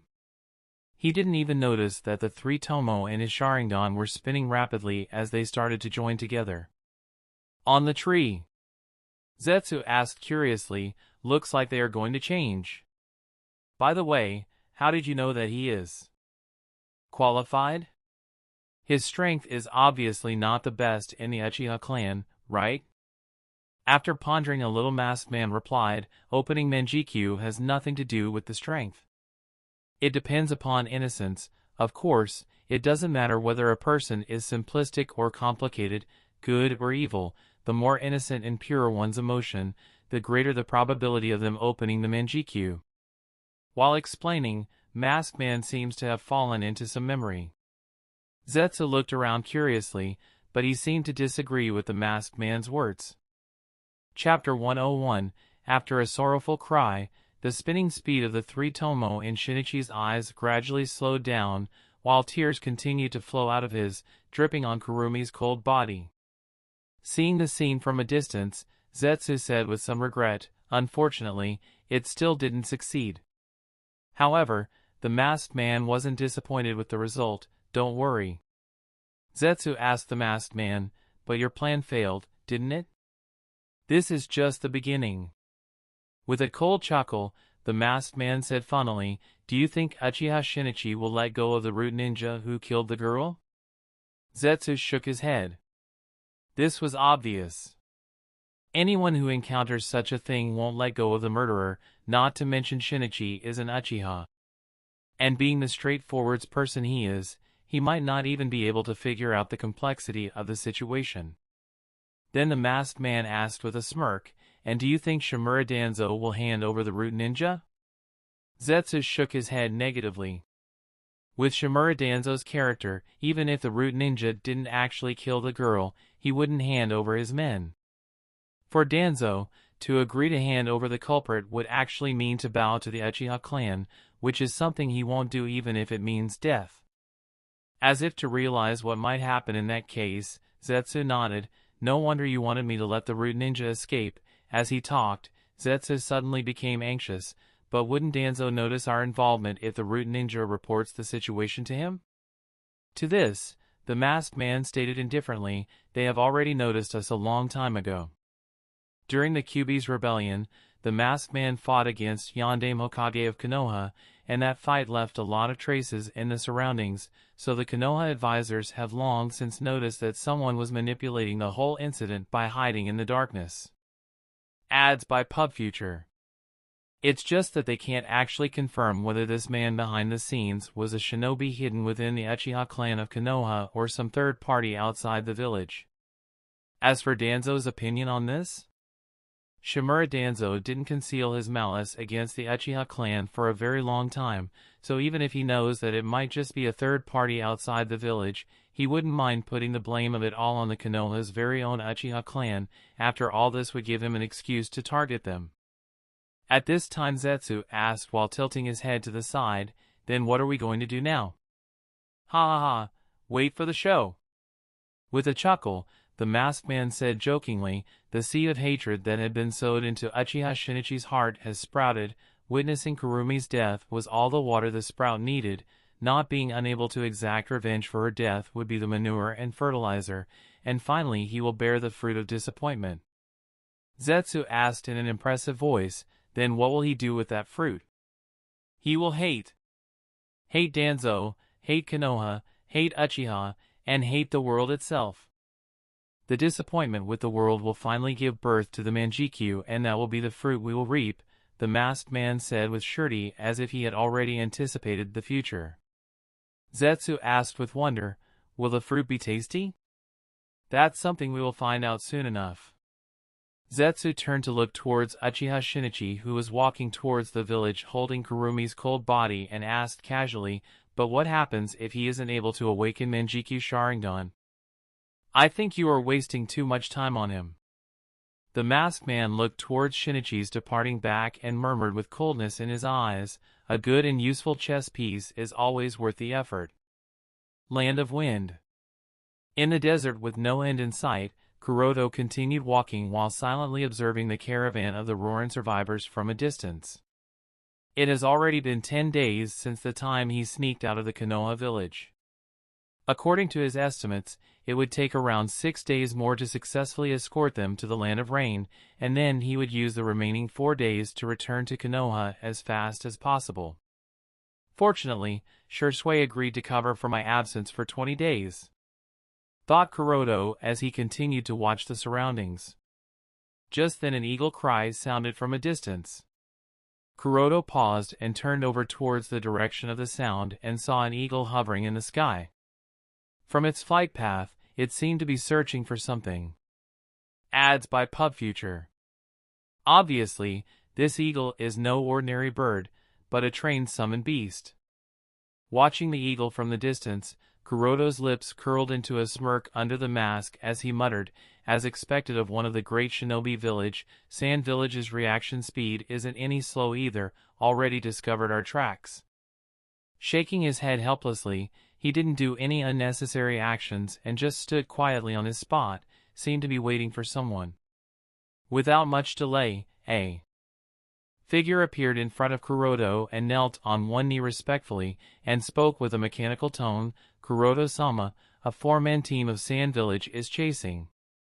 This person is none other than the Sandaime Kazekage puppet. Over the past few days, since he was falling behind the Roren survivors, Kuroto took advantage of that time to temporarily complete a fusion seal with the Ryumyaku. As such he became the Ryumyaku's Jinchuriki. Since then, Kuroto has deeply realized that the Ryumyaku chakra is vastly different from the ordinary. Firstly, since the chakra of the Ryumyaku contains a large proportion of the energy from the ley lines, which is pure natural energy, therefore its density is significantly higher, which is not something easy to use by ordinary shinobi. Because of this, Kuroto can't directly use the Ryumyaku chakra to fuse it with the Tenseigan, so whenever he wants to use the Ryumyaku chakra, he has to first refine it to avoid the corrosion of natural energy. And it takes some time to refine the Ryumyaku chakra into Tenseigan chakra. Secondly, Kuroto discovered that the Ryumyaku has an instinctive self-healing ability. It was probably because the intention of the first-generation origin was to heal itself, therefore without even a need for medical treatment Kuroto's wounds will now heal much faster. Finally, since Ryumyaku has no resentment towards the humans, like that of the nine-tailed beasts, and because of its weak sentience, taming it is much easier, especially for Kuroto with the Tenseigan. After refining a large amount of Tenseigan chakra, the first thing he did was to infuse it into the Kazekage puppet. Kuroto wanted to try and see if using a large amount of chakra can somehow improve the self-consciousness of the puppet. Although the soul of the original Kazekage didn't appear much to Kuroto's disappointment, the autonomy of the puppet still improved, as a sense of self started to develop in it. And not long after, the puppet even became capable of speech, which came as an unexpected surprise. Kuroto has already completely studied the Kazekage puppet when he obtained it, and back then he noticed that the voice box in it has been removed by Sasori, therefore Kuroto was much surprised because of the speech ability. In curiosity, he obviously checked what could be the cause of it. So, observing it carefully with the Tenseigan, he discovered that the Kazekage puppet used the chakra to stimulate the shape of the voice box that gave the puppet speech ability, but because of missing the original organ, the tone of voice is still mechanical. If it was previously, Kuroto would obviously not allow such waste of chakra, but now that he has Ryumyaku as an artificial tailed beast, he isn't that much troubled with a little waste of chakra for convenience's sake. Chapter 102, A 4-Man Team? Understanding that it was just a 4-man team behind him, Kuroto pondered a little and finally decided to deal with the trouble himself. After all, it will still take around 5 to 6 days for the convoy of Roren survivors to enter the territory of Rain. If their traces are exposed, then it would bring an endless number of sand ninja here, which is something Kuroto isn't interested in dealing with. Making up his mind, Kuroto ordered the Kazekage puppet, "You'll follow the convoy from a distance." "Yes." Kazekage puppet responded with a courteous nod and disappeared with a body flicker. Tenseigan. With Kazekage's disappearance, Kuroto activated his Tenseigan to confirm the position of the four-man team of the Sand Ninjas. As soon as he found their exact position, Kuroto also disappeared with a body flicker and rushed towards them. In just a few breaths, he was already standing in front of the coming four-man team of Sand Ninjas. As soon as the ninjas of Sand Village saw a person appear in front of them, they didn't talk any nonsense and immediately scattered around and fired a signal. The person standing in front of them was covering his body with a pure black cloak and a red demonic mask on the face, clearly highlighting the term suspicious no matter where you look. Kuroto also didn't stop their action and let them send a signal to notify other search parties. Kuroto can guess that the Sand Village is definitely going to carry out a comprehensive search of different regions. If he kills this four-man team, then he would literally be notifying them that there is some problem in this direction. So, his aim is not to kill them but disrupt Sand's search operation by confusing them, which would delay them as much as possible. Not making them wait much longer, another four-man team soon rushed over. The leader of the team, who was a Chunin, guarded himself with a defensive stance and asked sternly, "Who are you? Why are you here in the middle of nowhere?" Kuroto noticed that the attention of all the Sand Ninjas presents around fell upon him, so tilting his head sideways he laughed comically, "He. Me! I am Oni-man. As for why I am here..." The last part of the sentence was said in an intimidating voice to increase the hype. Waiting for Kuroto to complete the sentence, traces of sweat started to flow out of the ninjas present. "I am here because..." Ads by PubFuture. "I am here too." "Just speak already, would you?" shouted the Chunin in frustration. Alright, don't get angry, Ninja-san, it's not good for your health, ha ha ha. Kuroto. "That's it, I am done least." Wait, you can't kill me, don't kill me, at least, before I die, let me at least speak my last words before I die." "Fine. Just get on with it already." "I am here. Wish." "Phew, that was dangerous," Kuroto said as he wiped the fake sweat on the top of his mask. "That was the last chance, next time instead of one shuriken, dozen will come, you hear?" Hi, so as I was saying until Leader San interrupted me midway, which is not a very good thing, interrupting others midway could, cough. Alright. I get it, so I was here just to play catch with you people. Kuroto stated the last part in one breath and immediately ran away and disappeared in the sand dunes in the blink of an eye. The eyes of everyone were like buttons because of the unexpected action, all this hype just for this. The person was obviously dressed as a suspicious person, not to mention his current actions actually ticked off the Chunin leader, so he naturally wouldn't let go of him so easily. As a result, the scene became with Kuroto running in front and a large group of sand ninjas chasing behind, while shouting constant insults at him, and this number kept on increasing. While teasing them occasionally, Kuroto smiled secretly. Kuroto's intentions are obvious, to disrupt the movements of the personnel involved in the search. And that's just exactly what he has done.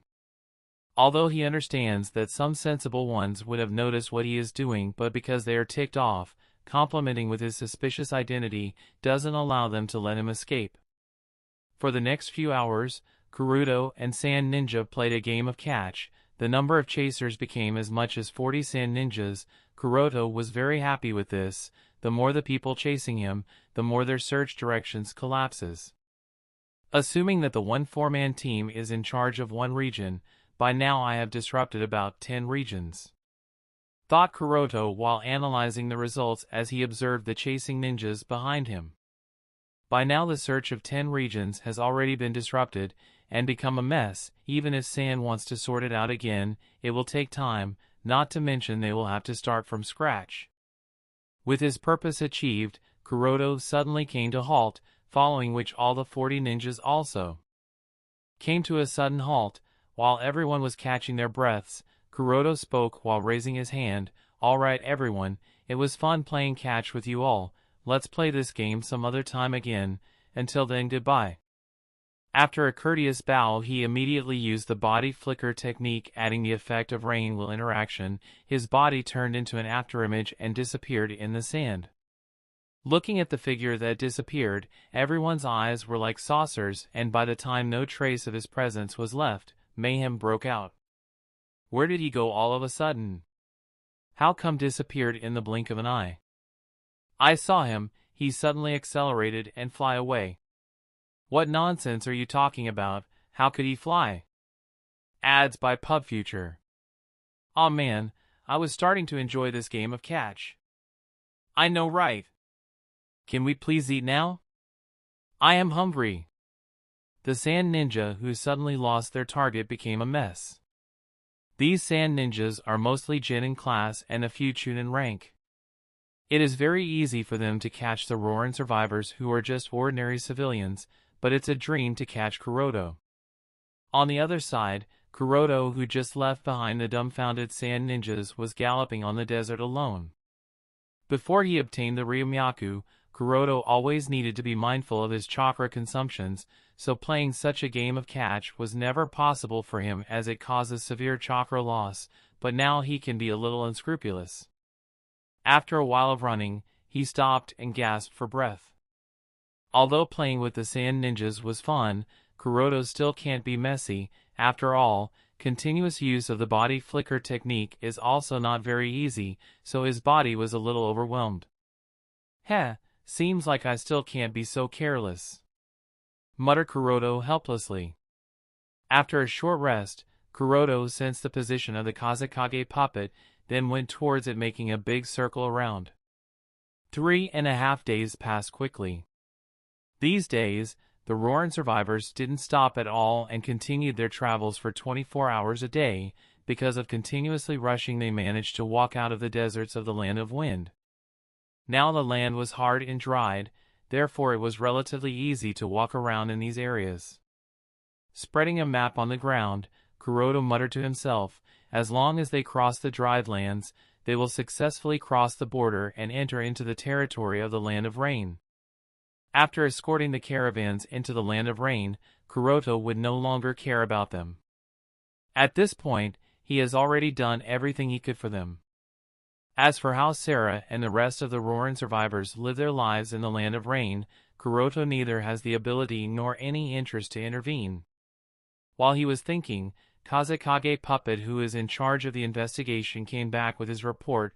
The sand ninja have caught up. Listening to Kazekage's, Kuroto glanced in that direction coldly.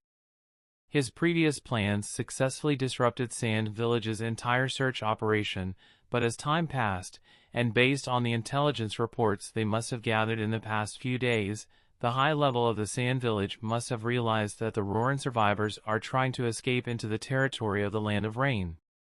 Therefore, sand ninjas rushed in this direction and caught up with them.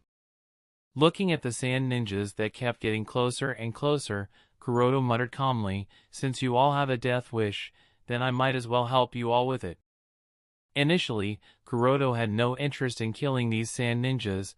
Not only would their death be meaningless, but he would also be giving away intelligence of his abilities. But at this point, Sand Village has basically locked the position of the escape route Roren survivors are taking, so simply disturbing their search directions would be useless. Therefore Kuroto has no choice but to kill them here. Chapter 103, Wheeze. A gust of wind blew past, rolling up the yellow sand into the sky. Standing alone on the ground, Kuroto glanced coldly at the incoming 8 sand ninjas. Without moving his gaze from their direction, Kuroto completed handprints for the Tenseigan chakra mode. Voila! Instantly, Kuroto's body was covered in the cyan blue chakra cloak. As soon as he entered the Tenseigan chakra mode, Kuroto's temperament changed completely. He appeared to be a god, looking indifferently at some mere mortals while hovering in the air. For him, these 8 ninjas were nothing more than some ants. Although unworthy, they will still have to make do with being his test subjects. While silently experiencing the consumptions of his chakra, Kuroto concentrated on condensing truth-seeking balls. First. Second. Third. After condensing the third one, Kuroto frowned slightly. He could feel that his body was feeling a little strained with the condensation of the third black orb. He feels that if he continues to bring out more truth-seeking balls, his chakra refining speed might not be able to keep up with the consumption speed. But why is that the case? Kuroto muttered with a thoughtful expression. In actuality, truth-seeking ball is the condensation of the 7 chakra natures. Therefore, theoretically, the basic requirement of condensing truth-seeking ball should be mastery of the changes of all 7 chakra natures. If that isn't done, then condensing truth-seeking ball is even beyond some dream. This is also the reason why only a handful of people were able to condense the truth-seeking ball, even in the original series. Excluding Kagaya, Hagoromo, Hamura, and Otsutsuki Azura were the only 3 people capable of such feat for the next millennia, and after that too, only Obito and Madara, who became the Jubi's Jinchuriki, and Naruto because of the power given to him by Hagoromo, and finally Tonari, who awakened the Tenseigan Dojutsu, could use truth-seeking balls. Among all these people, only Kagaya and her 2 sons Hagoromo and Hamura were the 3 capable of condensing the truth-seeking balls without relying on any external factors. As for Azura, Obito, Madara, Naruto, and Tonari, they all relied on some external source to have the qualitative improvement of their strength. Each of them needed to be in some special state where they borrowed chakra from some source to be able to use truth-seeking balls. When thinking of all this, Kuroto suddenly realized something. Adds by PubFuture. Only by strengthening his control over the 7 basic chakras natures will he be able to easily and more freely use truth-seeking balls, otherwise he can only condense them forcefully using the Tenseigan chakra mode, but that would put a burden on his body. And unlike the superb talent of Tonari, Kuroto is obviously quite mediocre, so his struggle will be much more than what Tonari went through. But this didn't worry him much. After all, the lack of talent can still be supplemented with hard work and science. Understanding his next course of actions, Kuroto finally directed his attentions towards the black orbs floating around him. In these upcoming tests that he would be conducting, Kuroto intends to see what his current upper limit is after becoming Ryumaku's Jinchuriki. Therefore, even if burdensome, Kuroto still condensed more black orbs. 4th. 5th. 2 more black orbs condensed around him and floated by his side. After reaching the 5th, Kuroto felt that this is his current upper limit. If he condenses any more black orbs, he will be forced to exit the Tenseigan chakra mode due to being overwhelmed. But he was still very satisfied with the result. After all, previously without relying on the Ryumaku's chakra, Kuroto couldn't even completely use 1 truth-seeking ball, and now he has access to 5 orbs. Such an improvement is not just considered at the level of rapid anymore. At this time, the 8 sand ninjas finally arrived in front of Kuroto. Judging from the chakra reaction he perceived, Kuroto judged that 2 of them are Jonin while the rest are Chunin. While Kuroto was observing the ants, sand ninjas were also analyzing the person. From just the fact that the person was floating and the heavy chakra pressure that was being emitted around him, their scalp felt numb.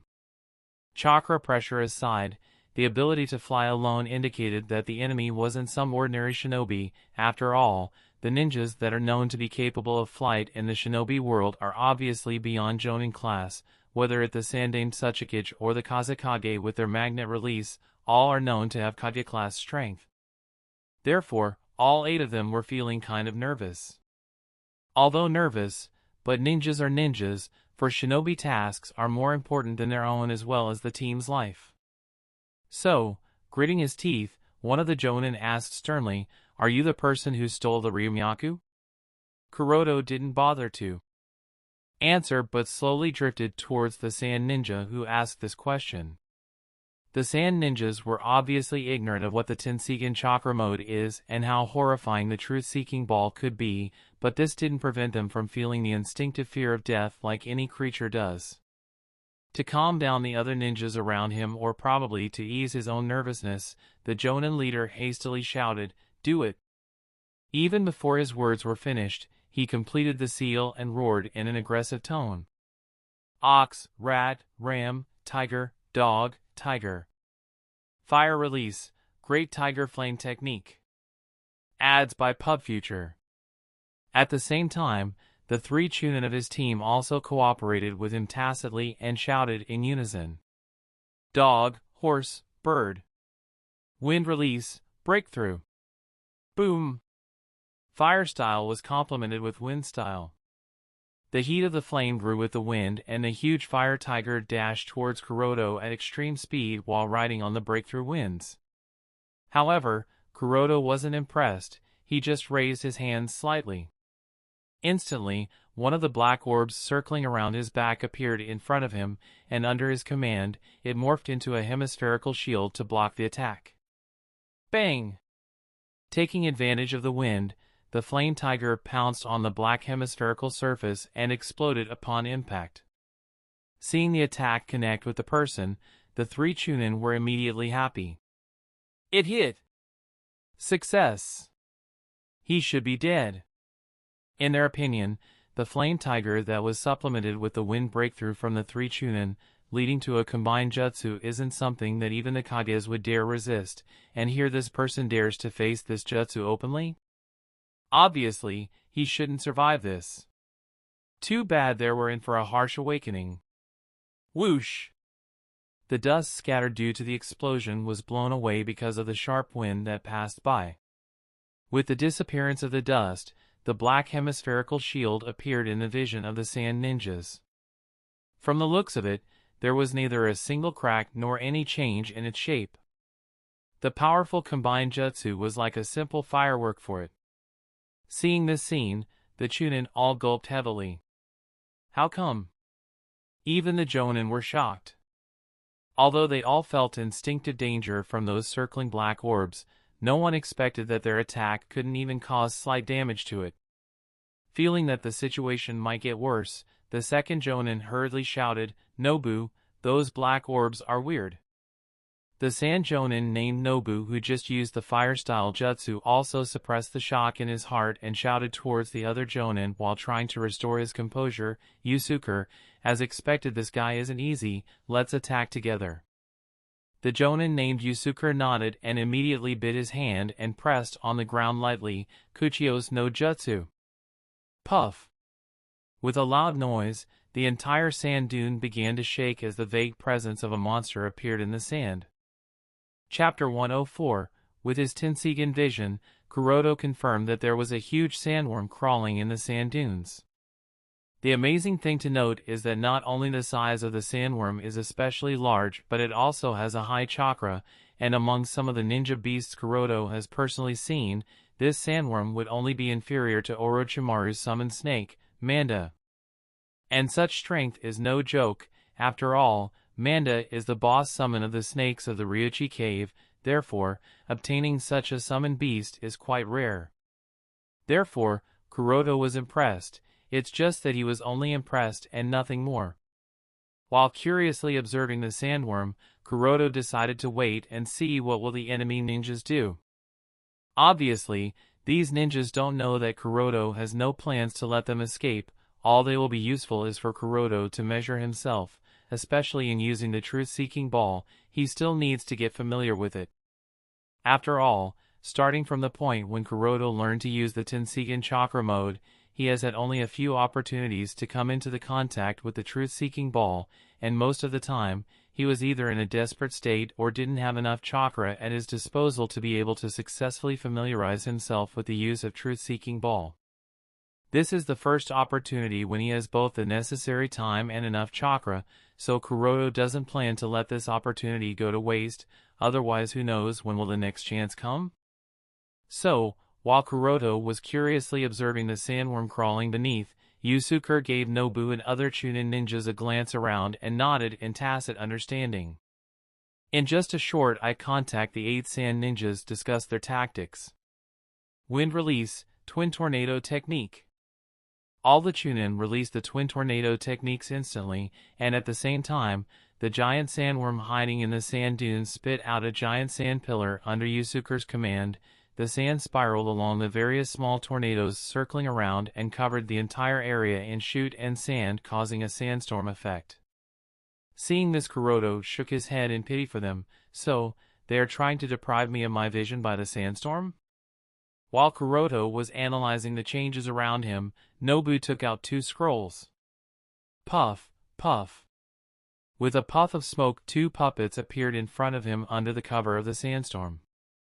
By appearance, one of the puppets looked like that of a snake. However, instead of a smooth body, it had several joints along its body. And from the looks of it, each of the sections was movable to some degree. It was quite strange, to say the least, but what else can you expect from a puppet? The other puppet appeared to be like a giant umbrella, with the diameter of the canopy being around 2 meters. At first glance Kuroto mistook it for a casobake. But that confusion was gone instantly. All this happened under Kuroto's observation. Ads by PubFuture.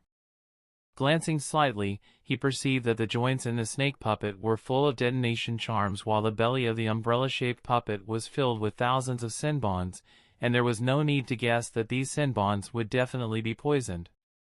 After Nobu was ready with the 2 puppets, his voice echoed in the sandstorm, "Choose, whether you will surrender or die. I would be careful if I were you. Underestimating us will only get you killed." And without waiting for any reply, he launched the attack. The first to move was the snake puppet. It crawled inside the sand under Yusuke's command. At the same time, a continuous barrage of poison senbons was fired at Kuroto. Seeing the incoming senbons, Kuroto indifferently waved his hands and used the 2 truth-seeking ball floating around him to block the barrage of poison senbons. Ding! Ding! Ding! Countless senbons hit on the wall of the morphed black orbs with a metal crashing sound. But without any surprise, they all broke like a bamboo stick, and there was no change in the state of black orbs. While the senbons keep on coming at him, the snake that went inside the sand crawled out of it beneath the point that Kuroto was hovering over. Seeing the snake that was too difficult to notice for any ninja with a normal vision because of the sandstorm, Kuroto curled his lips condescendingly. If it were any other ninja, she might have suffered quite damage from that hidden attack, because the detonation charms in its joints were already lit, and as soon as it appeared out of the sand it jumped to entangle Kuroto and caused a massive explosion. Boom! Boom! Boom! The explosions were so violent that it even stopped the sandstorm, resulting in the huge shock waves that even forced all the ninjas to retreat at a distance and cover their faces to meet the impact. Boom! Boom! Boom! The explosions continued for the next 1 minute. It's a pity that Kuroto is no longer ordinary. After everything became quiet, seeing that there seemed to be no movements and the scene was covered in the sand and dust, a Chunin asked nervously, do you think he is dead?" Gritting his teeth, Nobu shouted to reassure the others, "Don't worry, he has to be dead by now. In that explosion I used more than 10,000 detonation charms. Nobody could survive something like that." However, before he could complete his sentence, Yusuke exclaimed, "No! What now? What's wrong?" Nobu asked worriedly while the attention of all the Chunin ninja was focused on him. Shaking his head nervously, Yusuke muttered in horrifying expression, "He is still alive. His chakra reaction hasn't disappeared." "What? Are you sure? Nobody could survive." "I know what I'm saying. The Sandworm can clearly feel the enemy's chakra reaction." Yusuke. How can this be? Ads by PubFuture. Who can survive such an explosion? Even Kazekage-sama wouldn't be able to escape unscathed in this situation. The Chunin ninjas muttered one after another. Even Nobu frowned slightly and asked Yusuke tentatively, "Yusuke, could it be possible that the Sandworm made a mistake?" Looking at the sky that was covered in smoke and dust, Yusuke's expression became more solemn, and he muttered in a serious breath, "I am afraid not. I can clearly feel that it is scared of the thing that is inside there." Nobu was stunned hearing Yusuke's words and murmured to himself in surprise, this disaster demon could also be scared of something? In the deserts of the Land of Wind, the giant sandworms have close to no natural enemies. All the birds, beasts, and humans are in its predatory range, and this specific giant sandworm was actually one of the king. For such an absurd existence to feel dread of something, Nobu felt that he was hearing something preposterous. However, without waiting for Nobu to calm down, the sand that covered all the area was blown away by the sharp winds that originated from the center of the explosion site. As the view got cleared, the enemy's completely unscathed figure appeared before their very eyes. Seeing that there was not even a wrinkle on the opponent's clothing, all sand ninjas looked at each other with just one thought in their mind: he is a monster. All they could think of was that such a monster shouldn't even exist. How come they have to face him? Ignoring the horrifying looks that he was getting, Kuroto silently observed the changes in the truth-seeking balls, now again circling around him. As soon as the snake jumped out of the sand to coil around him, Kuroto wrapped himself inside a cocoon of morphed truth-seeking ball, so even in the face of explosions caused by the combustion of thousands of detonation charms, Kuroto wasn't any troubled, other than some chakra consumption. And indeed, as the Chunin muttered, if it were anyone below the strength of a Kage, they would be dead if anything in the face of such an explosion. But it's a pity that that's not the case here. After confirming his state, Kuroto glanced indifferently at the sand ninjas that were looking at him in a dumbfounded expression. Is that the best you can do? If this was all, then Kuroto was already bored. Even if he had the intentions of continuing the tests, he still can't continue with it as they are still in the territory of the Land of Wind, and the more movements he causes, the more enemy ninjas will be attracted here, which would be a hassle to deal with. Kuroto has to also maintain the caution that a ninja should have. Looking at the unscathed appearance of the masked person, Nobu wiped the cold sweat from his forehead. This monster is not something we can deal with. Retreat. Following Nobu's order, all the sand ninjas immediately fled in separate directions. Curving his lips mockingly, Kuroto muttered, "Why are you all in such a hurry? Don't you all want to dance?" And clawing his right hand in the void, Kuroto made a grip to attract something backward. All the 8 ninjas that fled in different directions were immediately back to their original positions. What the hell? Even if it was the experienced jonin like Nobu and Yusuke, they were left flabbergasted with the experience just now. However, not minding their panic, Kuroto spoke sarcastically, "Why the hurry? Let us dance, shall we?" Then, with a sudden 180-degree change of attitude, he spoke with a cold voice, "Or maybe not." As soon as he spoke, Kuroto pointed his hand towards Nobu. With Kuroto's indication, one of the black orbs circling around his back shot out towards Nobu. Upon seeing one of those horrifying things shot towards him, Nobu's skin crawled with panic, and instinctively he took out a kunai to try to block that black orb. Bang! However, the black ball that was morphed into the shape of a sword directly cut through the kunai just like a hot knife slicing through butter, and without any resistance, it passed through Nobu's brain. Chapter 105, Nobu. Seeing the companion being turned to dust in just one blow, Yusuke and the other sand ninjas were filled with grief and anger. But even more than the grief or anger, there was the feeling of dread. In the desperate state, they were all trembling with fear and lost their will to fight. Everyone eyed the black orbs with horrifying expressions. No one could have imagined that these balls not only have the impeccable defense but also such an offense that the victim will instantaneously turn to dust. That's practically cheating. Beckoning back the orb that turned Nobu into dust, Kuroto remained calm all the while. Using a simple kunai to block truth-seeking balls is beyond idiotic, so he wasn't much surprised by the result. It was all too reasonable. But there was still a problem that Kuroto frowned upon. A mere sand jonin who was already in a panicked state could actually carry out the action of blocking by taking out a kunai in the mere moments it took for the black ball to strike him under Kuroto's command. Even if the defense didn't actually succeed, this still shows a problem. What that problem is? This shows that the speed of the attack wasn't fast enough. It is still too far from what Kuroto expects them to move. Truth-seeking balls are amazingly strong, but if the attack doesn't even hit the target, what good would they do?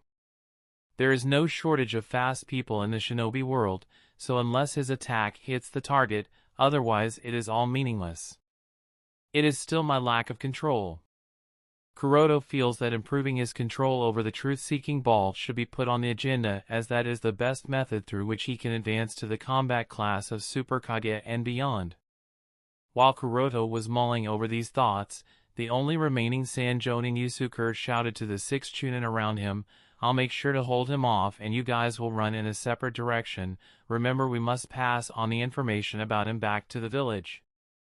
The 6 chunin have long lost any will to continue to fight. Additionally, they also know that waiting here means to be simply waiting for death, so without any need for a reminder, they all separated in different directions. Ads by PubFuture. Kuroto was also bored with the continuous entanglement, so while still in the Tenseigan chakra mode he flew high in the air and telekinetically directed the 5 truth-seeking balls towards the 5 fleeing chunin at the fastest speed possible. As soon as the black orbs came in contact with the 5 chunin, the ninjas one by one crumbled into dust, and after all the 5 were gone, all the 5 black orbs surrounded the last chunin, cutting off all his escape routes, and slowly divided his body into several parts that further turned into dust. Without even a moment to pass, all the 6 chunin were already dead. Seeing them all die so suddenly, Yusukure shouted hysterically, "You bastard! Didn't I say that I will be fighting with you?" Kuroto glanced at Yusukure thoughtfully. Using all the chakra, Yusukure formed several hand seals. Bang! Accompanied by a muffled noise, a huge sand wave rushed out of dunes, blocking Kuroto's path. Immediately afterward, the giant sandworm crawling under the sand dunes also raised half of its body, and with its mouth opened in Kuroto's direction showing the large teeth, it appeared as if it will swallow him whole. At this time Yusukure completed his seal printing and shouted in agitation, "Secret technique, sand and earth net binding." Followed by the shout, a very viscous type of clay soil was sprayed from his mouth, and at the same time, another type of viscous liquid was sprayed out of the sandworm's mouth. The 2 types of spray collided and merged together in midair and turned into a giant net that covered hundreds of meters in the sky, accompanied by the wind. The net was directed towards Kuroto, who was hovering in midair as he observed everything carefully. Since Kuroto wasn't sure whether this slimy net was poisonous or corrosive, so using the black orbs he immediately blocked the section around him. While Kuroto defended against the attack, his attention was directed somewhere else as he curled his lips scornfully. In the Tenseigan vision, Kuroto perceived that taking the advantage of Kuroto's attention being diverted, the Jonin Yusukure immediately jumped into the belly of the sandworm, which dived directly into the sand and sneaked several meters below ground. There is no doubt that Yusukure planned to escape by hiding in the stomach of his summoned beast sandworm from the beginning. Even the order he gave to the chunin ninjas of himself staying behind and letting them all escape was just a method to divert Kuroto's attention, but unfortunately for him the 6 chunin died too fast that they couldn't even stall enough time for him to take any action. The bait was useless, as Kuroto was too fast, so Yusukure had no other choice but to rely on some secret technique to try and escape. But it's just that it was still all pointless. Pathetic. While muttering in disdain, Kuroto immediately got rid of whatever this secret technique was. And at the same time, he flew parallel to the sand and followed the sandworm from above the ground. Ads by PubFuture.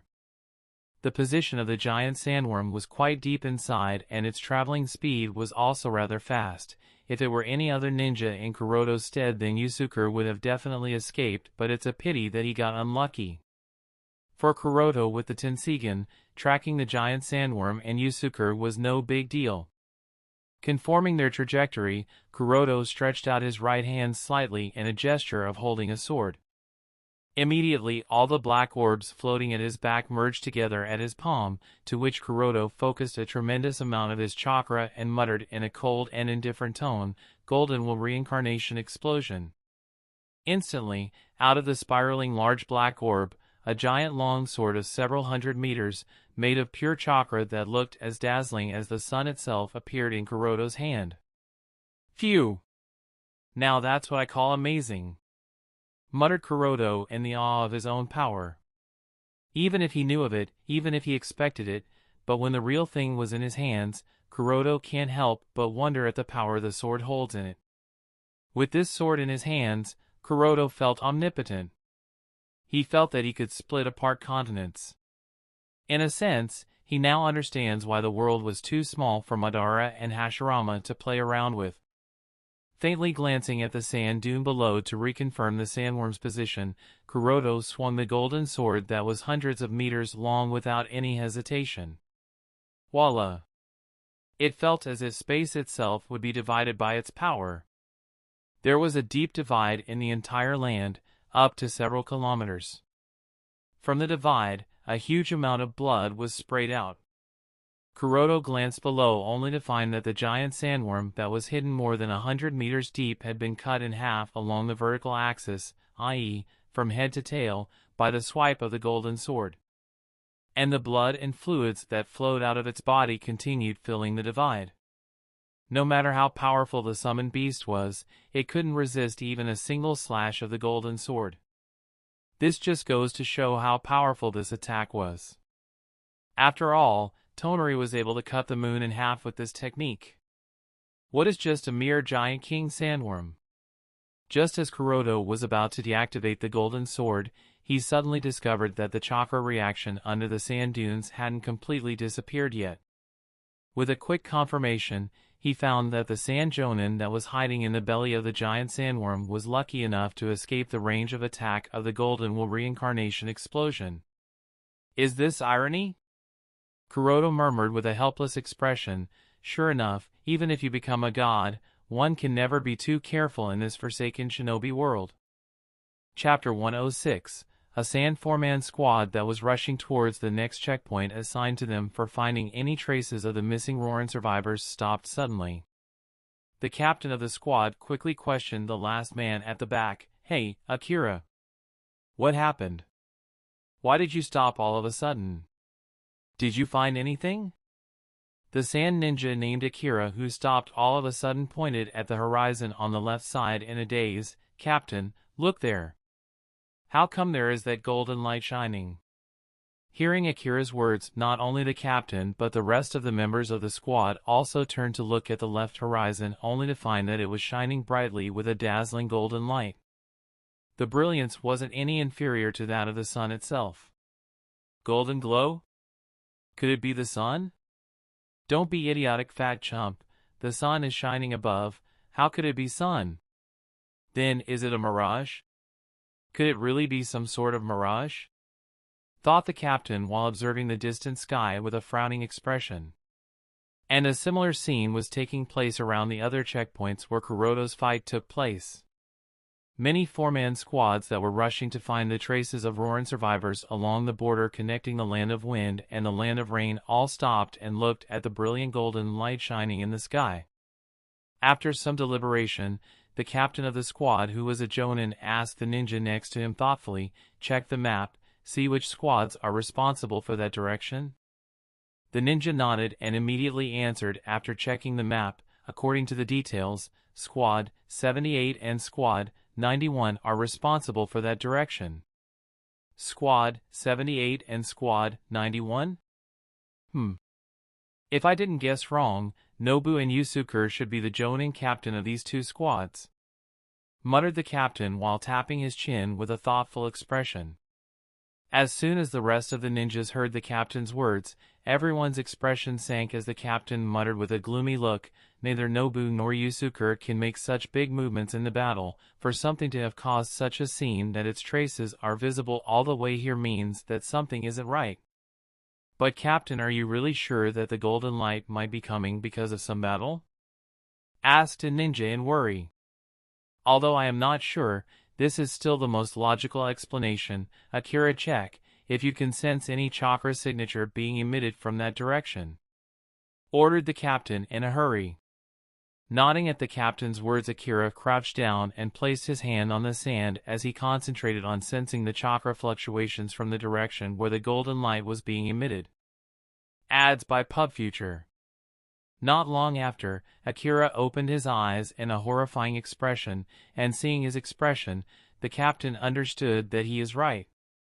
To confirm his guess, Akira muttered, "This is the first time I have sensed such dense chakra.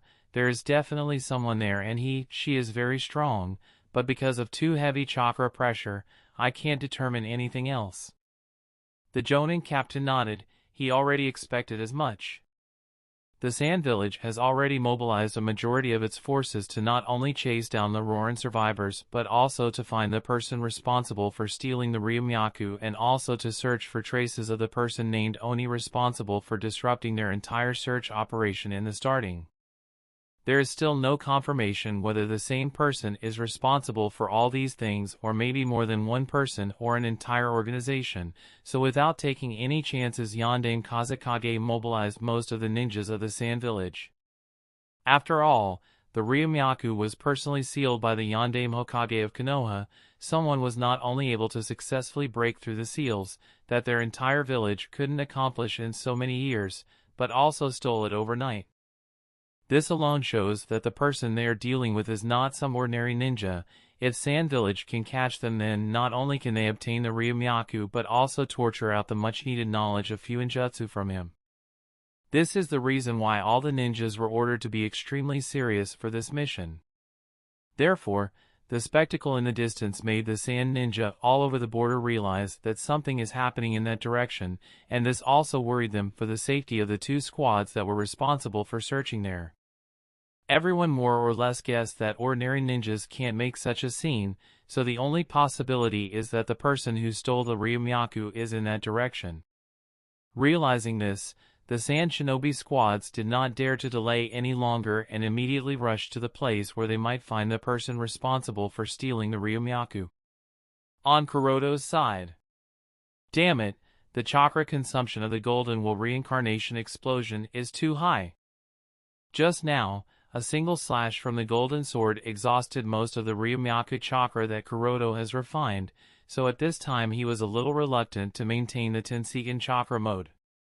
But Kuroto can't afford to deactivate the Tenseigan chakra mode currently, at least not until he kills Yusuke, because no other attack could reach down to hundreds of meters below the ground, therefore Golden Will reincarnation explosion is his best bet.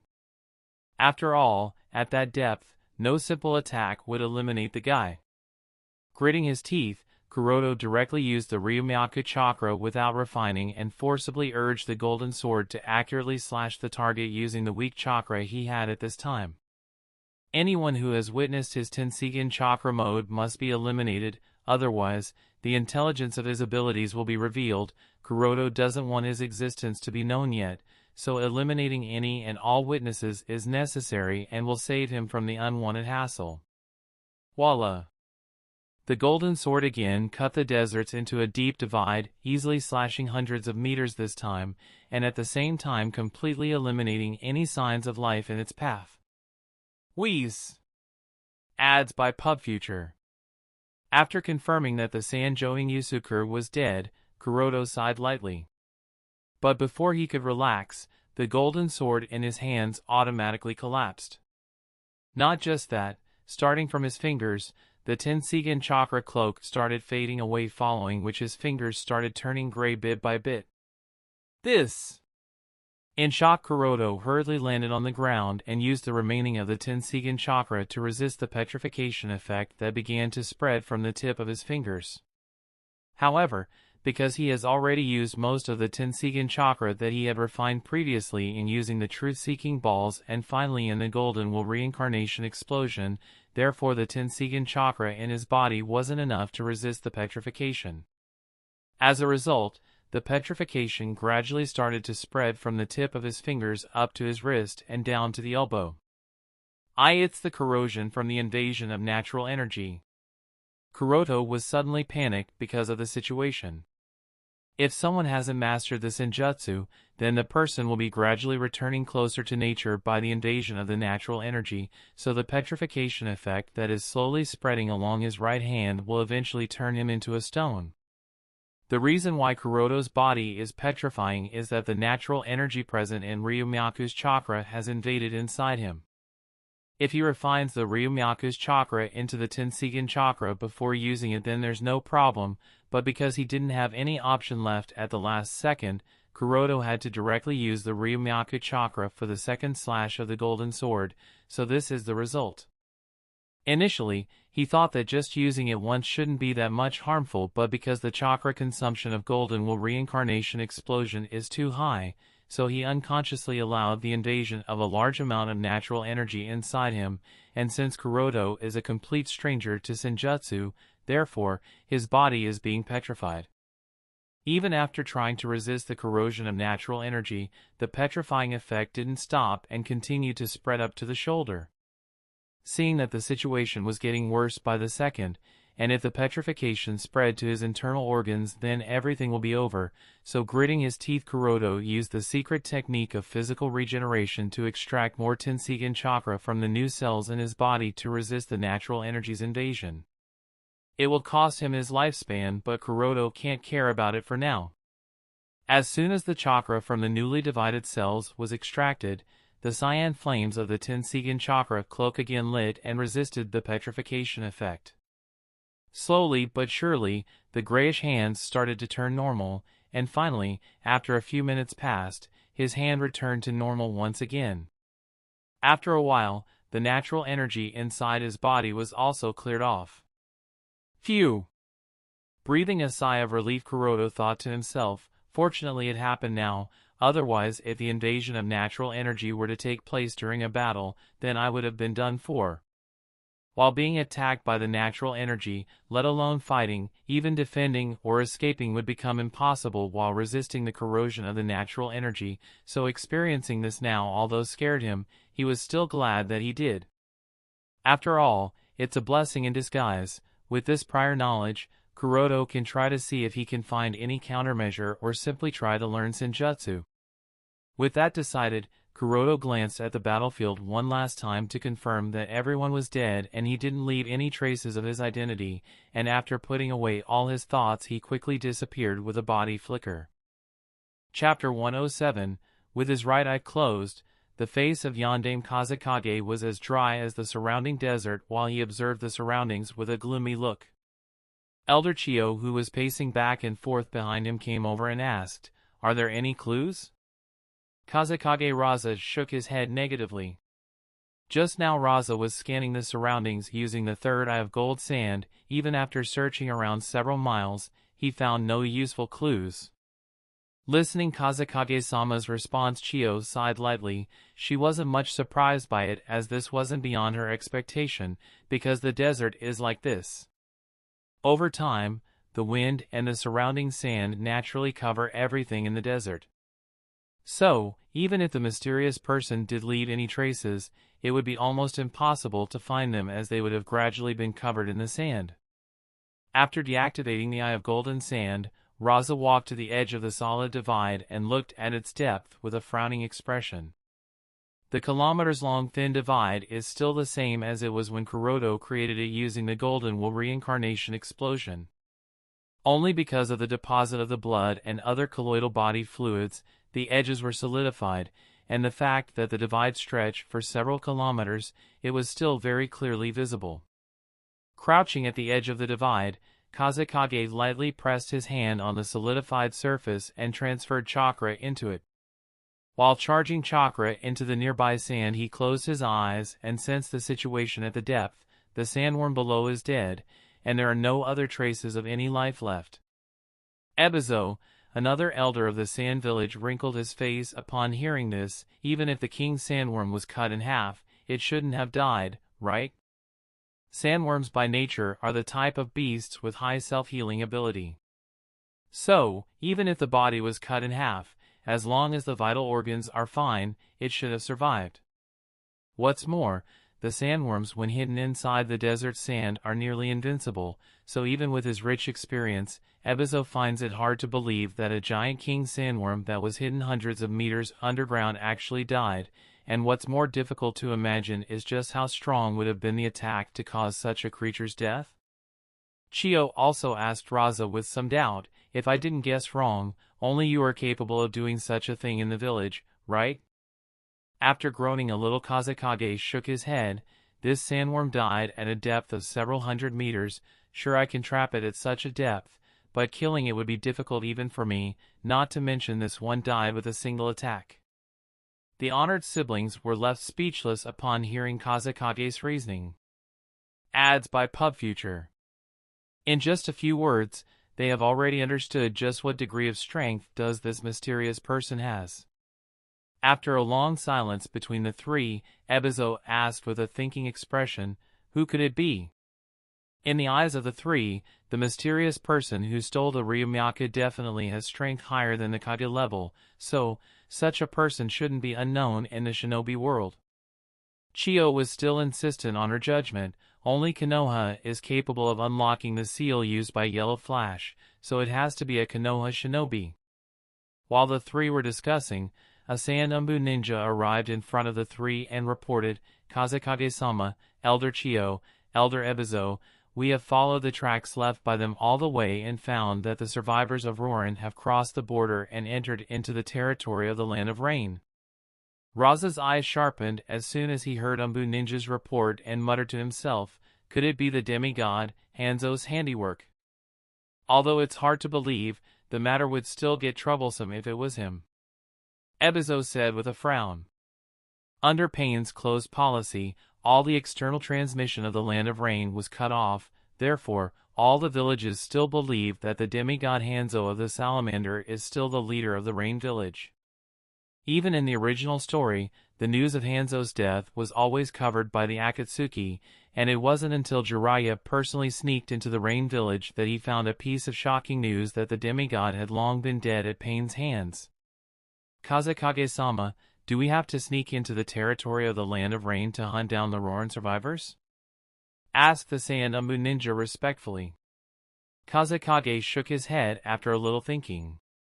Even if Kazekage Raza is the leader of one of the 5 great shinobi village, he wouldn't dare to underestimate the man known as the demigod, so taking any action that might offend Hanzo of the Salamander without any solid proof is not possible.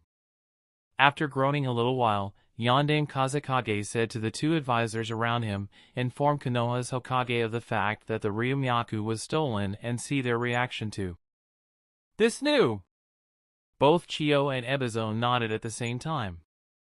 What can Sand Village do without having solid proof of who the actual culprit is? Nothing. All they can do for now is to inquire from other villages and judge the identity of the culprit from their reactions. On Kuroto's side. While sitting cross-legged at the back of the Sandaime Kazekage puppet, he hurried towards the village while summing up the whole experience from the previous battle. Ads by PubFuture. Truth-seeking balls have very strong defensive power, but as always the chakra consumption is too high. Although I have Ryumyaku at my disposal, it still doesn't give me an excuse to waste chakra needlessly, so it wouldn't be wise to solely rely on black orbs for defensive purpose. Moreover, the attack speed of the black orbs is also not optimal, at least for now, it isn't. Using black balls for a sneak attack is fine, but for frontal combat, it is still not the best choice, as the enemy can avoid it if she is fast enough, not to mention, there is only a 70-meter range up to which the black orbs are controllable. So, although extremely deadly, black orbs are still not the most efficient. It is also hard for me to maintain 5 black balls for now, so 3 would just be fine. Anyway, there are already techniques like Golden will Reincarnation Explosion and Silver will Reincarnation Explosion with excess power. There is hardly anyone in the current shinobi world who can survive in the face of such attacks. So consuming too much chakra only to increase the intensity and degree of attack damage is not necessary for now. While summarizing these short details, Kuroto glanced at his right hand again. Undoubtedly his mentality was a little affected after becoming Ryumyaku's Jinchuriki. Lack of chakra has always been his major limitation. Lack of chakra is what has always held him back. After becoming the Ryumyaku's Jinchuriki, Kuroto got a little emotional by the sudden gain of power, and didn't pay enough attention to the enemy, and made some mistakes. Even a moment of carelessness will get you killed in the shinobi world. Kuroto warned himself silently. There are countless examples of such people that Kuroto knows. Orochimaru was defeated twice by Itachi, even Madara, and Obito with Jubi's power suffered a similar fate, not to mention even Kaguya also suffered at the hands of Naruto's reverse harem jutsu. This teaches Kuroto that, no matter how strong a person becomes, she will face the same ending as these people if she becomes careless. It's just Kuroto's luck that the mistake this time gave him some deeper insight into the chakra nature of Ryumyaku. So, this incident could actually become an intermediary for him to develop an understanding of natural energy through Ryumyaku. Although Senjutsu users are rare, it is still not too unknown. As long as someone can use the natural energy present in nature without any negative effects upon them, they can more or less be classified as Senjutsu users. And as known, there are various methods of learning Senjutsu, including the Toad Practitioner method of Mount Maiboku, the Snake Practitioner method of Ryochi Cave, and the Slug Practitioner method of the Shikatsu Forest. Even the people of Hyuga's clan can have direct contact with natural energy, although it affects their psychology, it is true nonetheless. And the cursed seals developed by Orochimaru using the enzyme he collected from Hyuga is actually a method to attain Senjutsu, even if only by a percentage, it is Senjutsu nonetheless.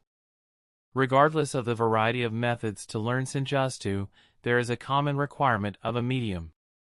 For practicing Mount Maiboku's Toad Sage mode, you need the toad oil to sense the natural energy.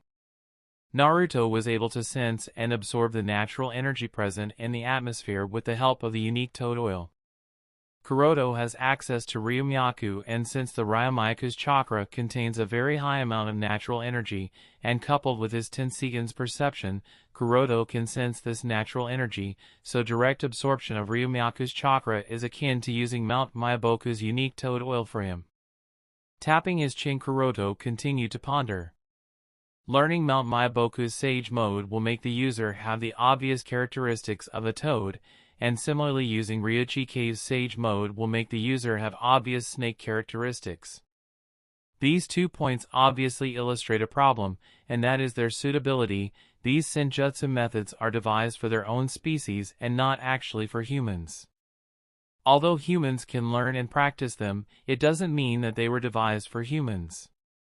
Chapter 108, Konoha Village, Uchiha Clan. Uchiha Shinichi knelt outside the patriarch's mansion with a solemn face. The death of Uchiha Kurumi has changed him into a cold and silent person, but he still didn't give up hope, because Shinichi firmly believes that the glorious Uchiha clan would definitely not let the damn murderer go away. Uchiha Shinichi firmly believes that the people of the Uchiha clan will never die in vain. Shinichi looked at the closed door in front of him with a hint of expectations in his eyes. Currently, a meeting of the elite shinobi of the Uchiha clan is being held past that door. The elites are discussing how to resolve Uchiha Kurumi's murder at the hands of the root shinobi. While waiting for the meeting to complete, Shinichi frowned at the strangeness of his Sharingan. Shinichi has noticed that his Sharingan has been acting strangely ever since Kurumi's death. Sometimes it is a little uncontrollable, and his insight has also increased significantly in the past few days. If such a thing happened in the past, Shinichi would have definitely been very happy, and even arrogantly show it off to the other Uchiha, but with Kurumi's death, even if his pupil power increased, he has no mood to focus on such meaningless things. Inside Patriarch's mansion, Shursui was sitting at a corner with a tired expression. This exhaustion was by no means caused due to maintaining a shadow clone to cover for Kuroto's absence for the past few days.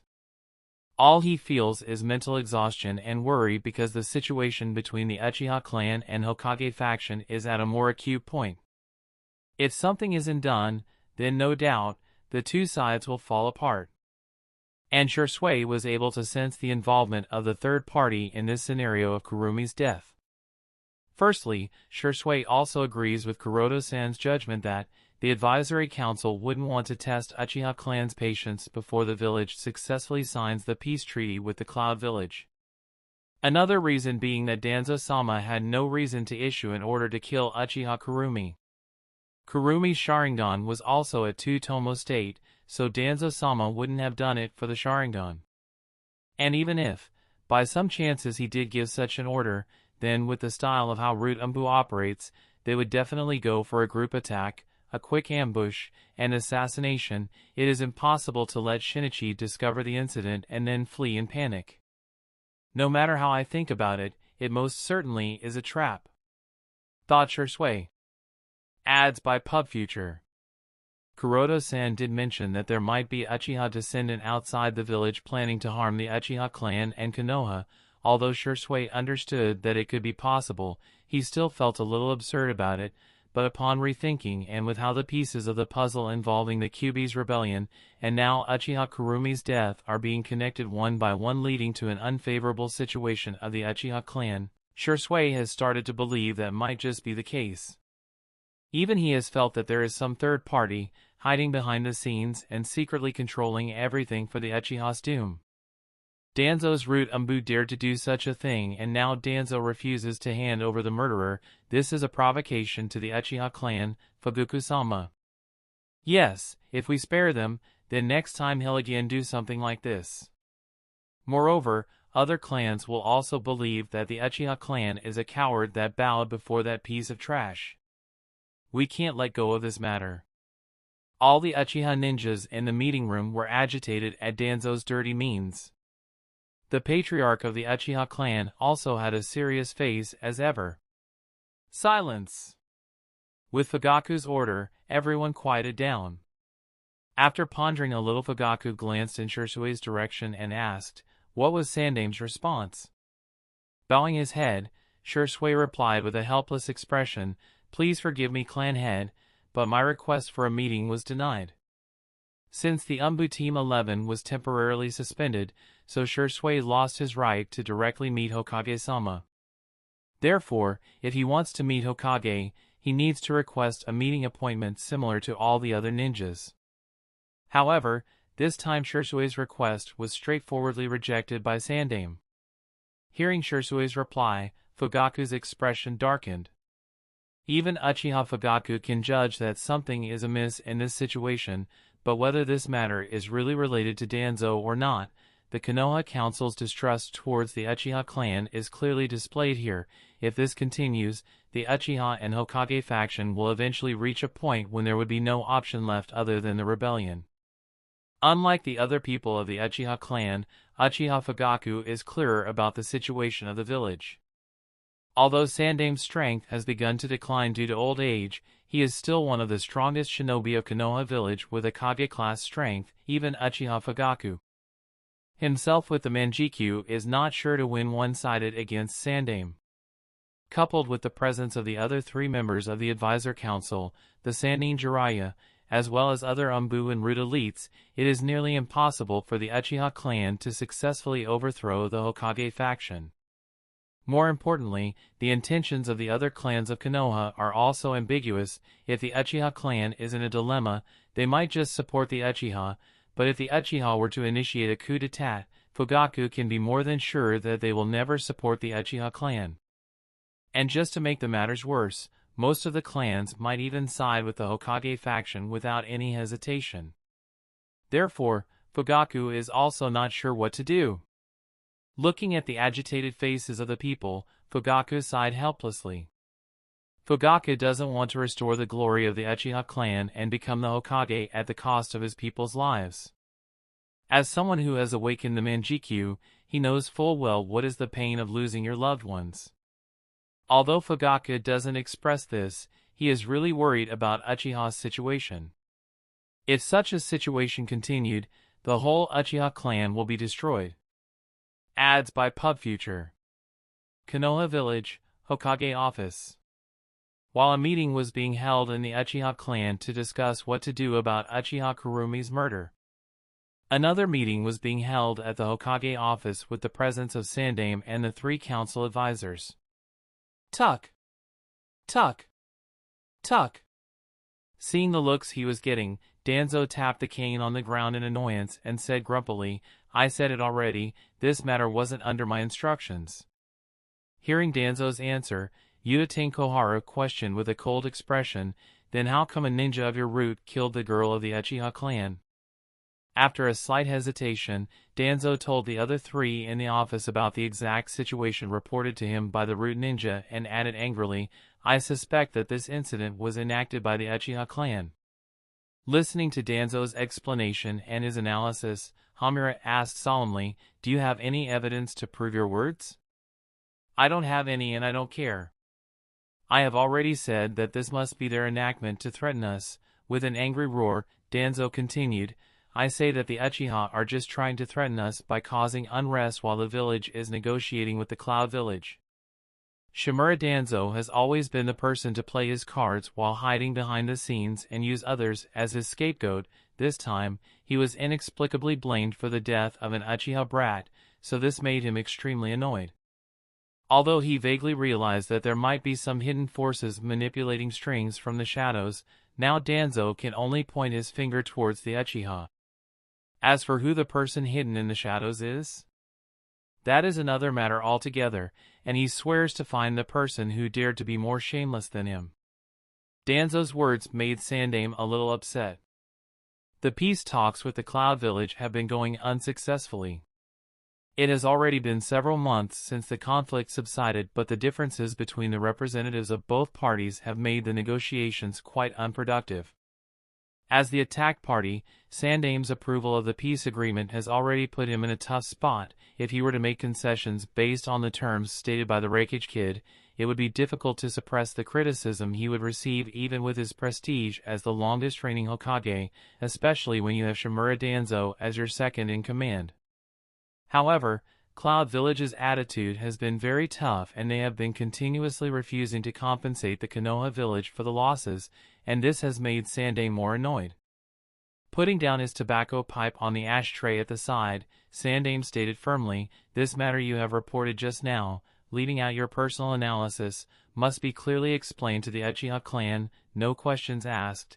I do not want any chaos in the village during the peace talks, is that clear? Listening to Hokage's order, Danzo asked coldly, what explanation should I give them? Sandame also knew that forcing Danzo too much is also counterproductive, so said with a calm voice, let your root ninja go and explain the whole situation to Uchiha Fugaku personally. I believe that Fugaku is both wise and calm enough to not take any stupid action. I will arrange it. Narrowing his eyes, Danzo nodded while gritting his teeth with a frustrated expression at the fact that he'll have to bow to the despicable Uchiha clan. If only he was the Hokage instead of Hiruzen. This time Shimura Danzo lost half of the battle. Chapter 109, under Shimura Danzo's orders, the root ninja who was responsible for Uchiha Kurumi's death appeared in the lands of the Uchiha clan. His arrival immediately caused an uproar. If not for the fact that Uchiha Fugaku himself came forward, it wouldn't have been strange if the root ninja died under the siege of Uchiha clansmen before he could even reach the clan head's house. Uchiha Fugaku took the root ninja into a secret room and only allowed Shisui to be present during the interrogation. After all the clansmen left the secret room, Fugaku crossed his arms over his chest and questioned coldly, so, why did you come here? I don't believe that with his character, Shimura Danzo would just send you here to die. The root ninja gulped nervously in the presence of both Uchiha Fugaku and Uchiha Shisui.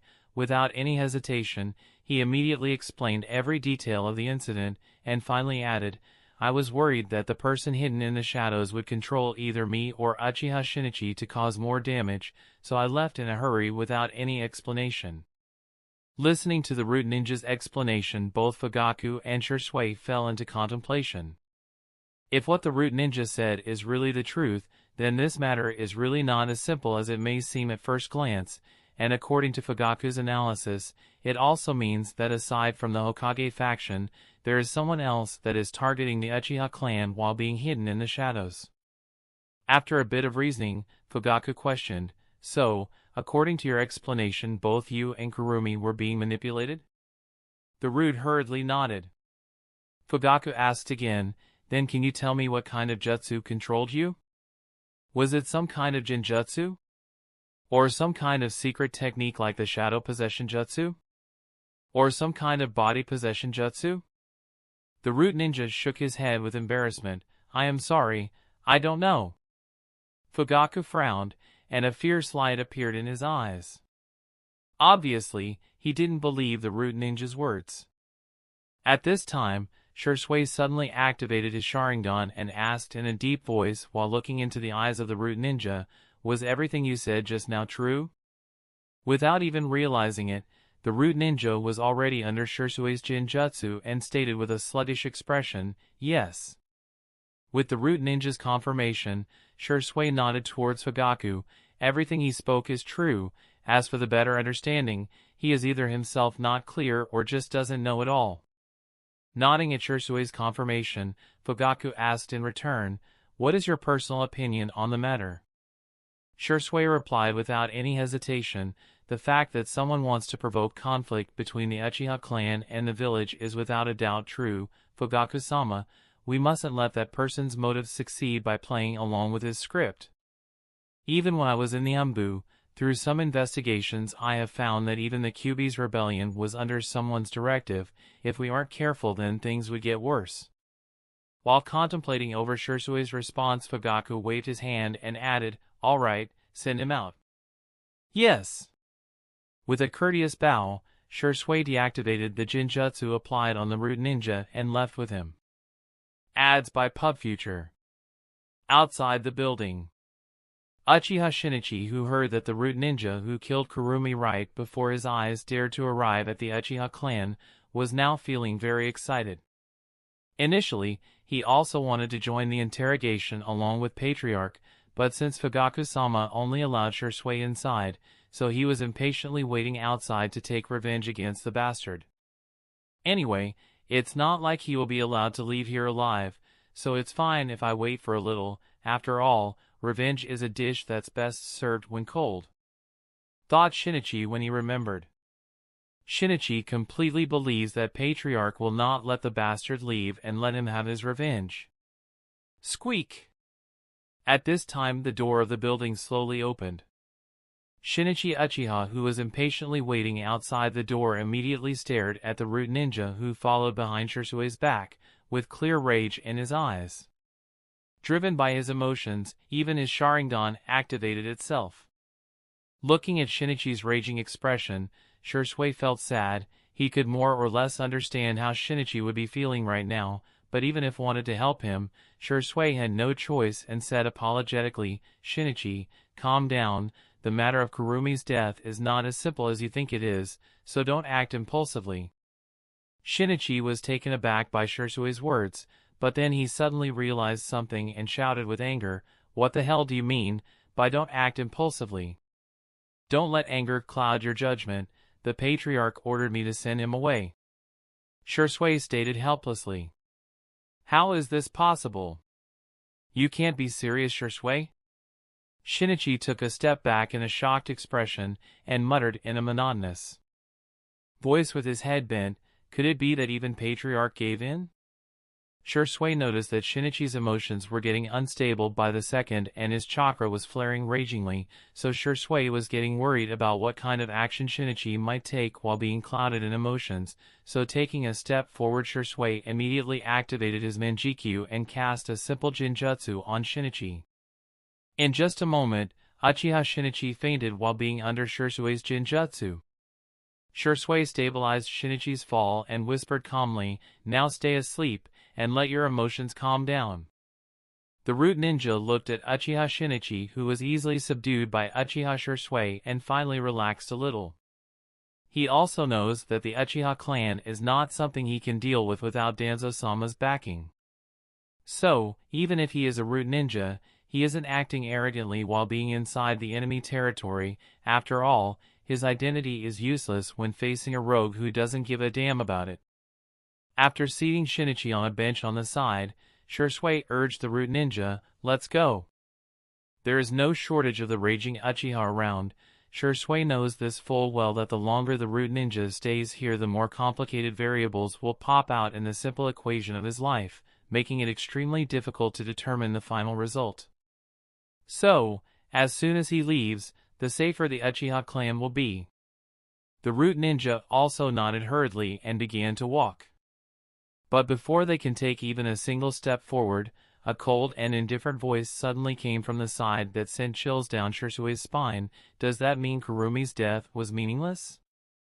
Shisui was taken aback and turned around abruptly. The person who spoke was none other than Shinichi, and this shocked Shisui even more. Although Shisui didn't use a very strong Jinjutsu on Shinichi, he did cast it using his Manjikyu.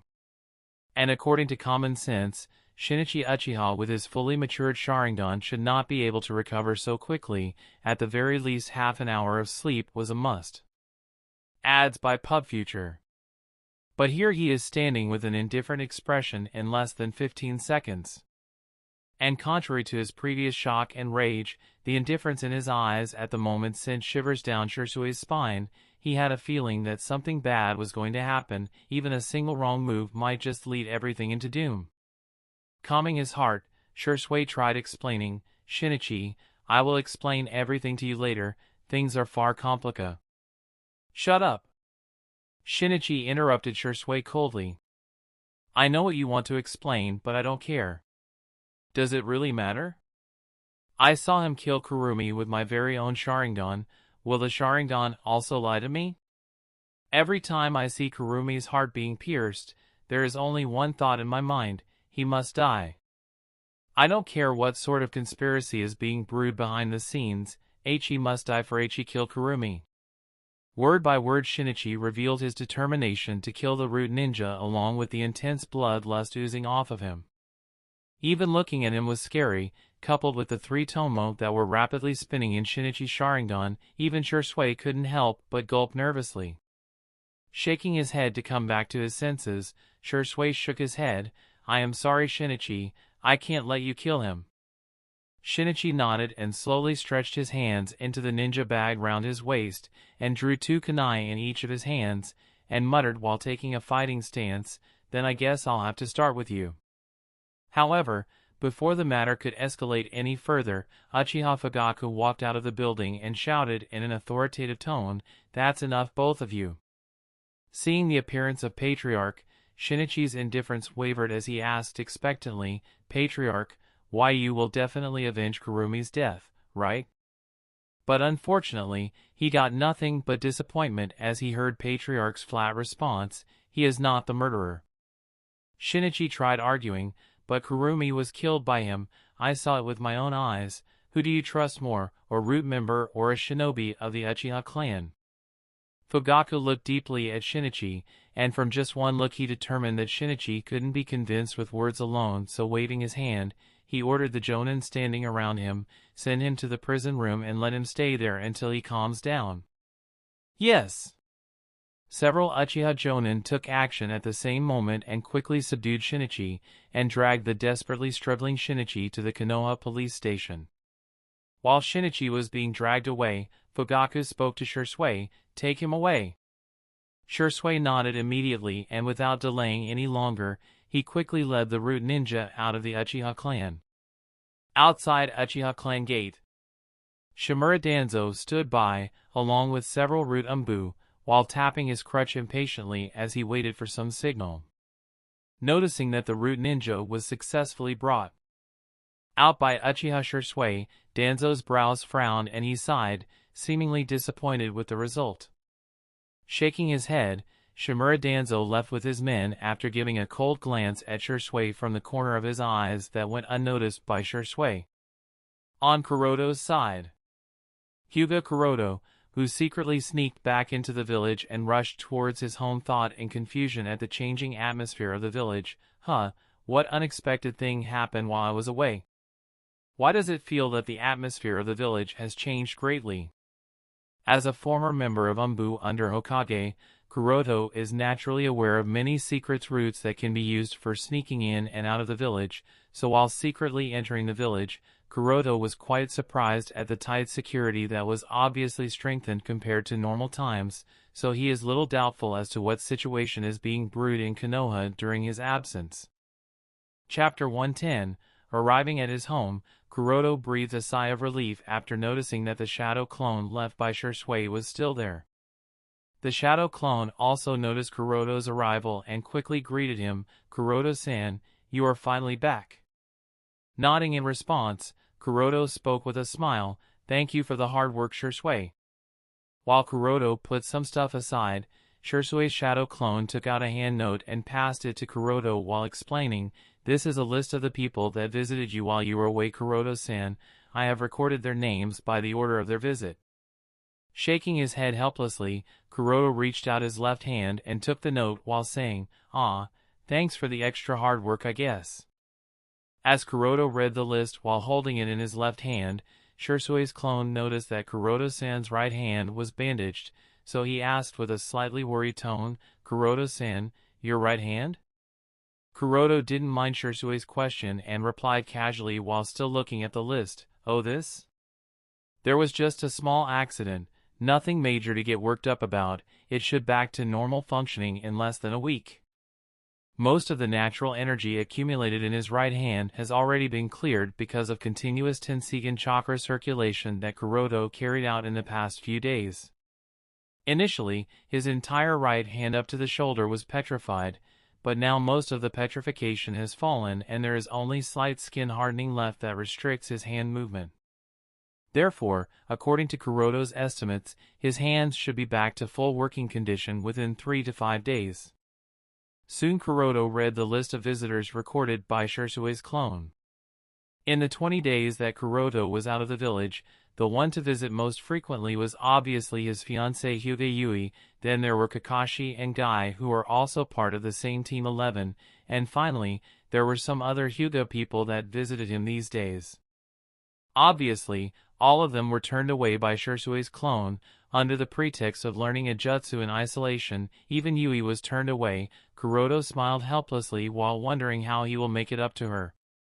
Anyway, that aside, based on this information and other things, Kuroto judged that no one other than Shirsui was aware or noticed his absence in Konoha, which is a good thing. After some more small talk, Shirsui's shadow clone said goodbye and disappeared with a puff of smoke. At this time, Kuroto unwrapped his right hand that was bandaged carefully, and started to silently circulate the Tenseigan chakra mode around his right hand to wash out the natural energy.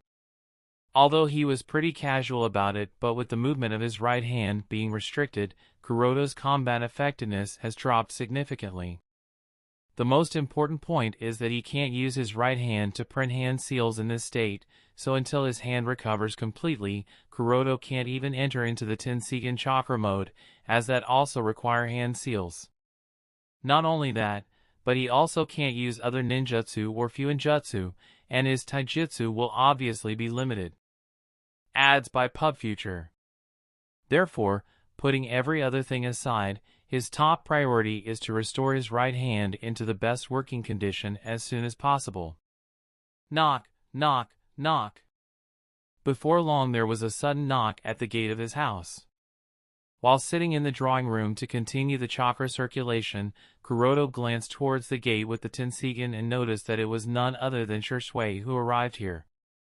After simply covering his hand with a wet cloth, Kuroto opened the door and led Shirsui inside while asking, "Looking at you, you seem to be in a panic, Shirsui." Shirsui said while still catching his breath because of rushing here hurriedly, "Kuroto-san, something happened." Kuroto wasn't surprised by Shirsui's answer because while sneaking inside, he felt that there was something wrong with the village's atmosphere, and looking at Shirsui's serious expression his guess was only confirmed. "All right, come in and explain everything that happened while I was away." As soon as both were seated, Shirsui immediately informed him of Uchiha Kurumi's death at the hands of a root ninja, then the root ninja's subsequent explanation as well as his personal guesses on the entire situation. After listening to Shirsui's explanation, Kuroto muttered to himself, "Why is this Uchiha Shinichi involved again?" Even about 20 days ago when Kuroto was about to sneak out of the village, Shirsui mentioned to him that the root ninja responsible for monitoring Shinichi strangely went missing, which caused some tension between Uchiha clan and the village. And now after 20 days, as soon as he sneaked back into the village, there is another matter involving Uchiha Shinichi that has escalated the conflict between the Uchiha clan and the village to a more serious degree. This series of events made Kuroto pay more attention to Uchiha Shinichi. Although never mentioned in the original series, Uchiha Shinichi is around the same age as Kuroto, even if his strength is not among the best within the Uchiha clan at this stage, but the fact that he has already awakened the 3-Tomo Sharingan for quite some time, so his talent is also quite evident considering his young age. After all, if that were not the case, then how come the proud and arrogant Uchiha clan sent him to confront Hyuga Kuroto? And now that he thinks about it, Uchiha Shinichi's personality is also quite straightforward, and straightforward people are the best high-class mob-class chess pieces to have. With all that clear, Kuroto muttered to himself, could it be possible that Obito has set his sight on Uchiha Shinichi? He thinks this because Shinichi shouldn't be the type of person to kill the girl he loved. Kuroto can be sure of this. And since Obito often played around Konoha and even sneaked into the Uchiha clan's Naka shrine several times, so Kuroto can't rule out the possibility that this is all Obito's handiwork. But how come that idiot decided to act now? Shouldn't he be making his moves for Itachi a few years later? Or is it the legendary butterfly effect that's caused because of my presence? Thought Kuroto. Kuroto can't even be sure about it, because even if there wasn't any mention of such a thing happening in the original story, it doesn't mean that it didn't happen, so Kuroto is a little confused. And there is also the fact the current Konoha is quite different than it should have been. The most important point is the time of defection of his teacher Orochimaru and the changes following that.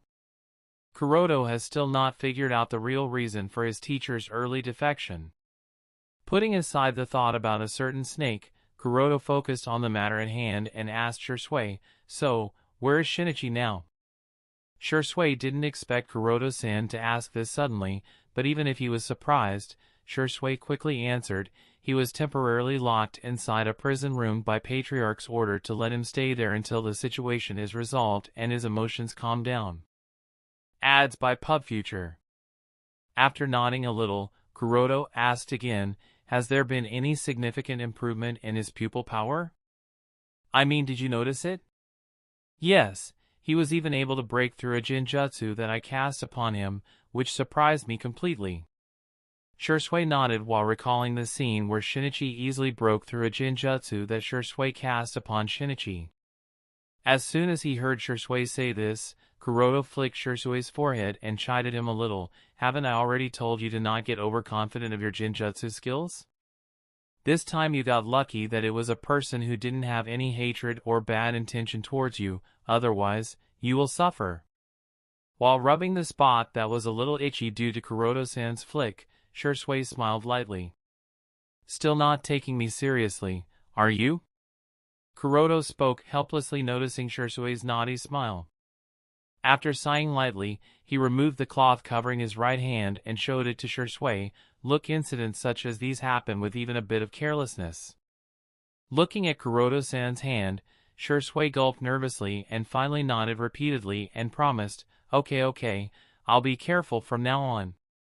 It's good that you understand, anyway. Putting that aside. Nodding at Shisui's response, Kuroto asked while going back to the topic, why do you think that the person hiding in the shadows used the root ninja to kill Uchiha Kurumi and also let Shinichi witness the scene? After a little bit of thinking, Shisui replied while looking away from Kuroto-san's right hand, he wants to provoke conflict between the Uchiha and the village? Shaking his head helplessly, Kuroto replied with a smile, that's half of the intentions, I suppose. Only half? Then what is the other part? Shisui asked in confusion. Yeah, this reminds me of a similar incident, a bad routine, muttered Kuroto. Why is this a bad routine? Because so many people use them. But why do many people use them? Because the freaking thing always works. The routine? But Shisui was confused as he didn't understand what in the Sam Hill was Kuroto-san talking about. Without any intention of explaining, Kuroto said, come on, take me to meet him, I would like to have a talk with him. Konoha Police Office, Shinichi's prison room. A spiraling vortex appeared in the gloomy confinement cell, and our very own masked man walked out of it leisurely. Uchiha Shinichi, who was sitting in the corner while covering his head and busy in some thoughts, didn't notice the arrival of the masked man. Chuckling comically while looking at Shinichi's depressed look, he spoke in a deep voice, hey there, I heard about all things that happened with you, and I figured I should pay you a visit, and now I am looking at your gloomy state, so I can't help but speak. Do you want some help? Upon hearing the voice of the person who left a deep impression on him, Shinichi stood up slowly and asked while turning his eyes to look at the masked man, "It was you, wasn't it?" As soon as he spoke this sentence, the three tomo rapidly spinning in his Sharingan finally merged together and changed into a strange pattern. The masked man was surprised at the sudden change and spoke with a chuckle, "Since you have awakened those eyes, then it's time for you to see through the truth of this false world." Chapter 111. While wearing a simple yukata and keeping his right hand in the side pocket, Kuroto was casually walking down the streets as if he was on a casual shopping trip. Following behind him was Shisui, who tried his best to not let the depression get on his face.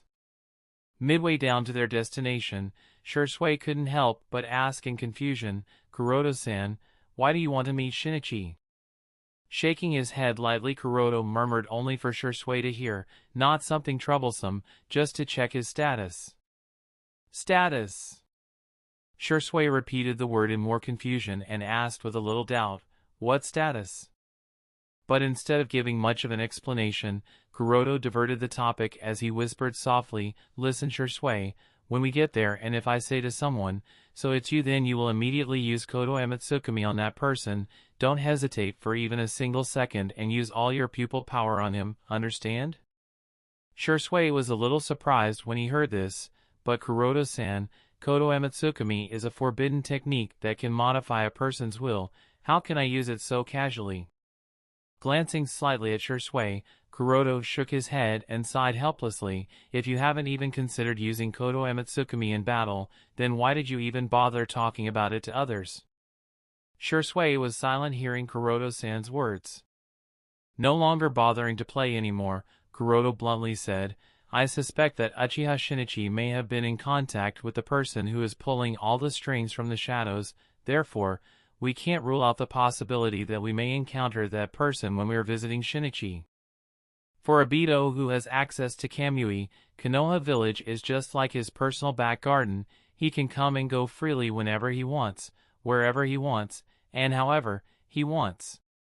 So, if Uchiha Shinichi was really being targeted by Obito, then it's not impossible for Kuroto and Shisui to bump into him when they are going to check Shinichi's status, and Kuroto can be sure that Obito shouldn't be aware of Shisui's Kodo Ematsukami at this point in the timeline, so if this plan really worked then most of the problems will be solved instantly."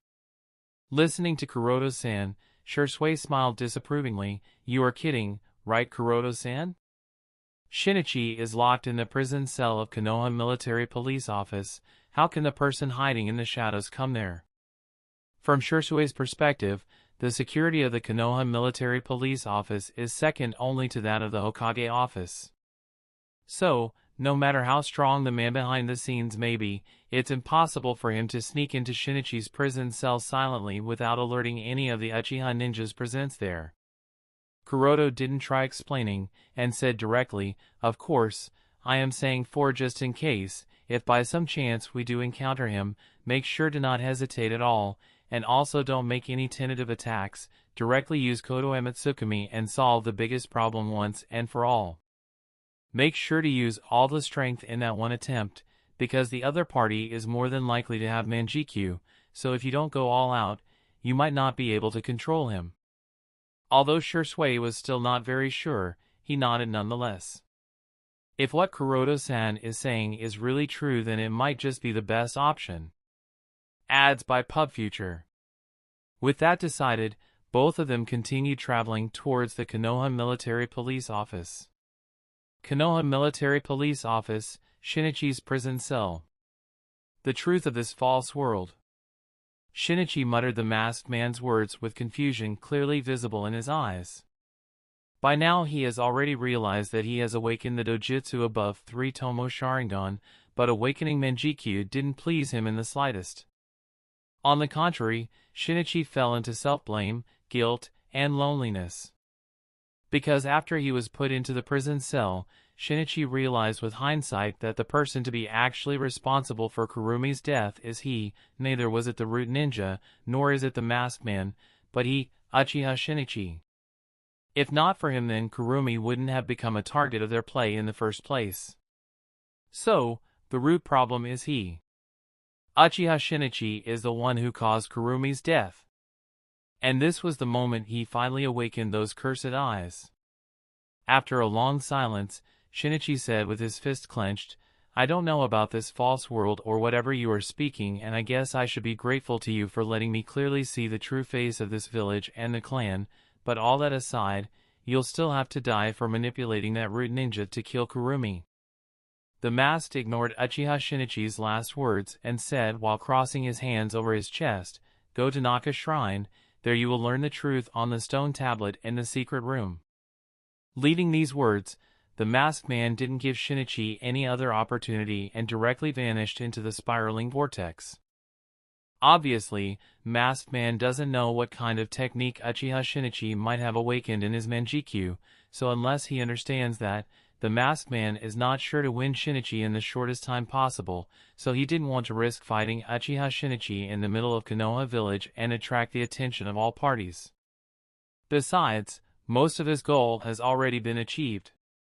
The birth of Uchiha Shinichi's Manjikyu that is full of hatred for the Konoha village and the Uchiha clan is more than enough to satisfy him for now. Even if the masked man is unable to bring Shinichi under his command, he has nothing to lose anyway. So, without paying any mind to Shinichi's words, he simply disappeared. After the masked man left, Shinichi glanced at the spot the other party disappeared at with a gloomy expression. Initially, he thought that with the Manjikyu Sharingan, he might be able to see through the other party's weird jutsu, but unexpectedly even when the masked man disappeared right in front of him, Shinichi still couldn't see the slightest of clue on the guy's techniques. Just who in the hell is he? Thought Shinichi as he deactivated the Manjikyu and sat back at his previous spot. Ads by PubFuture. The truth. False world. Naka Shrike. I guess I'll have to check that out, murmured Shinichi before returning back to the gloomy silence. Outside Konoha Military Police Office.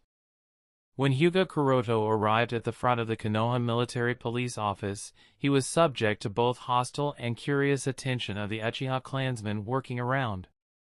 Noticing that everyone directed their attention on Kuroto-san, especially not in a good way, Shursui said with a little awkward expression, Kuroto-san, please don't mind them. Kuroto just smiled and said nothing. Obviously, he was expecting this. His reputation in the village was built up by stepping over the Uchiha through several challenges. This series of defeating Uchihas flared up his reputation into one of the strongest of his generation to the extent that his name also became a hot topic during tea conversations throughout the village. It wasn't just because of his strength, but also his identity. The collision between the shinobi of Konoha's two mightiest clans has always been an attractive topic of discussion. And this was also the reason why Shimura Danzo personally came to invite him to join the root unit. If not for Kuroto to have stepped over the Uchiha, then even if he became Special Jonin, Danzo might not have paid special interest in personally recruiting him. Therefore, Kuroto wasn't troubled by all the stares he was getting, rather he was amused, and was wondering about who to step over next time for increasing his reputation further. While Kuroto was busy musing, Shursui thought of the grudge that Uchiha Shinichi has with Kuroto-san, and he couldn't help but feel a little headache because of it.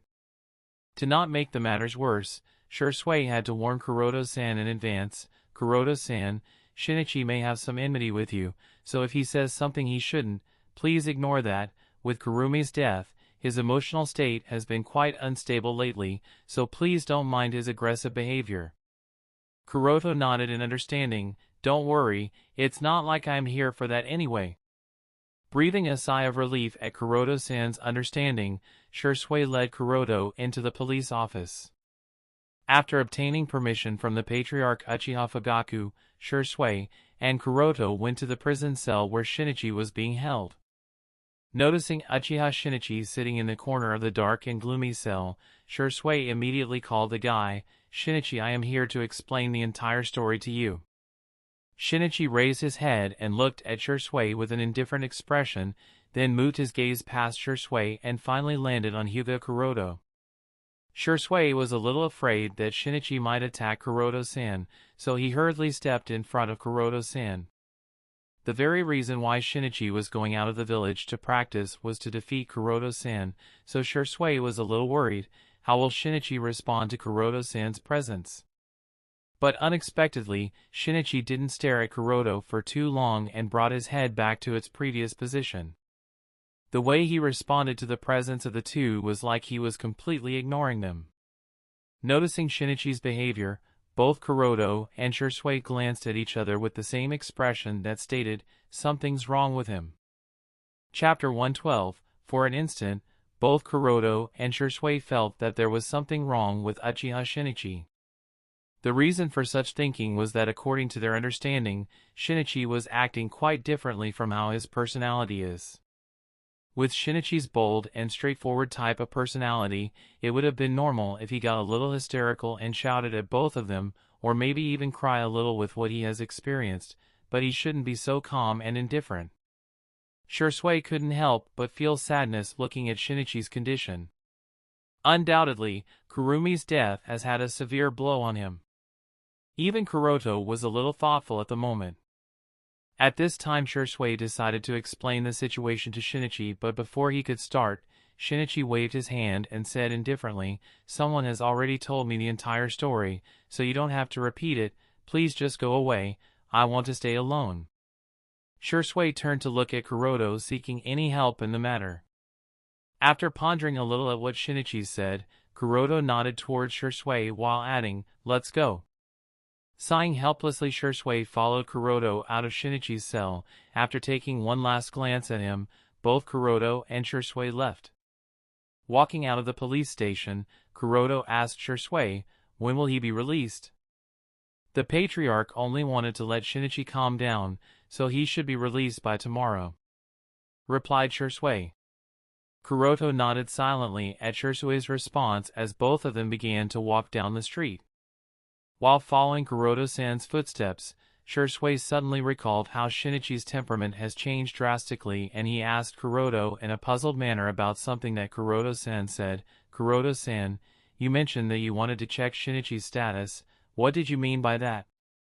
Waving his hand slightly, Kuroto added a perfunctory sentence, "Oh, I just said that casually, as I was just a little curious is all. Don't worry too much about it."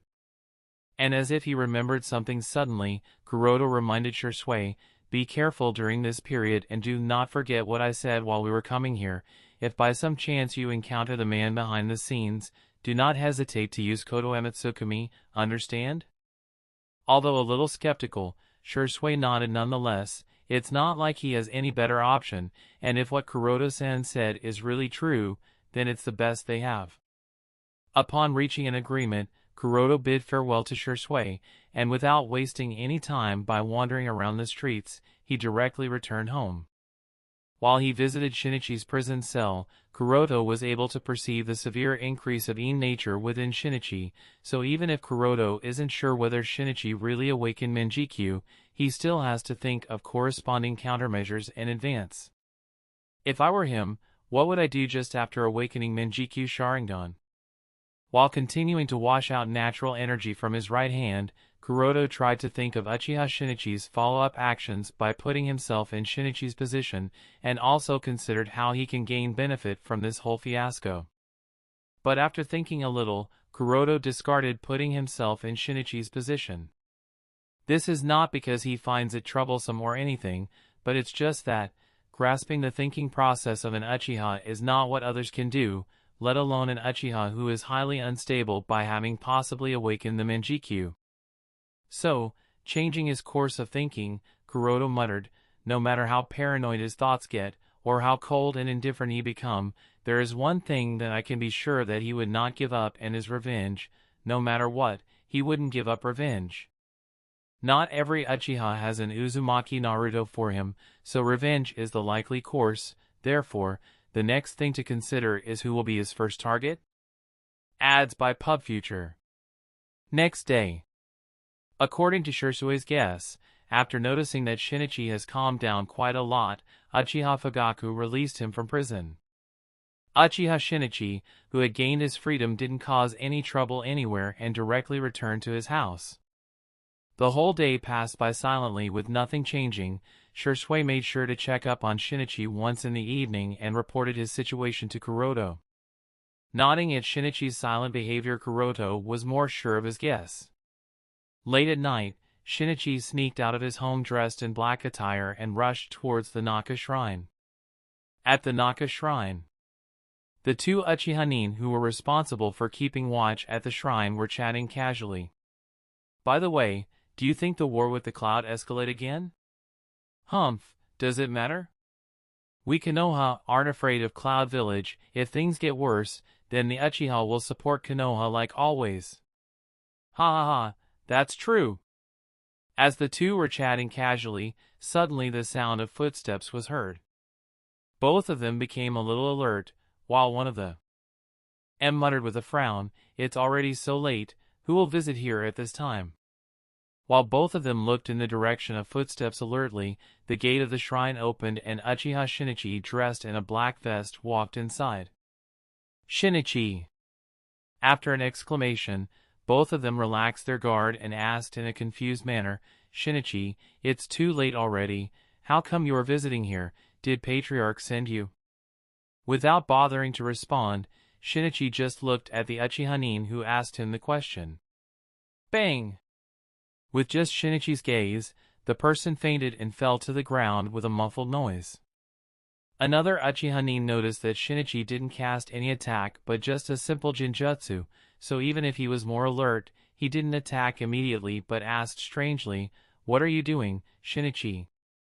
But before he could get any response, he too fainted just like the other one. Both of them were put in genjutsu and fainted. Walking past the two fainted clansmen, Shinichi activated his Manjikyu, and after carefully scanning the surrounding with his eyes, he finally found the entrance to the secret room under a stone brick. Entering the secret room, he stumbled upon his target, the stone tablet. Ads by PubFuture. After a long time passed, Shinichi finally muttered to himself, "Is this the truth you speak of?" A few days later. "Huh, finally done!" exclaimed Kuroto in joy as he moved his right hand with a relieved expression. After several days of hard work, Kuroto was finally able to expel the remaining of the natural collected in his right hand, therefore, restoring it to its peak state. With the right hand recovered, his combat ability was back to his peak state. And dealing with natural energy for the past few days also gave Kuroto some understanding of it. The most critical thing that he has realized is that natural energy is way too dangerous. Thinking of what happened to his hand, Kuroto couldn't help but think, it's no wonder that there are very few people who have learned Senjutsu. Even in the original story, even by the end of the Fourth Shinobi World War, there were only a handful of known people to have mastered Senjutsu in the past millennia. And Kuroto can bet that out of all those, whether known or known, most of them would definitely be Asura's reincarnation. After all, both Hashirama and Naruto were. Just imagine that even shinobi like Orochimaru couldn't use Senjutsu. From this alone one can imagine just how difficult it is. So, Kuroto decided to put that aside for now, because he doesn't have any clue on how to advance in Senjutsu, and if he tried rashly, the danger is too high. Although Kuroto knows that without taking risks it is difficult to experience adventure, he still can't be too carefree about it. But even if he put aside Senjutsu for now, Kuroto still won't be free, as he has had a whole new idea. From his last combat in the Land of Wind, Kuroto was able to gain more insight into the characteristics of the Tenseigan chakra mode and at the same time judge many of his shortcomings.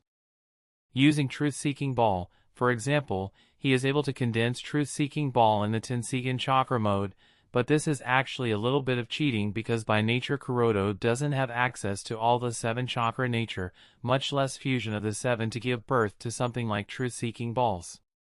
Therefore, Kuroto said it's cheating. Although it doesn't matter when looking at the big picture, but sometimes to have a quality improvement, one has to consider and focus on many small details.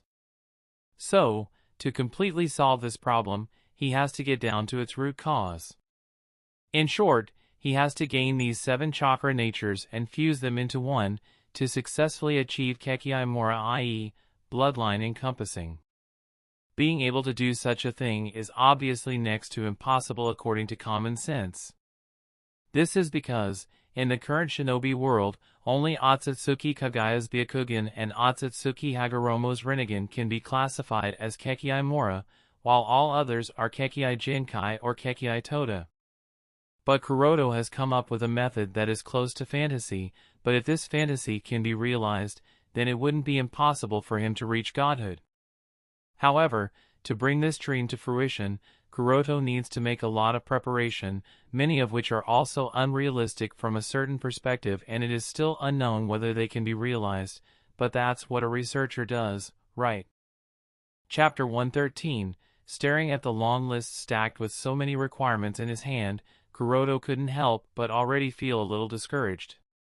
To complete his grand vision, there are too many requirements, including things like pieces of equipment, the latest technological devices, various types of material requirement, and all other types of tricky stuff, and the paper in his hand only contained the list he just sorted out casually, and it's already so much.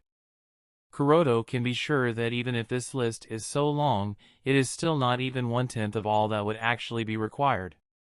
It's almost impossible for me to realize this fantasy on my own. Kuroto shook his head in annoyance as he put the list aside. No doubt if he really wants his dream to become a reality, then it can't be completed on his power alone. Kuroto would definitely need the support of his clan, the support of Konoha village, and most important of all, he would need the support of his teacher, Orochimaru. And playing with the snake is too dangerous. After brainstorming a little, Kuroto muttered while destroying the list in his hands, "It looks like I am going to rebuild a new laboratory." The laboratory that Orochimaru left to him is just a simple laboratory that focuses on genetic observations. Although Kuroto did make some small modifications to it on his own, they were only limited to adding some petri dishes and genetic extraction. At the core, the laboratory doesn't have any condition to carry out large-scale experiments and in vivo testing that will be involved in his grand vision. Although this is also the main reason why, even if Orochimaru has been aware of the changes in Kuroto for some time, he still believes that it is unrelated to Kuroto's research on Hyuga clan's genetics, as Orochimaru still doesn't believe that Kuroto would have obtained a significant result in his research of the Byakugan.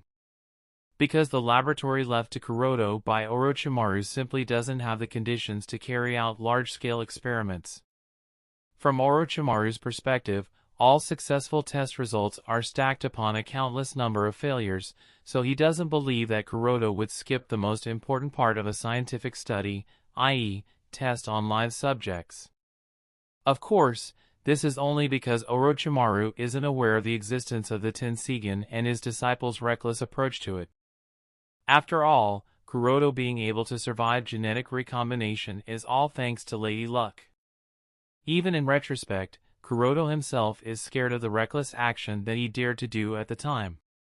After surviving the incident, Kuroto tried estimating the general probability of his survival removing the luck factor. And the results were nothing short of horrifying. Based on his mediocre aptitude, Kuroto had to survive 16 genetic recombinations. Being able to survive single genetic recombination is nothing short of a miracle, as it's already a deal with death, not to mention 16 times in a row. The success rate of the experiment is even less than 0.001%. But he hit the jackpot. As a result, he survived. However, even if Kuroto succeeded once because of his luck doesn't mean that he can always rely on it, so he will not gamble at all on luck from now on. All the subsequent experiments will first go through rigorous demonstration and many in vivo testings. Once all the safety is confirmed, only then will he use those results upon him.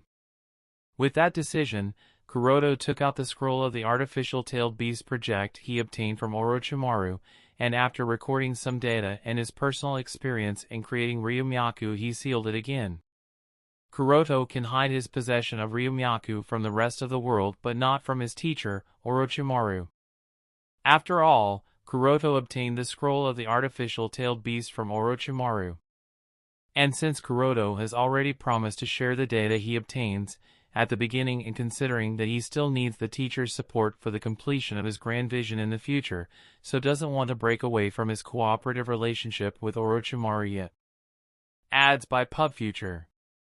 Besides, Kuroto speculates that Orochimaru wouldn't be very interested in the artificial tailed beast anyway. It should be known that even if Orochimaru wants to learn the secrets of the shinobi world, he still has too many research projects at his hands, whether it is Cursed Seal of Heaven or Earth, and Pure World Reincarnation, Living Corpse Reincarnation, or Eight Branches Technique, etc., are all promising projects and require too much time investment even for someone as genius as Orochimaru. Therefore, Kuroto is more assured. Kuchios no Jutsu. With a puff of smoke, the one-eyed viper, slithering its tongue, appeared in front of Kuroto. After inserting the scroll into the one-eyed viper's mouth, Kuroto said nothing extra and directly undid the summon, sending away the scroll. Of course, Kuroto has one more intention by sending the data on the artificial tailed beast to Orochimaru. And that is to let Orochimaru vaguely understand that since he has become Ryumaku's Jinchuriki, therefore the two sides will no longer have a superior and subordinate relationship. Kuroto would no longer be Orochimaru's one-sided spy, so further cooperation will be based on an equal relationship. After sending away the summoned snake, Kuroto thought of the need for an assistant. All of his ideas are too complicated, therefore, he needs an assistant who is both loyal and competent at the same time, just like Kabuto was to Orochimaru. But extraordinary geniuses like Kabuto are too hard to find. Kuroto can be sure that it would be close to impossible to have someone of Kabuto's level at his side. After all, aside from his scientific achievements, the guy was able to learn senjutsu, so his strength is also nothing to be scoffed at. In this field, his talent might have even surpassed Orochimaru and Jiraiya. After thinking of the need for an assistant, Kuroto's thought diverged to the problem of funds. It's true that as a shinobi of the Hyuga clan, Kuroto has no financial problem, as well as the inheritance left by his parents, but all that combined is also not even close to what would be actually required. Sigh. Funding is also a big problem, muttered Kuroto while sighing. It looks like his dream has so many hurdles that for a moment it feels better to just give it up. Knock, knock, knock. While Kuroto was being helpless at the lack of resources at his hands, there was a sudden knock that brought him out of the gloomy mood. Looking past the gate by his Byakugan, Kuroto found that it's none other than his fiancée, Yui, waiting outside with a basket. Letting her inside, Kuroto said with a cheerful smile, "It seems that today my luck is good, I get to have your cooking." Passing a sweet smile, Yui placed the basket she was carrying on the table, while asking curiously, "So, Kuroto-kun, what kind of jutsu were you studying these days that you didn't even let me in?" "Heh, that's a secret," said Kuroto while nervously scratching his hair. Kuroto suspects that she would see through his lie, so it's better to just divert the topic. After some casual conversation, Kuroto tasted the dish Yui brought. He has to agree that Yui is very talented when it comes to cooking. The taste of some simple dishes is, in fact, comparable to that of the famous restaurants in the village. Yui saw Kuroto-kun savor her cooking and she smiled happily while looking at him. Keeping one hand over her cheeks, she said lightly, "Hisashi-sama asked me to thank you for Uncle Haruto's successful promotion to Jonin rank." Waving his hand indifferently, Kuroto nodded slightly. "I didn't help much in the matter." After eating up his fill, Kuroto and Yui talked to each other about all sorts of things. Ads by Pub Future. It's been so long since he enjoyed such a peaceful day. Undoubtedly, he has been mentally exhausted with all sorts of events, so, before Kuroto even realized it, he was already asleep with his head laying on her lap. Yui's POV.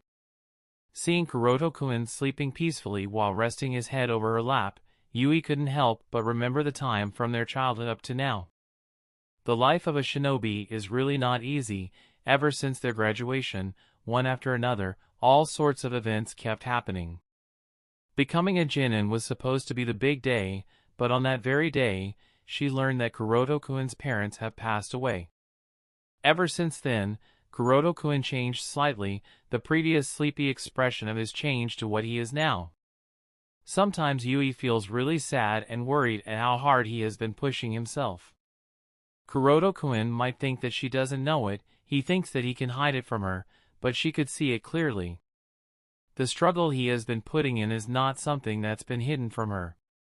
Thinking of what Kuroto-kun might have to go through, silent tears escaped her eyes and dripped along her cheek. Yui instantly wiped away the tear and did not let it fall on Kuroto-kun's face. She doesn't want to make him worried about her in the slightest. What else can she do other than silently supporting him? Kuroto-kun might think that she hasn't noticed his absence for the past 20 or so days, but on the first conversation with the person who was covering for his absence, she deduced that it wasn't Kuroto-kun but somebody else.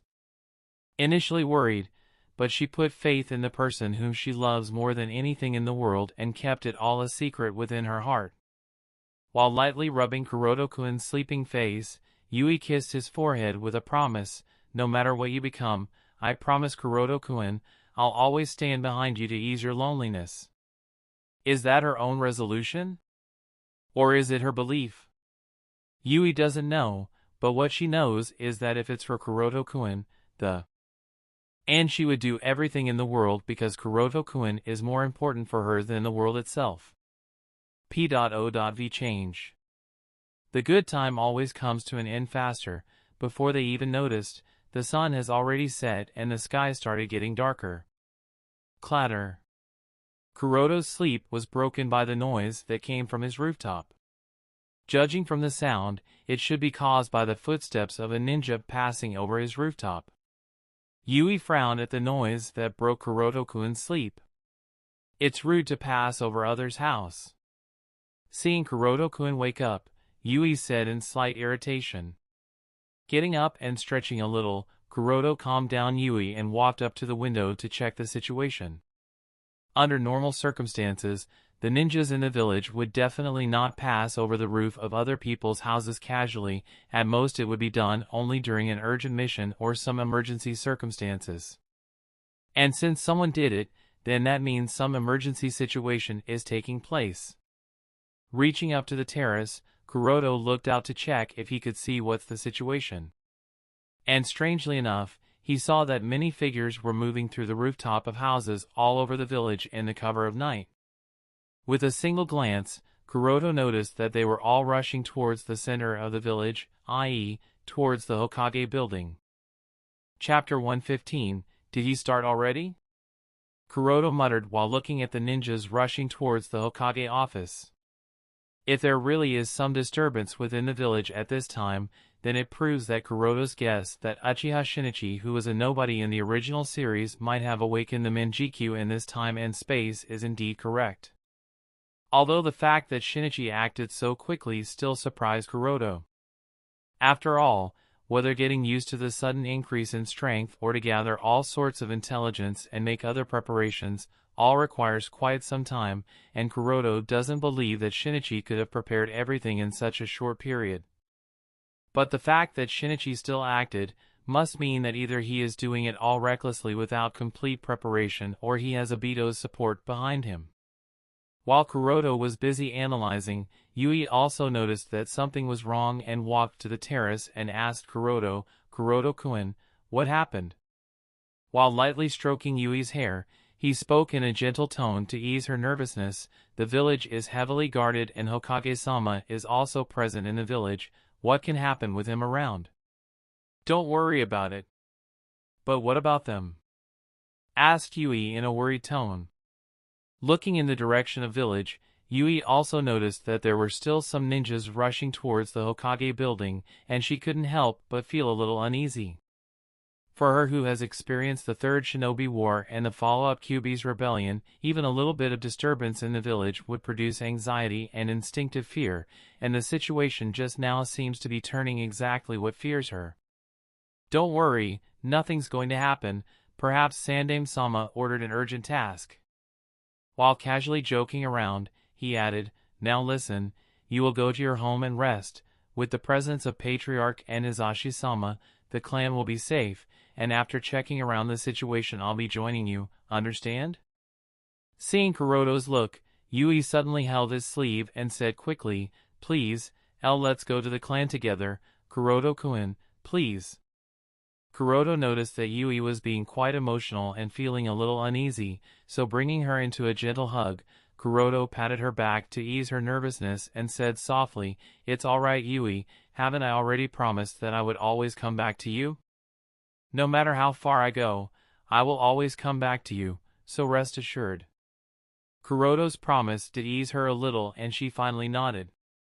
Seeing that Yui agreed, Kuroto explained, although the squad I am part of is under a temporary suspension, as an Umbu direct under Hokage-sama, I should remain on standby for any notice.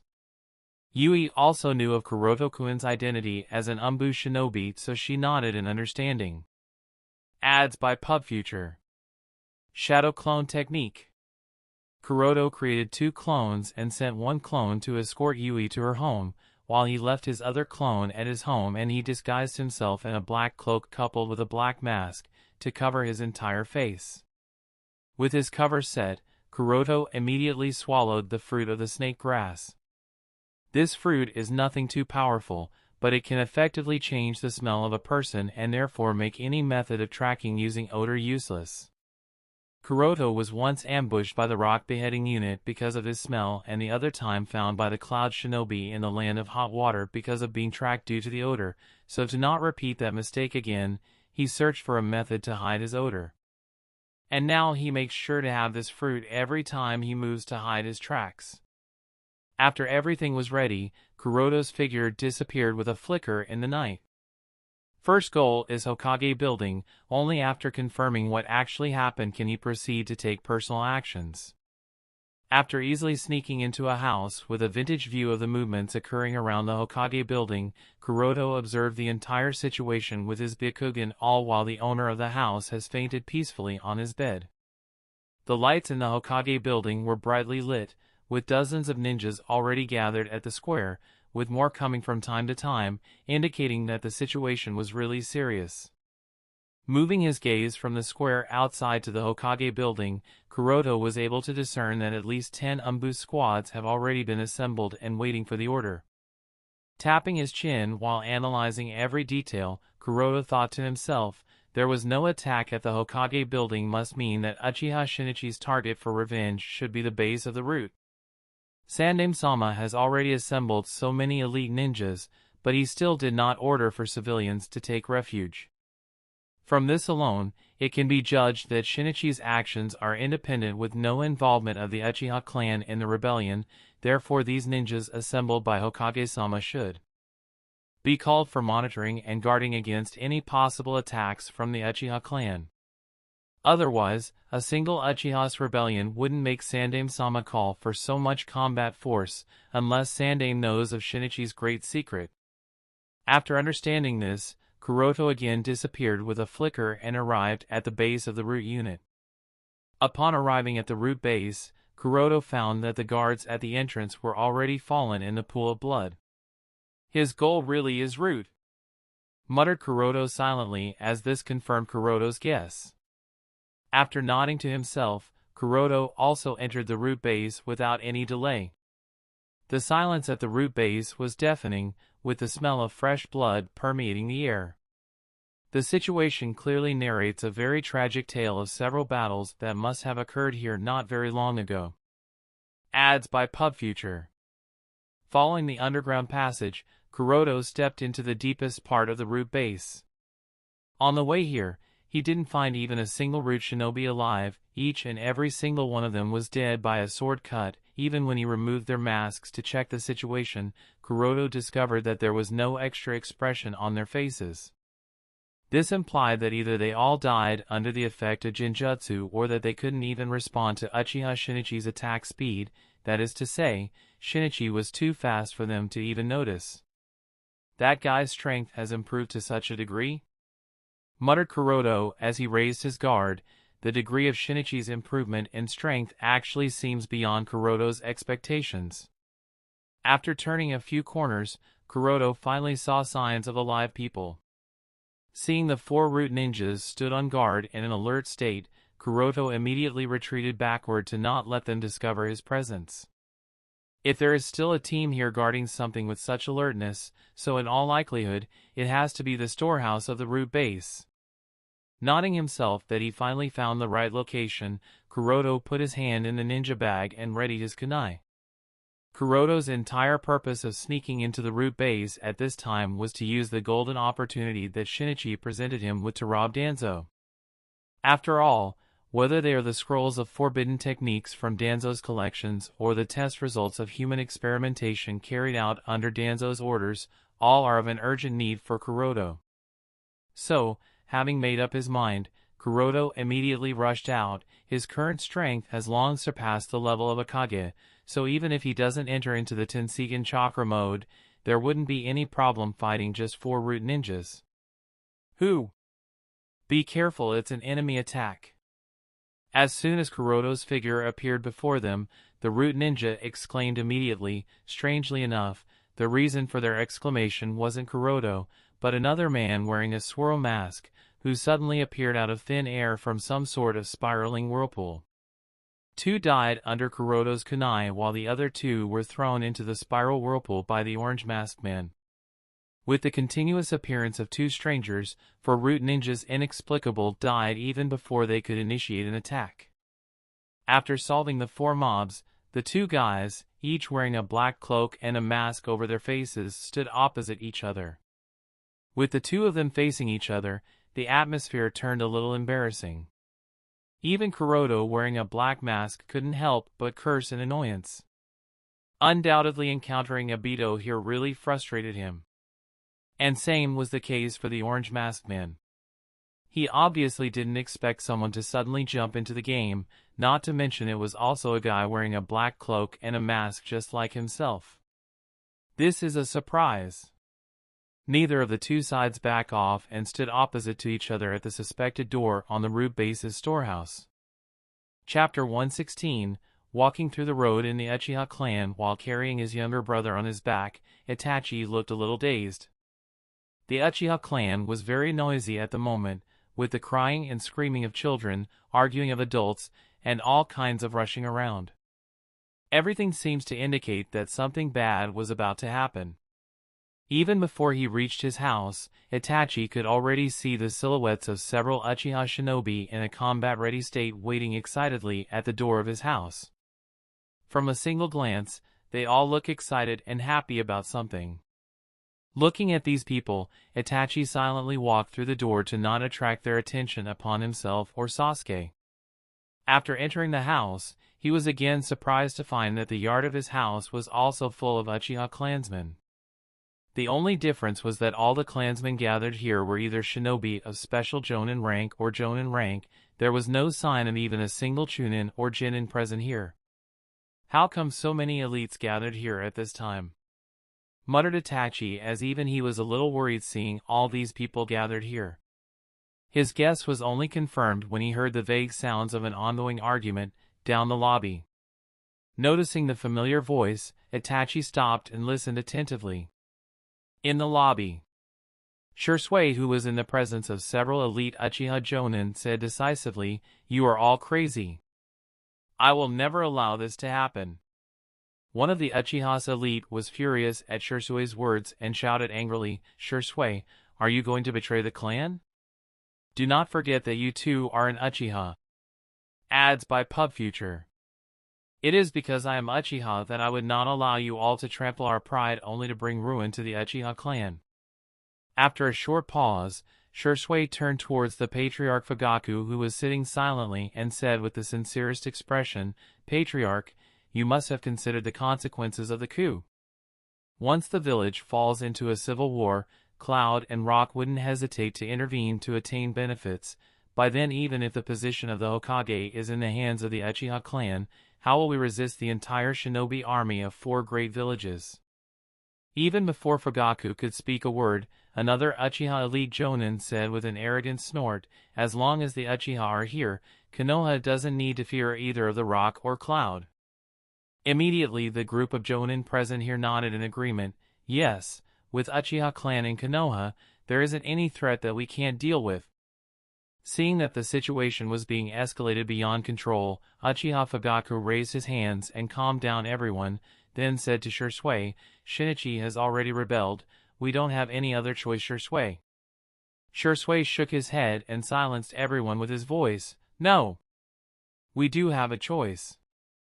Seeing that everyone was silent, Fugaku stared at Shisui, waiting for him to explain whatever he wanted to say. After taking a deep breath, Shisui stated, Shinichi's behavior is his personal choice to pursue revenge for Kurumi's death, and his actions don't have anything to do with the Uchiha clan. Don't you all see, he didn't notify any of the shinobi in the clan before carrying out the rebellion. It just shows that neither does he has any intention of relying on the clan nor does he want us to get involved in his personal matter. One of the jonin who has been quiet throughout the discussion finally asked Shisui, but Shinichi has awakened the legendary Manjikyu Sharingan. Are we just going to let him die in the hands of the village like this? Before Shinichi started acting, he knocked down this jonin who was in charge of monitoring Shinichi because of what Shinichi did to the two Uchiha nin at the Naka shrine. And this Uchiha jonin was able to notice Shinichi's Manjikyu very clearly, therefore all the elites of the Uchiha clan have learned that Uchiha Shinichi has awakened Uchiha's legendary eyes. This is also the main reason why they are all clamoring here to launch a coup. The people of the Uchiha clan are convinced that the legendary Manjikyu Sharingan is unmatched in the shinobi world. Shisui begged by bowing before everyone present, please just trust me, I will definitely bring back Shinichi with my own hands and then I will persuade Hokage-sama to spare his life for the actions he took. Please just have faith in me. The current Konoha severely lacks Kage-class combat personnel, therefore Shisui believes that as long as he successfully brings back Shinichi, it is very likely that Sandane will forgive him in order to preserve important combat personnel for the village. After all, the threat from the Cloud Village hasn't been lifted and until the peace agreement is signed by both parties, a war may break out at any instant. Glancing at Shisui who was too eager, Fugaku indifferently stated, I am sorry to disappoint you Shisui, but with Shinichi's current strength, you stand no chance against him. Fugaku knows full well just how powerful Manjikyu can be, after all, he also has those cursed eyes, so in his opinion, even if Shisui is the most genius shinobi of the Uchiha clan, he still wouldn't stand a chance against Shinichi who has awakened the Manjikyu Sharingan. Patriarch's cold words made him understand that he can no longer hide his Manjikyu, so after taking a deep breath, he immediately opened his Manjikyu and again said with a bow, now, I believe that you can trust my words Fugaku-sama, please give me a chance, I will definitely bring Shinichi back safely. At this moment Shisui has made up his mind to bring Shinichi back to the village even if he had to use Koto Ematsukumi to do it. Shisui, when did you? Everyone looked at the four-pointed pinwheel with shock, amazement, or awe in their eyes. Even Fugaku was a little dazed for a second. Ads by PubFuture. Looking at Shisui's Manjikyu, at this moment a sudden thought sparked in Fugaku's mind. With the presence of 3 Manjikyu Sharingan, it may not be impossible for the Uchiha clan to take the position of Konoha's Hokage. At the root base. Staring at Obito standing opposite to him, Kuroto started thinking of all the countermeasures he can use. The strength of Obito was fully revealed on the night of Kyuubi's rebellion. Not only was he able to control Kyuubi with a single Manjikyu but also get past all the Umbu squads of the Sandame-sama, even when fighting against Minato-sama, he was sturdy enough to stand the blow of several Rasengan attacks and still not suffer any serious damage. It would be too difficult to kill him without Kakashi's Manjikyu. Kuroto reached this conclusion without any complicated analysis. Although it is easy for Kuroto to repel Obito with his strength, killing is another matter altogether and Kuroto knows that even if not impossible, it is still very difficult. After all, Kuroto doesn't have any method to stop Obito if he tries to escape. Kuroto has no means to interfere in the Kamui space. This is also the reason why Kuroto wasn't able to feel Obito's presence even a moment ago when he just came out of that space. This is because Kamui space is a space parallel to the shinobi world. and neither his Byakugan nor the Tenseigan allows him to interfere or see through the parallel space, at least, yet, it doesn't. And in this case, even Minato-sama, who is extremely proficient in space-time jutsu, fuinjutsu, and other kinjutsu, could only watch Obito leave helplessly without any means to stop him. Chain clanging noise. Bored of the staring contest that's been going on between the two for a while now, Obito took out a chain and leisurely fixed its two ends on his wrists. His behavior was all too calm and clearly indicated that he didn't care about the other party's presence. Perhaps in his eyes, no one in the Konoha village is competent enough for him to get serious. Noticing that Obito was already ready, Kuroto also turned serious. In fact, he was a little emotional when facing Obito. Kuroto still can't understand just what kind of mentality Obito had when he was facing Yondaime-sama, but it didn't matter anymore. Here and now, Obito was an enemy, no matter how pitiful. An enemy is an enemy. Whoosh! The two of them disappeared at the same time, turning into after images and pounced against each other at a sound-breaking speed. The flying iron chain that didn't leave any trace of sound and the kunai that reflected the light of a candle, lit in the gloomy underground passage, collided.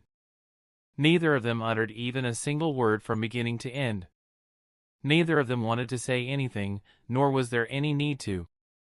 The two shinobi who both stood at the last of their class in the Ninja Academy were now engaged in a silent confrontation. Chapter 117. As soon as the two sides were about to collide, Kuroto's figure directly phased through Obito's body, but as he expected, the follow-up iron chain that came had to be avoided by crouching down.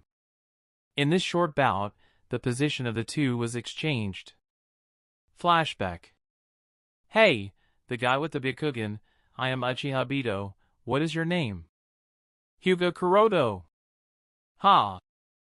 Hyuga Kuroto, remember this, I am the one who is going to become the Hokage in the future. Tell you what, how about I let you become my guard at that time? How about it? Oh, I don't know about the future, but I guess I should be grateful to you for now. Huh, grateful for what? I am grateful to you for being the last rank in the exam. Because of you I am not the dead last. PFT. Ha ha ha, ha ha ha. The sound of laughter of the whole class echoed as soon as Kuroto finished this sentence. You, arg, damn it. When I awaken the Sharingan, I'll let you all know that Uchiha clan is the greatest, and I'll be the first Hokage from the Uchiha clan, Hokage Uchiha Obito-sama. Yeah, sure, whatever, but for that, you'll have to pass the graduation exams and become a shinobi first, which you clearly suck at, said one of the academy students in their class. Ha ha ha. Flashback end. Looking at the opposite figure of Obito rushing towards him, the first memory of the interaction between the two flashed in Kuroto's mind. Back when they were both in the Ninja Academy, Kuroto and Obito were always hovering at the last of class in all of the practical tests. Kuroto was naturally very good at theoretical tests because of his good understanding of theoretical concepts, but when it came to practical application, whether it was shuriken jutsu, taijutsu, or ninjutsu, Kuroto was only slightly better than Obito, and that too because of his cunningness. But now everything's changed. Both of them have grown into powerful shinobi who can control the chain of the events happening in the villages. The changes that take place in the world are also marvelous. Two dead last kids are now some of the strongest ninjas one could find. Ads by PubFuture. Unable to succeed in the first attack left Obito a little dejected, so after taking a look at his hands, he shook the chain and prepared to launch another strike. Kuroto also got ready for another clash. Throwing away the kunai in his hands, he put his hand inside the ninja bag at his waist. The silence between the two continued. Whoosh! With just a wave of his hand, Obito rushed towards Kuroto, and following behind him was the chain. Kuroto didn't rush up this time but leaped backward quickly to dodge the attack. However, just as soon as he avoided the incoming chain, he was grabbed on the shoulder by Obito. With just a single touch, the spiraling whirlpool started appearing on Kuroto's shoulder, but without any worry of it, Kuroto pressed his hands against Obito's chest. Noticing that the opposite party attached a detonation charm on his chest, Obito thought with disdain, "It's my win." In Obito's opinion, as long as he touches the other party, the guy is bound to die. As for the matter of the detonation charm on his chest, Obito has no worry about it. The spiraling vortex kept growing in size, and soon Kuroto's figure started to get a little blurry. Except for the dead yellow flash, no one can avoid my Kamui, thought Obito with a slight smirk. However, suddenly something sent him flying afar along with the iron chain, and since this happened too suddenly, Obito didn't have time to avoid it by transferring himself into Kamui's space at the moment of flying out. And in the process of being repelled, the detonation charm on his chest also exploded. Boom, boom. A series of explosions resounded, but it didn't make Kuroto any happier. "Too bad, I guess," muttered Kuroto in disappointment. Although the smoke of the explosion hasn't dissipated, Kuroto already knew that just before the explosion, Obito transferred into Kamui's space, so he wasn't injured in the slightest. After the smoke cleared, Obito's figure appeared out of the spiraling void, but this time, he didn't have his previous indifferent calmness. Looking at the person standing opposite to him with a black cloak and mask, Obito finally decided to break the silence. "Well, that surprised me. So, who are you? Or rather, why are you here anyway?" Obito, who knows of the existence of the Rinnegan, understood that the previous technique used by the opposite party was very similar to that of Pain's Shinra Tensei. In the current shinobi world, as far as Obito knew, only Pain could use such a technique, therefore he was quite interested in the identity of the other party. The guy was dressed in a black cloak and wears a mask too, just like himself, but Obito also knew that he wasn't Pain. Ads by PubFuture. This made him interested in the other party's identity.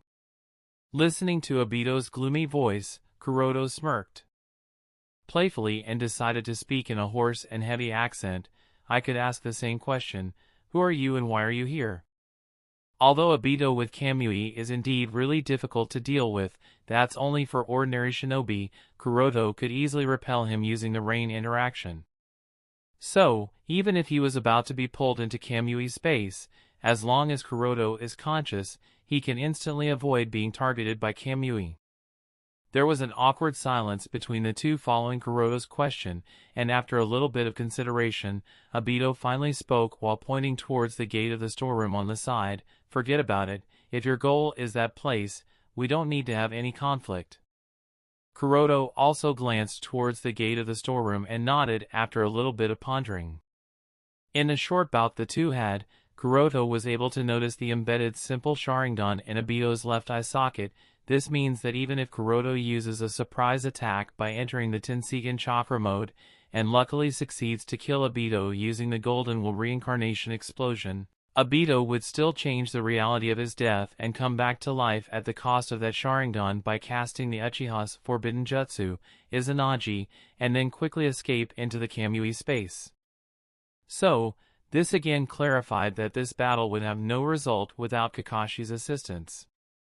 Since Kuroto understands this full well, so he will naturally not give out too much information about his abilities to the other party by engaging in a pointless battle. If Obito becomes interested in him more than he already is, it would make Kuroto a bit uncomfortable, as he didn't want to end up like Yondaime-sama. Therefore, he decided to play along. So, the two sides looked at each other and nodded in agreement for a temporary truce. Both of them are aware that instead of dragging down each other and attract the village's attention here, it is better to take the advantage of the chaos that Uchiha Shinichi has caused and rob Danzo's base. Since the of them reached an agreement, although still alert against each other, the weapons were put away nonetheless. Casually walking towards the gate of the secret library, Obito once looked at the sealing technique engraved on the door, and after a little once over, he glanced in the direction of Kuroto. "See you on the other side." Leaving this sentence, he phased through the gate and entered the storeroom. Undoubtedly, the real reason why Obito didn't directly enter the storeroom previously was that he wanted to confirm the sealing technique engraved at the door, and now that he confirmed that it wouldn't threaten him in the slightest, he directly phased through the gate after a little bit of teasing Kuroto. Shaking his head helplessly at Obito's playful actions, Kuroto lightly walked towards the gate and murmured, "Kai," while putting his hand at the gate. Cluck! With a soft sound, the door opened. The seal engraved at the gate was derived from the Uzumaki Four Symbols seal that Kuroto has mastered by heart, so releasing it was no problem for him. As soon as Obito saw the other person lifting the seal instantly and followed in without any trouble, he became a little annoyed. Ignoring Obito's disappointment, Kuroto looked around the room. In the warehouse-sized room, rows and rows of glass refrigerators containing a variety of materials, many types of chemical reagents, petri dishes containing tissue samples, and various other experimental equipment were clearly visible to him. Kuroto could even see a big jar containing several Sharingan dispersed in a preservation solution, and just by a rough count, there were 9 of them present. Seeing so many Sharingan lying there, Kuroto secretly murmured, "Shimura Danzo actually has so many Sharingan already? Were some of them left by Naidame-sama? Or is it that he has been secretly collecting them through the previous 3 great shinobi wars?" Chapter 118. A large number of Sharingan were found in the storeroom. At first, it might be shocking, but after a little consideration, it didn't seem that surprising. The research on Sharingan must have been started by Naidame-sama, which was later carried out by Danzo in cooperation with Orochimaru. In this regard, Naidame-sama can actually be regarded as the founder of this all. And since Danzo supported many of Orochimaru's experiments, so he naturally enjoyed the results of his research. Perhaps it was during this process, Danzo discovered the true power of the Sharingan, or maybe it could be from Uchiha Kagami, a teammate, and therefore he was determined to eradicate the entire Uchiha clan to have a greater number of Sharingan at his disposal. Obito noticed the other party's gaze at the vessel containing the Sharingan and spoke in a voice that wouldn't accept any argument. "I'll take all the Sharingan, you can choose whatever you want, I won't interfere in that." Kuroto pondered a little hearing Obito's words. If it was Manjikyu Sharingan, he would definitely not let Obito take it. This is because each Manjikyu has a cheat ability, so letting a future enemy have it would be really troublesome, but since they are simple 3-tomo Sharingan, then they aren't very useful for Kuroto for now. After all, Kuroto isn't an Uchiha, is he? So, at least for now, he doesn't need them, and even if he does, there is a whole clan in the village.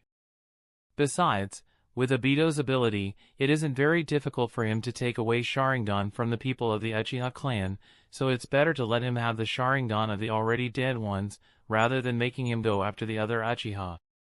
Moreover, in terms of value, the cell culture dishes are more precious for Kuroto.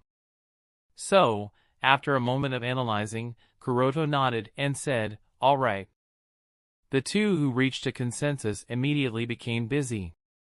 Kuroto quickly walked through the shelves containing the cell culture dishes, and after looking through them attentively, he took out the storage scrolls in his ninja bag.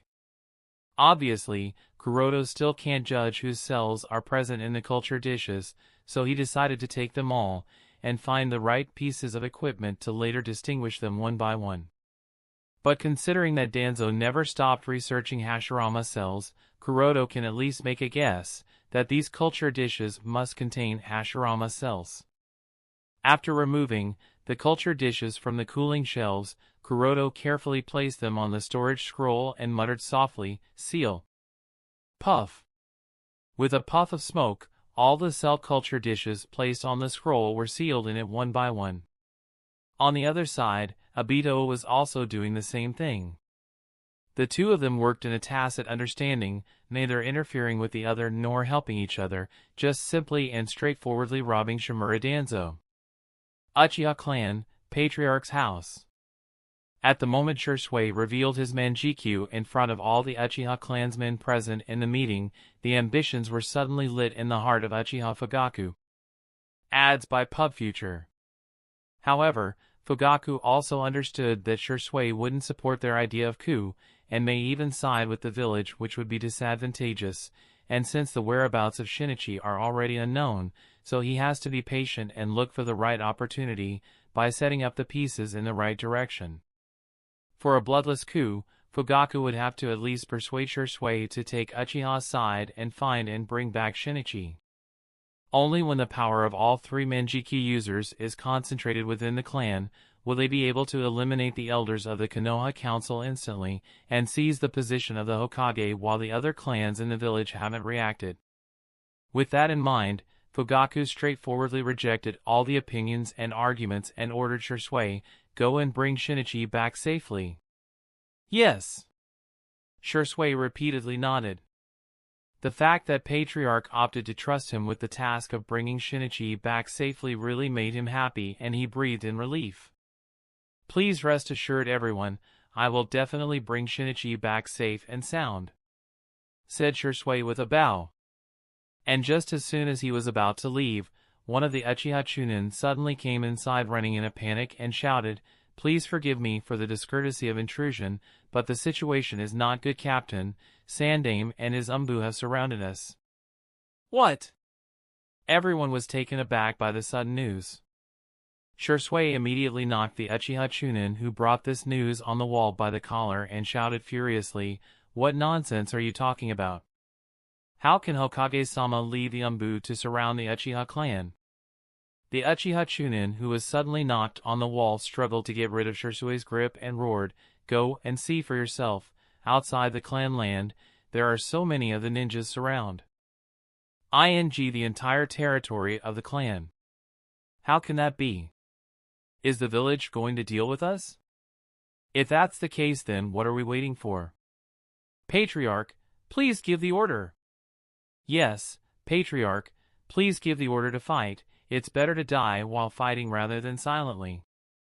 "Yes, with you, Shinichi, and Shisui, we can definitely win. Sandame is getting old, he wouldn't be able to stop the Uchiha. We definitely have a chance." The meeting room that was quiet for some time was again filled with chaotic noise. The fire of rebellion was burning in the eyes of all the Uchiha present, and Shisui's expression was really horrified. "What do I do? I need to stop them. If this goes on, then the entire village will be destroyed." Looking at the faces of people that were clamoring, Shisui couldn't think of anything at the moment. "What would you do in this situation, Kuroto-san?" This was Shisui's thought. While Shisui was searching for some hope, Fugaku, who sat at his seat, also had a gloomy face as he was brainstorming. Perhaps it's because he has awakened the Manjikyu, Fugaku was still calm and analyzing the situation. And precisely because of his calmness, he quickly figured out Sandame's intentions behind this move. If the village leaders really decided to exterminate the Uchiha clan, then the battle would have already broken right now. Their attack would have been silent and decisive, and they would definitely not allow all the Uchiha elites to gather in one spot and excitedly discuss the idea of rebellion, as well as letting a Chunin discover their move, therefore losing the element of surprise. With that understood, Fugaku muttered silently, "Seems like Sandame just wants to deter us and stabilize the situation to the best of his ability." This was Fugaku's conclusion. After thinking this, Fugaku slowly got up from his seat. Seeing the Patriarch stand up, the eyes of everyone fell upon him, waiting for the order. Ads by PubFuture. Shisui, who was in a panicked state, also cast his eyes at him. At this moment his palms were sweating in nervousness and his heart was beating so fast that it would literally explode. If you have never thought of using the Kodo Emetsukumi, then what's the point of having it in the first place? These words that Kuroto-san spoke kept resounded in his mind. And at that moment Shisui finally understood that he has only one method to solve the situation from escalating. He has made up his mind. If Uchiha Fugaku gave the order of a coup d'etat, Shisui will immediately use Kodo Emetsukumi and control him with the ultimate Jinjutsu. Controlling Fugaku would be the best option. But thinking this is one thing, being able to actually do is another. Therefore, every second felt like an eternity as Shisui waited to listen to Fugaku's response. Facing everyone's gaze, Fugaku said solemnly, "Calm down everyone. You three will stay here, and the rest will follow me while I talk with Sandame to understand the situation." Patriarch's words relieved Shisui a little. At least, he didn't directly give the order for rebellion. Leading a group of Uchiha nin, Fugaku soon went outside. Outside Uchiha clan. At this time hundreds of Konoha ninjas gathered around and surrounded the Uchiha clan territory from all sides. There were also about 24 Umbu squads who stood on guard at various points. All these ninjas were in a battle-ready state, and as long as Sandame gave the order, they will immediately rush into the Uchiha clan to apprehend Uchiha Shinichi. Of course, aside from the Umbu and some of the elites, most of these shinobi were not completely aware that their purpose here was not to hunt down Uchiha Shinichi but to suppress the Uchiha clan if necessary. Fugaku Uchiha, who led a group of Uchiha nin, had a gloomier mood when he looked at the Konoha nin surrounding Uchiha clan. Taking a deep breath to calm down his anger, he said to his people, "You all stay here, only Shisui will follow me." After giving this order to the Uchiha nin behind him, Fugaku led Shisui towards the point where Sandame stood under the protection of an Umbu squad. Fugaku and Shisui's arrival also alerted the Umbu nin. All the Konoha may not know, but this very squad was aware of Uchiha Shisui's Manjiki Sharingan, therefore they were prepared for any attack. After approaching Sandame, Fugaku asked coldly but courteously, "Hokage-sama, what are your intentions by surrounding my clan?" Hiruzen Sarutobi's hawk-like eyes swept past Fugaku and Shisui, and said calmly, "By now you must have received the news that Uchiha Shinichi has betrayed the village." Fugaku nodded coldly. There was no need to deny this. Shisui hurriedly stepped forward and said, "Hokage-sama, please rest assured, I will go and bring back Shinichi now." Shaking his head, Hiruzen denied Shisui's request. Now is a special time. None of the Uchiha nin are allowed to leave the territory of the clan until the matter of Uchiha Shinichi is resolved. Fugaku, who heard Sandame's words, thought secretly, "It seems that Sandame also knows that Shinichi has awakened the Manjikyu." Sandame brought so many Konoha nin just to deter the Uchiha clan to give up the idea of coup, and not get influenced by Shinichi's Manjikyu. If the Elder Council wasn't aware of this, they wouldn't have mobilized so many ninjas to deal with an ordinary Uchiha. Listening to Sandame's words, Shisui tried explaining, "Hokage-sama, please trust me, I'll bring back Shinichi." Taking a puff from his tobacco pipe, Sandame shook his head and said in a calm and unquestionable voice, "I have already sent Umbu to hunt him down. He will be brought back soon, whether dead or alive." Chapter 119, Crush. Uchiha Shinichi, who crushed the neck of the last Umbu ninja with one hand, looked in the direction of the village indifferently. His actions this time weren't assisted by anyone. For this reason, even when he sneaked into the root base, he couldn't find Shimura Danzo, and that root shinobi, being disappointed, had to make do with killing all the other ninjas at the root base, and then fled out of the village under the chase of several Umbu. Releasing his grip from the neck of the now-dead Umbu, he observed the 4 Umbu ninjas that fell around him. For Shinichi, defeating these 4 Umbu wasn't a big deal, and if anyone noticed the situation of the surrounding, then they can easily conclude that it was a one-sided defeat of the 4 Umbu, with no exaggerated signs of battle. Other than the Umbu whose neck was crushed by Shinichi, the other 3 died with clean and simple sword strikes. Noticing something, Shinichi suddenly turned his attention towards the direction of the village with a noticeable frown on his face. Ever since awakening Manjiki Sharingan, his perception and insight have increased drastically, so he was able to notice another Umbu team rushing towards him. And among the Umbu in the squad, one particular chakra caught his interest. Initially, he thought of leaving, but now that he noticed that particular chakra's signature, he stopped again and drew out the short sword on his waist and patiently waited for them to arrive. Whoosh! Whoosh! Whoosh! With the sound of breaking wind, one after another Umbu ninja flickered around Shinichi and surrounded him from all sides. Not minding their actions, Shinichi calmly observed all the Umbu with squinty eyes. Noticing Uchiha Shinichi's calmness, one of the Umbu with a dog mask said seriously, "Uchiha Shinichi, surrender and come back to the village with us. You will receive a fair trial for your actions." While tapping his sword on his shoulder, Shinichi only muttered coldly, "So, it really is you, Hatake Kakashi?" Being the only non-Uchiha to use the Sharingan of the Uchiha clan, Hatake Kakashi is no stranger to the members of the Uchiha clan, so most of the Uchiha knows about him, and some even believe that the reason for his strength is the Sharingan. Ads by PubFuture.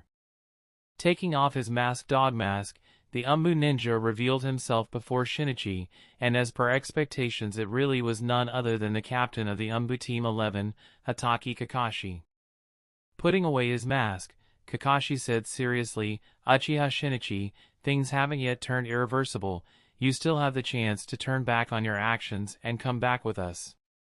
"Yeah, I am not interested," muttered Shinichi with a yawn in boredom while waving his hands indifferently, and asked indifferently as he cleaned off some dirt in his ear, "By the way, why are you the only one that came here? Where are Hyuga, Kuroto, and Shisui?"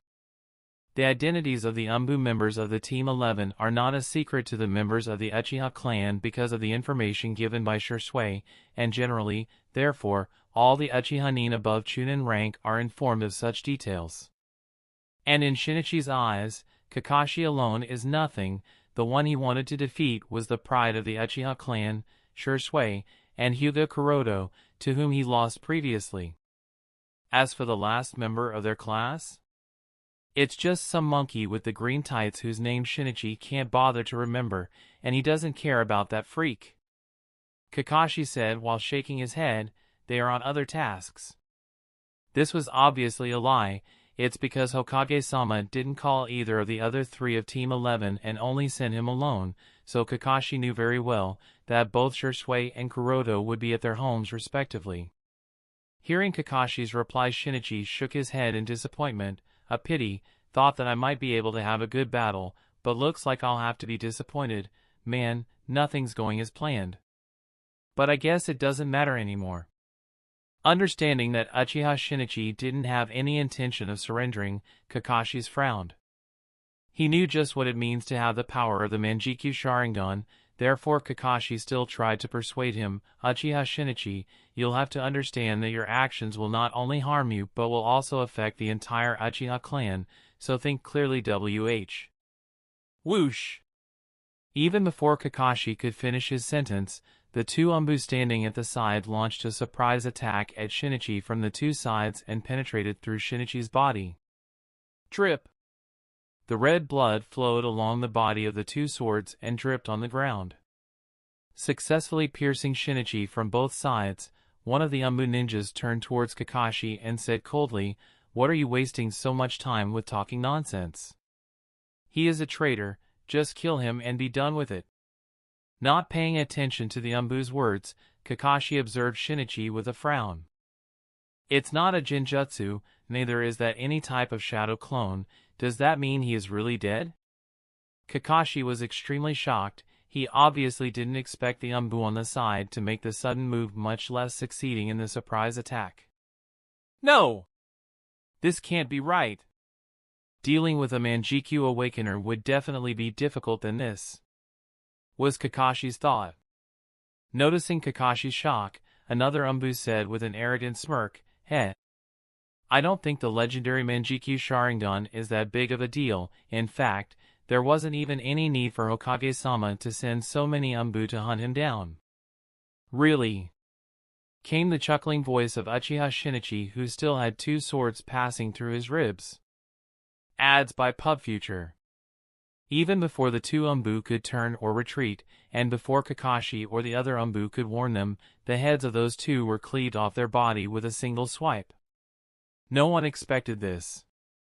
Uchiha Shinichi, who should have already been dead because of being pierced by the two swords, was not only not dead, but his movements too fast and rhythmic to not even be considered injured.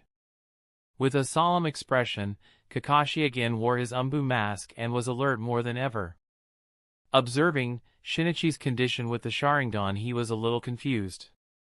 Kakashi can be sure that the wounds Uchiha Shinichi received were indeed real, as there is still blood on the ground, and it's definitely not some kind of genjutsu, so he couldn't understand how Shinichi was acting as if he didn't suffer from any injury. Clang! Clang! Shinichi calmly drew out the two swords penetrating his chest and threw them on the ground casually. And immediately following that, the sword wound disappeared instantly. The speed was so fast that it far surpassed the limit of regeneration.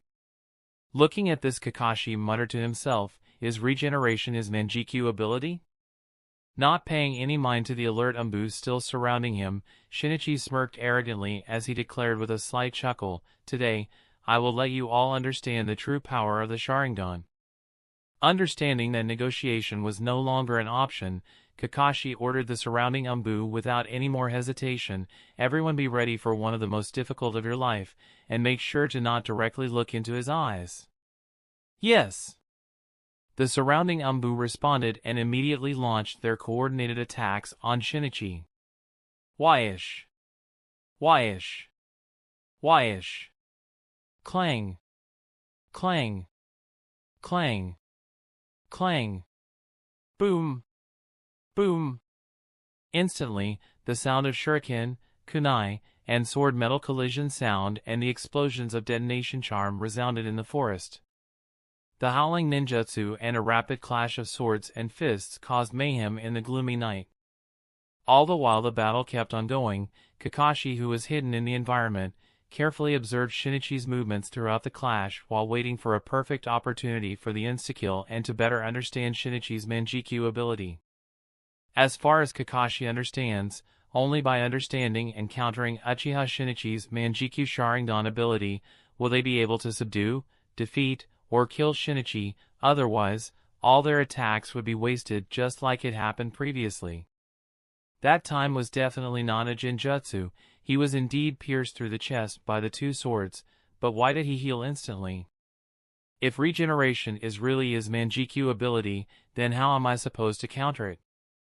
Although Kakashi is not an Uchiha, he still believes that only a Sharingan can deal with another Sharingan, therefore, currently only he with a Sharingan can deal with Uchiha Shinichi. Chapter 120. Root Base. After robbing the secret storeroom, Kuroto and Obito both again faced each other.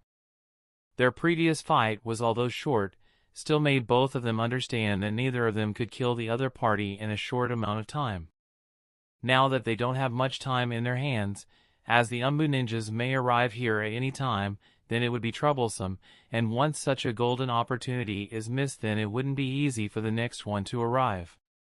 With that understood, Obito asked in a deep voice, "You should know that there is more than just one storeroom here, so how about we continue our truce and continue the work we were doing?" Kuroto nodded in agreement. "As long as you don't interfere with me, we can continue." Both of them are cunning since they understand that fighting each other will be fruitless, so it is better to work in a truce and act separately to continue robbing the old coup Danzo rather than hindering each other and go back empty-handed. After reaching a consensus, Obito nodded and distorted into the spiraling whirl. Observing the entire process with his Tenseigan, Kuroto couldn't help but mutter in wonder, "Kamui is indeed both convenient and weird. And it's truly amazing to even be able to break through truth-seeking balls." From this alone, the true power of the Kamui can be determined, and it's perfectly unreasonable. At the same time, it also shows that truth-seeking balls cannot defend against spatial shredding. Thinking upon just how much of a cheat various abilities of the Sharingan can be, Kuroto couldn't help but sigh. Putting away his thoughts, Kuroto also disappeared with a flicker and rushed towards the other secret storeroom to continue robbing Danzo. Obviously, it's not the right time to care about the true power of Kamui. If he doesn't take advantage of the opportunity that Uchiha Shinichi presented him with, then his plan to build a new laboratory would take a lot of time, and Kuroto can't have that. Quickly traveling through various underground passages, Kuroto stopped at a corner. Using the X-ray vision of the Byakugan, he observed through the wall only to find a large laboratory past the wall. And from the looks of it, the laboratory specializes in live, in vivo, and in vitro experimentation. And strangely enough, neither was there any test subjects in any of the incubators, nor any researcher or other staff, and from the condition of all the equipment, either the laboratory was newly designed or that there was a temporary pause in its operating. Kuroto sneaked into this lab past the seal at the gate after repeatedly confirming that there was no presence of any enemy in the surroundings. Ads by PubFuture. As soon as he arrived inside the lab, there was a visible sparkle in his eyes while greedily looking at all the things with literal saliva dripping from his mouth. This is a large cell incubator. Moving past that, he came to a row of microarray. I have never seen this type of nutrient shells. Is it newly developed? Stroking the glass cover of nutrient shells, Kuroto walked towards the test bench and his eyes fell upon a microscope. Holy shit! Orochimaru only had one of such a high-power microscope. With just a short walk around, Kuroto roughly understood the level of this laboratory. If by standards, the laboratory left to him by Orochimaru was level 1, then this lab can easily be graded as level 5. Kuroto isn't even sure what many of the devices here are used for. This shows just how high-end and advanced this laboratory is. If I can have such a lab. Suddenly such a thought ignited, but suddenly Kuroto realized that he doesn't have enough storage scrolls with him. The amount of space in each storage scroll is limited, and especially when you are sealing delicate equipment, space has to be reserved accordingly to avoid any damage. Therefore, Kuroto wouldn't be able to store and carry away much of the equipment. If only I had Obito's Manjikyu Sharingan. But unfortunately, that's not possible for now, so Kuroto was now fishing in troubled waters. Initially, he thought that the storage scrolls he brought with him should be enough, but now he clearly can't do that. At this moment Kuroto was a little jealous of Obito, who could just transfer these all inside the Kamui space. Damn, I underestimated Danzo's background. While slandering the old coot in his heart, Kuroto started to choose the equipment. Since he can't steal everything, then it's better to choose the most advanced and valuable ones. In a dense forest outside Konoha. Boom! Boom! Boom! The wind waves generated by the explosions sent everything flying around. Kakashi flickered backward and paid close attention to Uchiha Shinichi's movements with his Sharingan. Through this period of observation, Kakashi found that Uchiha Shinichi is not only very strong in Jinjutsu but also a master of Taijutsu, Shuriken, Jutsu, Kenjutsu, as well as Ninjutsu. His Kenjutsu is especially profound. Ding! Ding! Ding!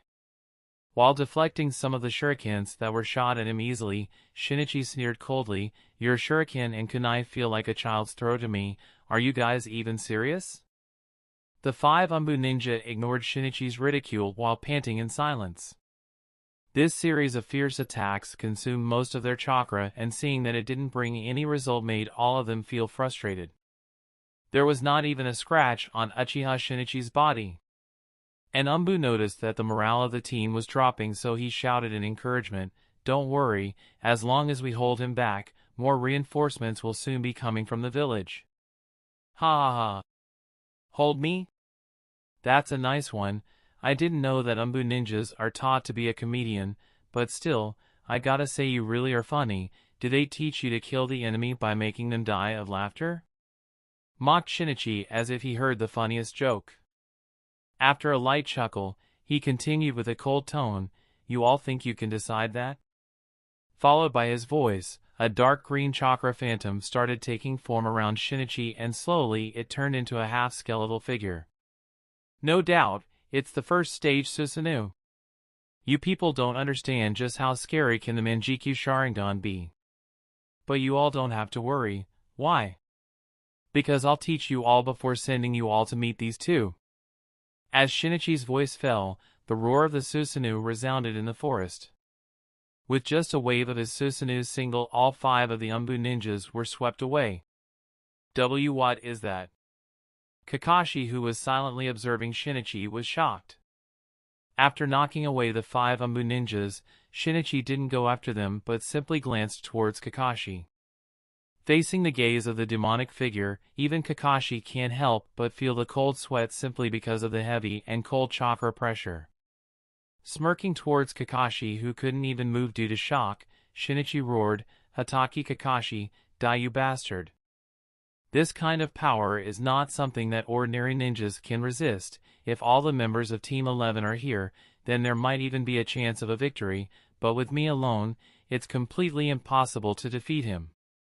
The panic of being in the presence of a monster was building up within Kakashi. Initially, Kakashi thought that with the Manjikyu Sharingan in his left eye, he would somehow be able to resist and subdue Uchiha Shinichi, but now he understands that he was thinking too much. At this moment, Uchiha Shinichi, who roared towards Kakashi, frowned suddenly. Then, without waiting for Kakashi to react, he releases the Susanoo, and without saying anything, just turned and left in quite a hurry, all while completely ignoring Kakashi's presence. His actions seemed like he had more important things to do than just killing Kakashi. Kakashi, who was preparing himself to fight to the death, was stunned on the spot and could only flap his lips like a fish in awkwardness. What happened? He clearly had the upper hand and could have easily killed me, so why go away? Is it that I am unworthy for him to even bother about killing me? Chapter 121. There are definitely no signs of any injury on his body. Neither is there any weirdness in his chakra flow, and he also has a large volume of chakra left.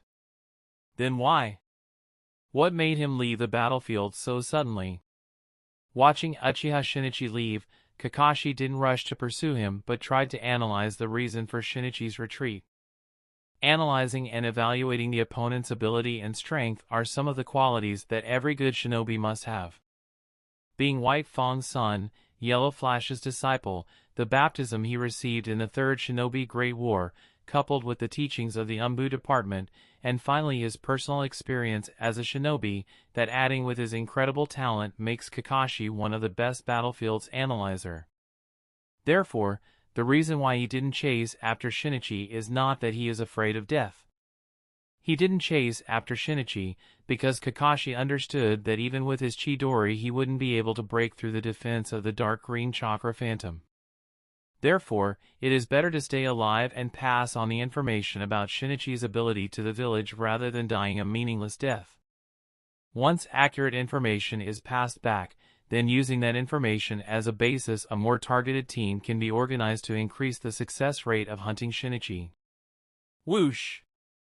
Whoosh! Whoosh! While Kakashi was considering these things, few figures flickered at his sides one by one. The leader of this group was none other than the leader of Root Unit, Shimura Danzo. Accompanying him were the patriarchs of the Ino Shikacho clans, as well many other elite ninjas including Hyuga Hisashi as well as other elite Chunin and Jonin. Scanning the entire battlefield coldly, Danzo's already gloomy expression only became gloomier. At this time, the entire battlefield was already in a mess with burning forest on one side, muddy ground on the other. The trees on the left were embedded, broken, or pierced with kunai, shuriken, and senbon, while the right side was a straight-up empty because of the Susanoo's attacks. Ads by PubFuture. All the Umbu ninjas were either dead or severely injured, and only one non-Uchiha Umbu with a Sharingan seemed to be okay.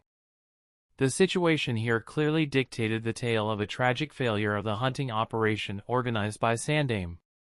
Kakashi, who was wearing his dog Umbu mask, respectfully greeted Danzo and spoke with a guilty expression. "Please forgive us, Danzo-sama, we weren't able to suppress Uchiha Shinichi." Danzo stared at dog-masked Umbu with a cold expression and muttered in a gloomy voice, "Which way did he go?" Dog pointed in the direction Shinichi escaped and continued, "Danzo-sama, it wouldn't be a good idea without targeted planning. Uchiha Shinichi's Manjikyu ability is quite strange, I think." However, before Dog could finish speaking, Shimura Danzo ignored him and disappeared in the direction Shinichi left. Being ignored by him, Kakashi could only sigh helplessly. To pursue Uchiha Shinichi, Sandane dispatched 3 Umbu squads. Unfortunately, the 4 members of the first Umbu squad died without putting much of resistance. Then the 2 members of the 2 squads that Kakashi led died because of underestimating the enemy, while the other 5 are injured critically, leaving only him who was still fine. But even after the sacrifice of so many trusted ninjas of the Umbu unit, nothing was achieved. Not only did they fail to subdue and bring Shinichi back to the village for the trial or kill him, but they couldn't even obtain all the information about Shinichi's Manjikyu Sharingan and his other abilities. Their deaths were more or less meaningless. Soon the news of the failed hunt was passed back to the village. Sandame, who was outside the Uchiha compound along with several Umbu and Konoha ninja, had an unconsciously serious expression upon learning this news. Frankly speaking, the degree of growth of Uchiha Shinichi's strength is somewhat beyond his expectations. And Shinichi's defection is like a sudden pebble that stirred up the calm lake, i.e., Konoha is now again engulfed into the ripples of chaos. The unstable balance between the Hokage faction and the Uchiha clan is again disturbed. Not to mention the weakness of Konoha was again revealed. An Uchiha brat who just awakened the power of the Manjikyu can already mess around the village and walk away indifferently. This just goes to show how rotten the tree planted by Shodame has become. Sandame, who was playing with the tobacco pipe, glanced towards Uchiha Fugaku's expression from the corner of his eyes. Sandame was indeed worried that Umbu's failure to hunt down Uchiha Shinichi might even make the Uchiha clan more hardened for the coup.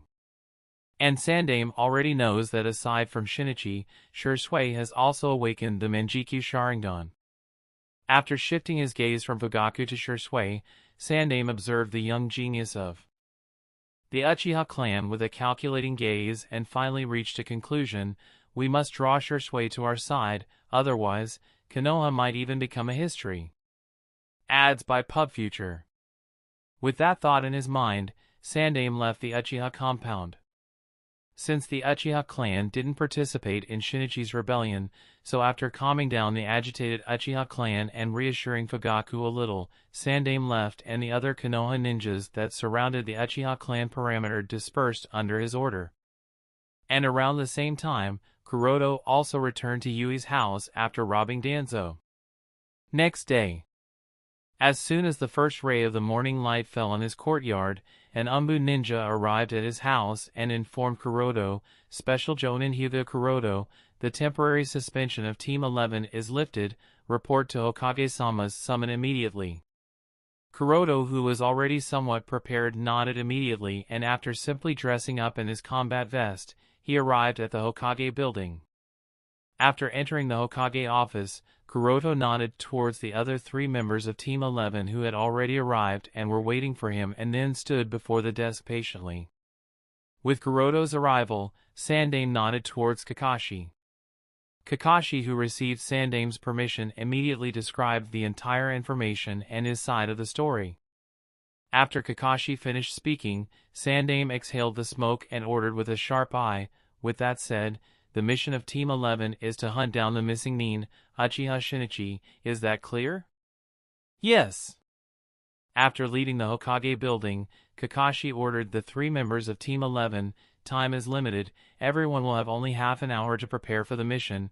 We will gather at the meeting point in 30 minutes and set off for the hunting mission. As for the other information on Uchiha Shinichi's ability, I will describe it in detail on the way." All 3 nodded and dispersed to prepare for the mission. Back at his home, Kuroto, who was preparing the ninja equipment and military pills, thought to himself, the cooperation between Shinichi and Obito is still not clear.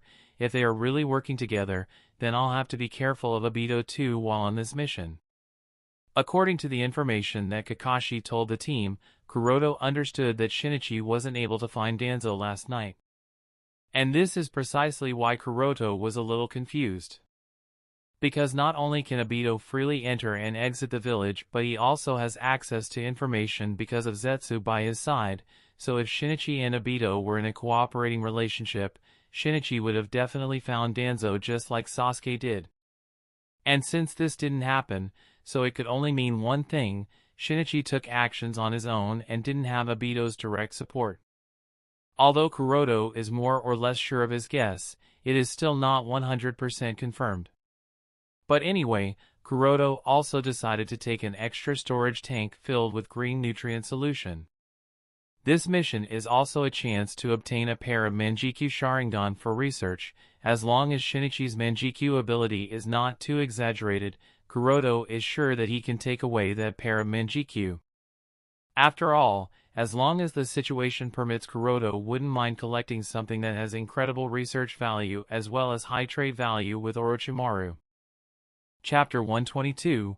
All the 4 members of the Team 11 were already gathered at the meeting spot within 20 minutes. The first one to arrive wasn't the Captain Kakashi, but Shursui. Shursui has been continuously blaming himself for Shinichi's defection. If only he used a different approach to explain to Shinichi the entire story, then maybe things would have turned out differently. To correct his mistake, Shursui had already made up his mind to bring Shinichi back to the village, even if had to use Koto Amatsukumi to do it. Unfortunately, Hokage-sama didn't allow him to go after Shinichi last night. This is why when he received the news that the temporary suspension on Team 11 has been lifted, Shursui was very happy and immediately rushed towards the Hokage office. Although Shursui doesn't understand the exact reason why Sandaime allowed him to return to the Umbu, it is still not too important for now, and his only concern right now is to safely bring Shinichi back to the village. Kakashi also had a rare serious expression and said solemnly, "I am afraid that the mission this time is very dangerous. Everyone must stay alert all the time." Shursui hurriedly bowed to everyone in a guilty tone. "I apologize for Shinichi's actions. A member of the Uchiha clan has caused so much trouble for everyone in the village." Guy smiled heartily behind his monkey mask and said in a youthful tone, "Don't worry too much about it. We are a team, and your problems are our problems. Besides, with this team, completing this mission shouldn't be that difficult." Noticing that time was already up, Kuroto said boringly, "I think we should depart. All the other things can be discussed en route." Everyone nodded and immediately set off. On the way, Kakashi described the details of the other Umbu team's battle against Shinichi that took place in the forest outside Konoha and emphasized one detail with a deep voice: he can also summon a huge chakra phantom that has a skeletal shape. I still don't have any method to break through that. Shursui immediately said, "That chakra phantom is a Manjikyu-specific ability. It's called Susanoo." Kakashi muttered in shock, "Susanoo? A Manjikyu-specific ability?" Ads by PubFuture. Kakashi was obviously a stranger to Susanoo before he witnessed Shinichi use this technique. This is because both the time Shursui used Susanoo, Kakashi didn't get a chance to witness it. One time it was inside the cave of the Demon Mountain in the Land of Swamp, to fight against the Demon Morio, and the other time was at the valley at the Land of Lightning. And at that time Kakashi was already unconscious and retreated under Guy's protection. And since Shursui didn't mention the Susanoo in the later detail, therefore Kakashi didn't know about it. Therefore, Kakashi is more shocked, and since Shursui mentioned that it's a Manjikyu-specific ability, does that mean, can he also use Susanoo? After all, he also has a Manjikyu Sharingan. Shursui noticed Kakashi's distraction and misunderstood it as a worry about Shinichi's Susanoo, so said in reassurance, "Don't worry, Captain, I can also use Susanoo." If that's the case, then this mission just got a lot easier. With Shursui's confirmation that he can also summon the Susanoo, Kakashi was greatly relieved. At the same time he again felt that only Sharingan can effectively deal with Sharingan, in which case, only an Uchiha is best to deal with another Uchiha. With that out of the way, Kakashi again mentioned Shinichi's extra fast regenerative/recovery ability. Feeling Kakashi's expectant gaze, Shursui was silent and considered what could be the technique. In the millennial-year history of the Uchiha clan, countless types of jutsu have been developed and an unknown number of Manjikyu Awakener have been listed, so even if he wants to guess, there are so many abilities that even Shursui doesn't know where to begin with to guess the possible Manjikyu jutsu that Shinichi might have awakened. After all, there isn't any specific basis to guess what ability one would awaken, right? On the other side, Kuroto was also silently considering the Manjikyu technique that Shinichi might have awakened. The Sharingan, as per Nidame's words, is actually the eye that reflects the feeling, so the possible ability that an awakener gain has some basis to it. When Obito awakened Manjikyu, he fell into a state of despair and wanted to escape the reality of Rin's death, so he awakened Kamui, a personal pocket space to which he could escape from everything. When Shursui awakened Manjikyu, the contradiction between the village and Konoha was starting to become intense, and he urgently wanted to change people's will and make everyone reconcile to let the peace last. Therefore he awakened Koto Ematsukami, the strongest and unique genjutsu that allows him to modify others' will without letting them discover it. As for Itachi, when he awakened Nenjikyu, the relation between the village and the Uchiha clan was already past the point of reconciliation, and one side must be destroyed for the peace to continue. Therefore he awakened Amaterasu, the undying flame of hell that can destroy everything in his right eye, and since there was still a desire of a world where things could have been different, so he awakened Tsukuyomi in his left eye, one of the most powerful genjutsu where Itachi had absolute control of everything, even the esoteric space and time. And finally, when Sasuke awakened Nenjikyu, he was consumed by hatred and a desire for revenge, for which he wanted to completely destroy Konoha, so he awakened Amaterasu and Kagutsuchi in his left and right eye respectively. So, if Shinichi's mentality at the time of awakening Nenjikyu or his base emotions that led to him awakening Nenjikyu can be guessed, then it is possible what ability he might have awakened. With that thought in his mind, Kuroto asked, "Shursui, explain to me the process of Uchiha Kurumi's death again." Shursui didn't ask much and quickly explained the entire that Shinichi described at the clan. Ads by PubFuture. Listening carefully to Shursui's explanation, Kuroto suddenly asked, "Wait a minute, you are saying that Uchiha Kurumi didn't die immediately when she was pierced by the kunai, but she died in Shinichi's arms while he was bringing her back to the village?" Shursui nodded seriously, and added, "Shinichi did mention that the last words she spoke were for him to be careful." Understanding this, Kuroto thought to himself, the girl he loved took her last breath in his arms, but he was helpless and couldn't do anything and just watch her die. Moreover, even in her death she warned him to be careful of something. So, the moment he awakened the Manjikyu Sharingan, his ability should be recovery? Recovery does make sense, but it isn't the entirety of it, and the next question is whether the ability of both his eyes are the same or are they different? While Kuroto was busy thinking, Kakashi suddenly seemed to remember something and said with a solemn expression, "Uchiha Shinichi's Genjutsu mastery has also increased a lot, and most of the Umbu and Root ninjas he has killed using Genjutsu combined with Kenjutsu, so be careful of that." Ha ha ha. Hearing Kakasahi's words, Guy laughed loudly. Shursui was puzzled by this, asked in confusion, "Guy-san, why are you laughing?"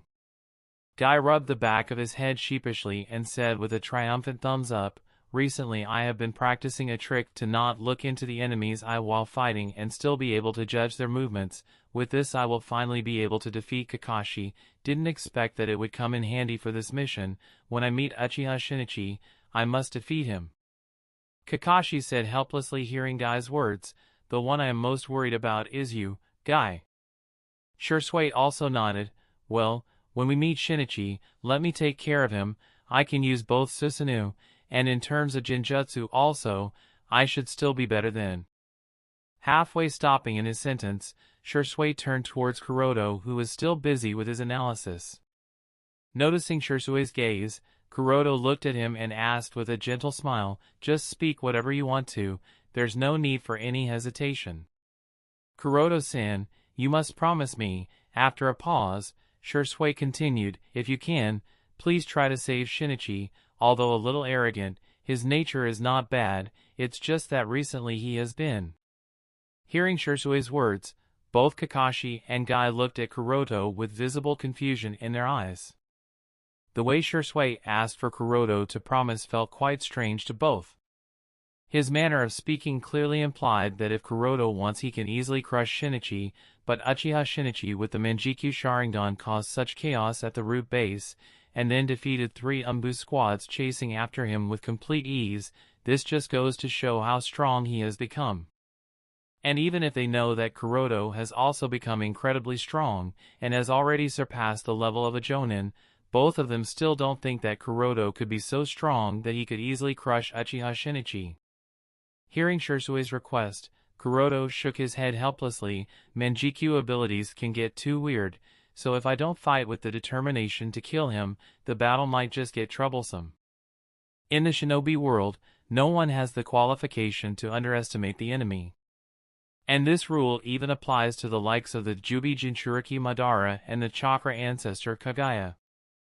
Chapter 123, Kakashi frowned while looking at the communication scroll that the communication eagle delivered. Shursui, who was intently looking at Kakashi, asked quickly, "Captain, did Danzo-sama caught up with Shinichi?"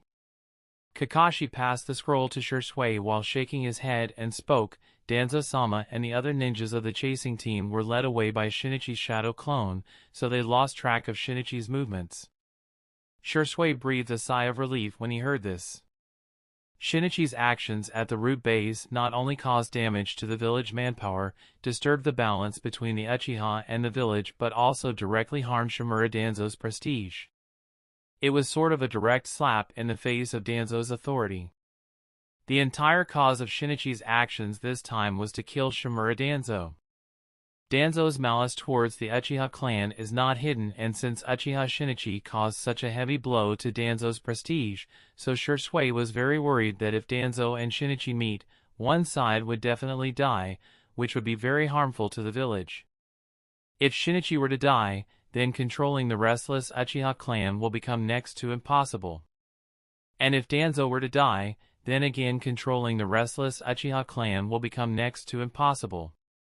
So, the best scenario would be that both of them don't meet until Shursui uses Kodo Amatsukami on Shinichi. When Kuroto took the scroll and slightly glanced at the content, he couldn't help but chuckle lightly. Looks like we will be getting busy.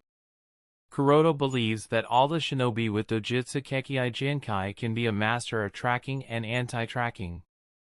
Even in the Hyuga clan, the children of the clan have trained the art of tracking and anti-tracking, so as long as the strength of the member of the Hyuga clan reaches a standard shooting class, it wouldn't be surprising to find that they have become a master tracker.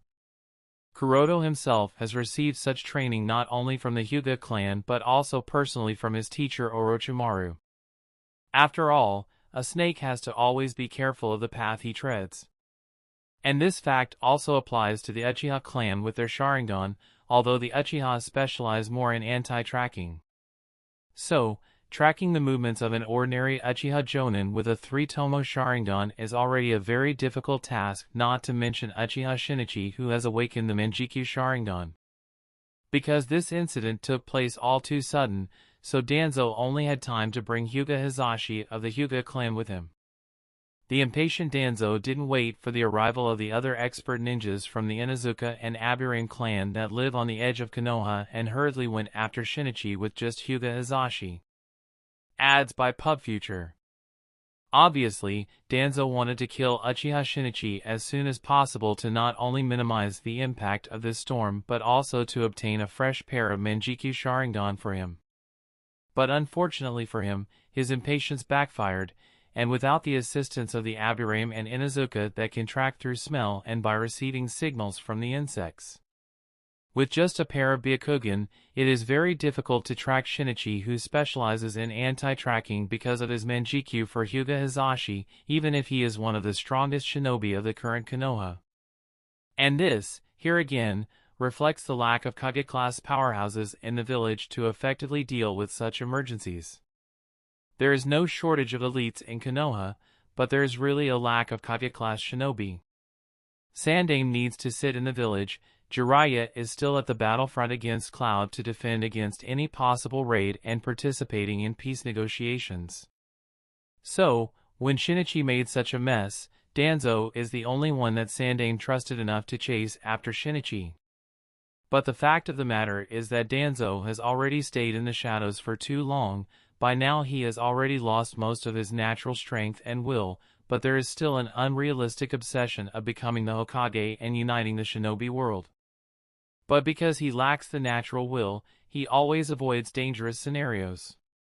After all, even in the original series, Danzo shrank away during the Kyuubi's rebellion, Danzo shrank away during Orochimaru's defection, later he shrank away during the Sans Konoha Crush plan, and finally, he again shrank away at the time of Pain's assault. From beginning to end, no matter how much damage Konoha suffered, Danzo would always hide in the shadows and watch it all happen with cold eyes with the hope of one day coming to the light. But how can that happen? If he isn't even willing to dedicate himself to the cause and safety of the village, how can he ever become the light of Konoha? Shaking his head helplessly, Kuroto turned towards Guy, who asked with a frowning expression, "Since Danzo equals Sama's team lost his tracks, then where do we find him?" Kakashi didn't answer, just directly summoned. "Ninpu, Kuchio's no jutsu." Puff. When the white smoke disappeared, 8 ninkin of different sizes, colors, and appearances appeared before the 4 members of Team 11. Taking out a small piece of cloth that was stained in blood, Kakashi handed it to the 8 ninkin while saying, "Pakken, please help me find the owner of this smell." This piece of cloth was found by Kakashi at the battlefield last night. The owner of the blood on it is none other than Uchiha Shinichi. Although Shinichi's injuries recovered instantly, the blood didn't disappear. Pakken sniffed the cloth for a short while and then said, "Follow me." With that, Pakken led the way. Ads by PubFuture. After several hours of tracking, everyone stopped at a spot. Kakashi, the owner of that smell, should be hiding there. Following the direction Pakken pointed at, all 4 of Team 11 looked over and saw nothing but a very large tree. At this time, everyone's gaze turned towards Kuroto. And Kuroto, who has already activated the Byakugan, observed the large tree, then shook his head negatively. There is only one hole. Shinichi isn't there, although several signs are indicating that he was there not too long ago. Nodding at Kuroto's guess, everyone came to the tree hole and was slightly taken aback by what they saw inside it. There were several stains of blood that has coagulated in the tree cave, along with many blood-stained bandages scattered around. From the mess that was spread around, it wasn't hard to guess that a severely injured person was here and bandaged his wounds while hiding in this tree cave. Shursui asked with a puzzled expression, "Did Shinichi suffered such serious injury? And Danzo-sama could still not find his tracks?" Kakashi turned towards Pakken and asked in confirmation, "Does the smell of blood in this tree cave match the smell of the blood on that piece of cloth?" After sniffing a little to check, Pakken nodded, "Yes, no doubt about it." Kuroto, who crouched down at a spot to check something, said lightly, "The blood here is already coagulated and turned blackish. That means that it was dripped on the ground last night at the latest, so Shinichi definitely left here before today." Putting some pieces together, Shursui muttered solemnly, "Is there any other group chasing after him? Shinichi didn't even bother removing the blood and bandages here. We can't rule out that possibility." After a short pause, Kuroto turned towards Kakashi and asked in confusion, "Are you sure Uchiha Shinichi has some sort of recovery/regeneration ability? And are you really sure that he didn't have any injury when he left the battlefield yesterday?" Kakashi nodded seriously, "Yes, during the battle he did receive several serious wounds, but they all disappeared too fast. It was a complete recovery with not even any scars left behind." Kakashi's insight is also not any worse than Shursui's with his Manjikyu, so he had confidence in what he saw. What's more, he was intently observing Shinichi during the entire course of the battle, so close to no detail escaped his eye. He didn't have any injury when he left. The chasing team under Danzo's command was led away by his shadow clone. Then how come he suffered such injuries even with his recovery abilities? Who could injure him to such a degree? Was it Obito? Or someone else that I don't know of? Kuroto thought quietly while putting his one hand on his chin. In Kuroto's understanding, if it was Obito, then Shinichi is either already dead or escaped at the cost of his Manjikyu Sharingan, so he lost his recovery ability. In whichever case, there shouldn't have been a fierce battle. This isn't in line with Obito's methods. Unless Shinichi could force Obito to use would release. But then Kuroto immediately shook his head in denying that possibility. This idea sounds almost too absurd to be true. Firstly, there is no need for Obito to have a death match against Shinichi, and secondly, Obito wouldn't risk letting Shinichi escape alive if he exposed the wood release. After all, Obito is pretending to be Uchiha Madara. And by general Uchiha standards, Madara wouldn't give up his pride to obtain the Senju's wood release, whom he hates very much. With that thought in his mind, there is only the last possibility that remains. So, Containing his thoughts, Kuroto said to the rest of the Team 11, the most likely explanation points towards a third group that has intervened in this matter. We should be more careful in this mission. That's the end of this tale for now. Like the video, subscribe to the channel. Thank you for watching. And with that being said, peace.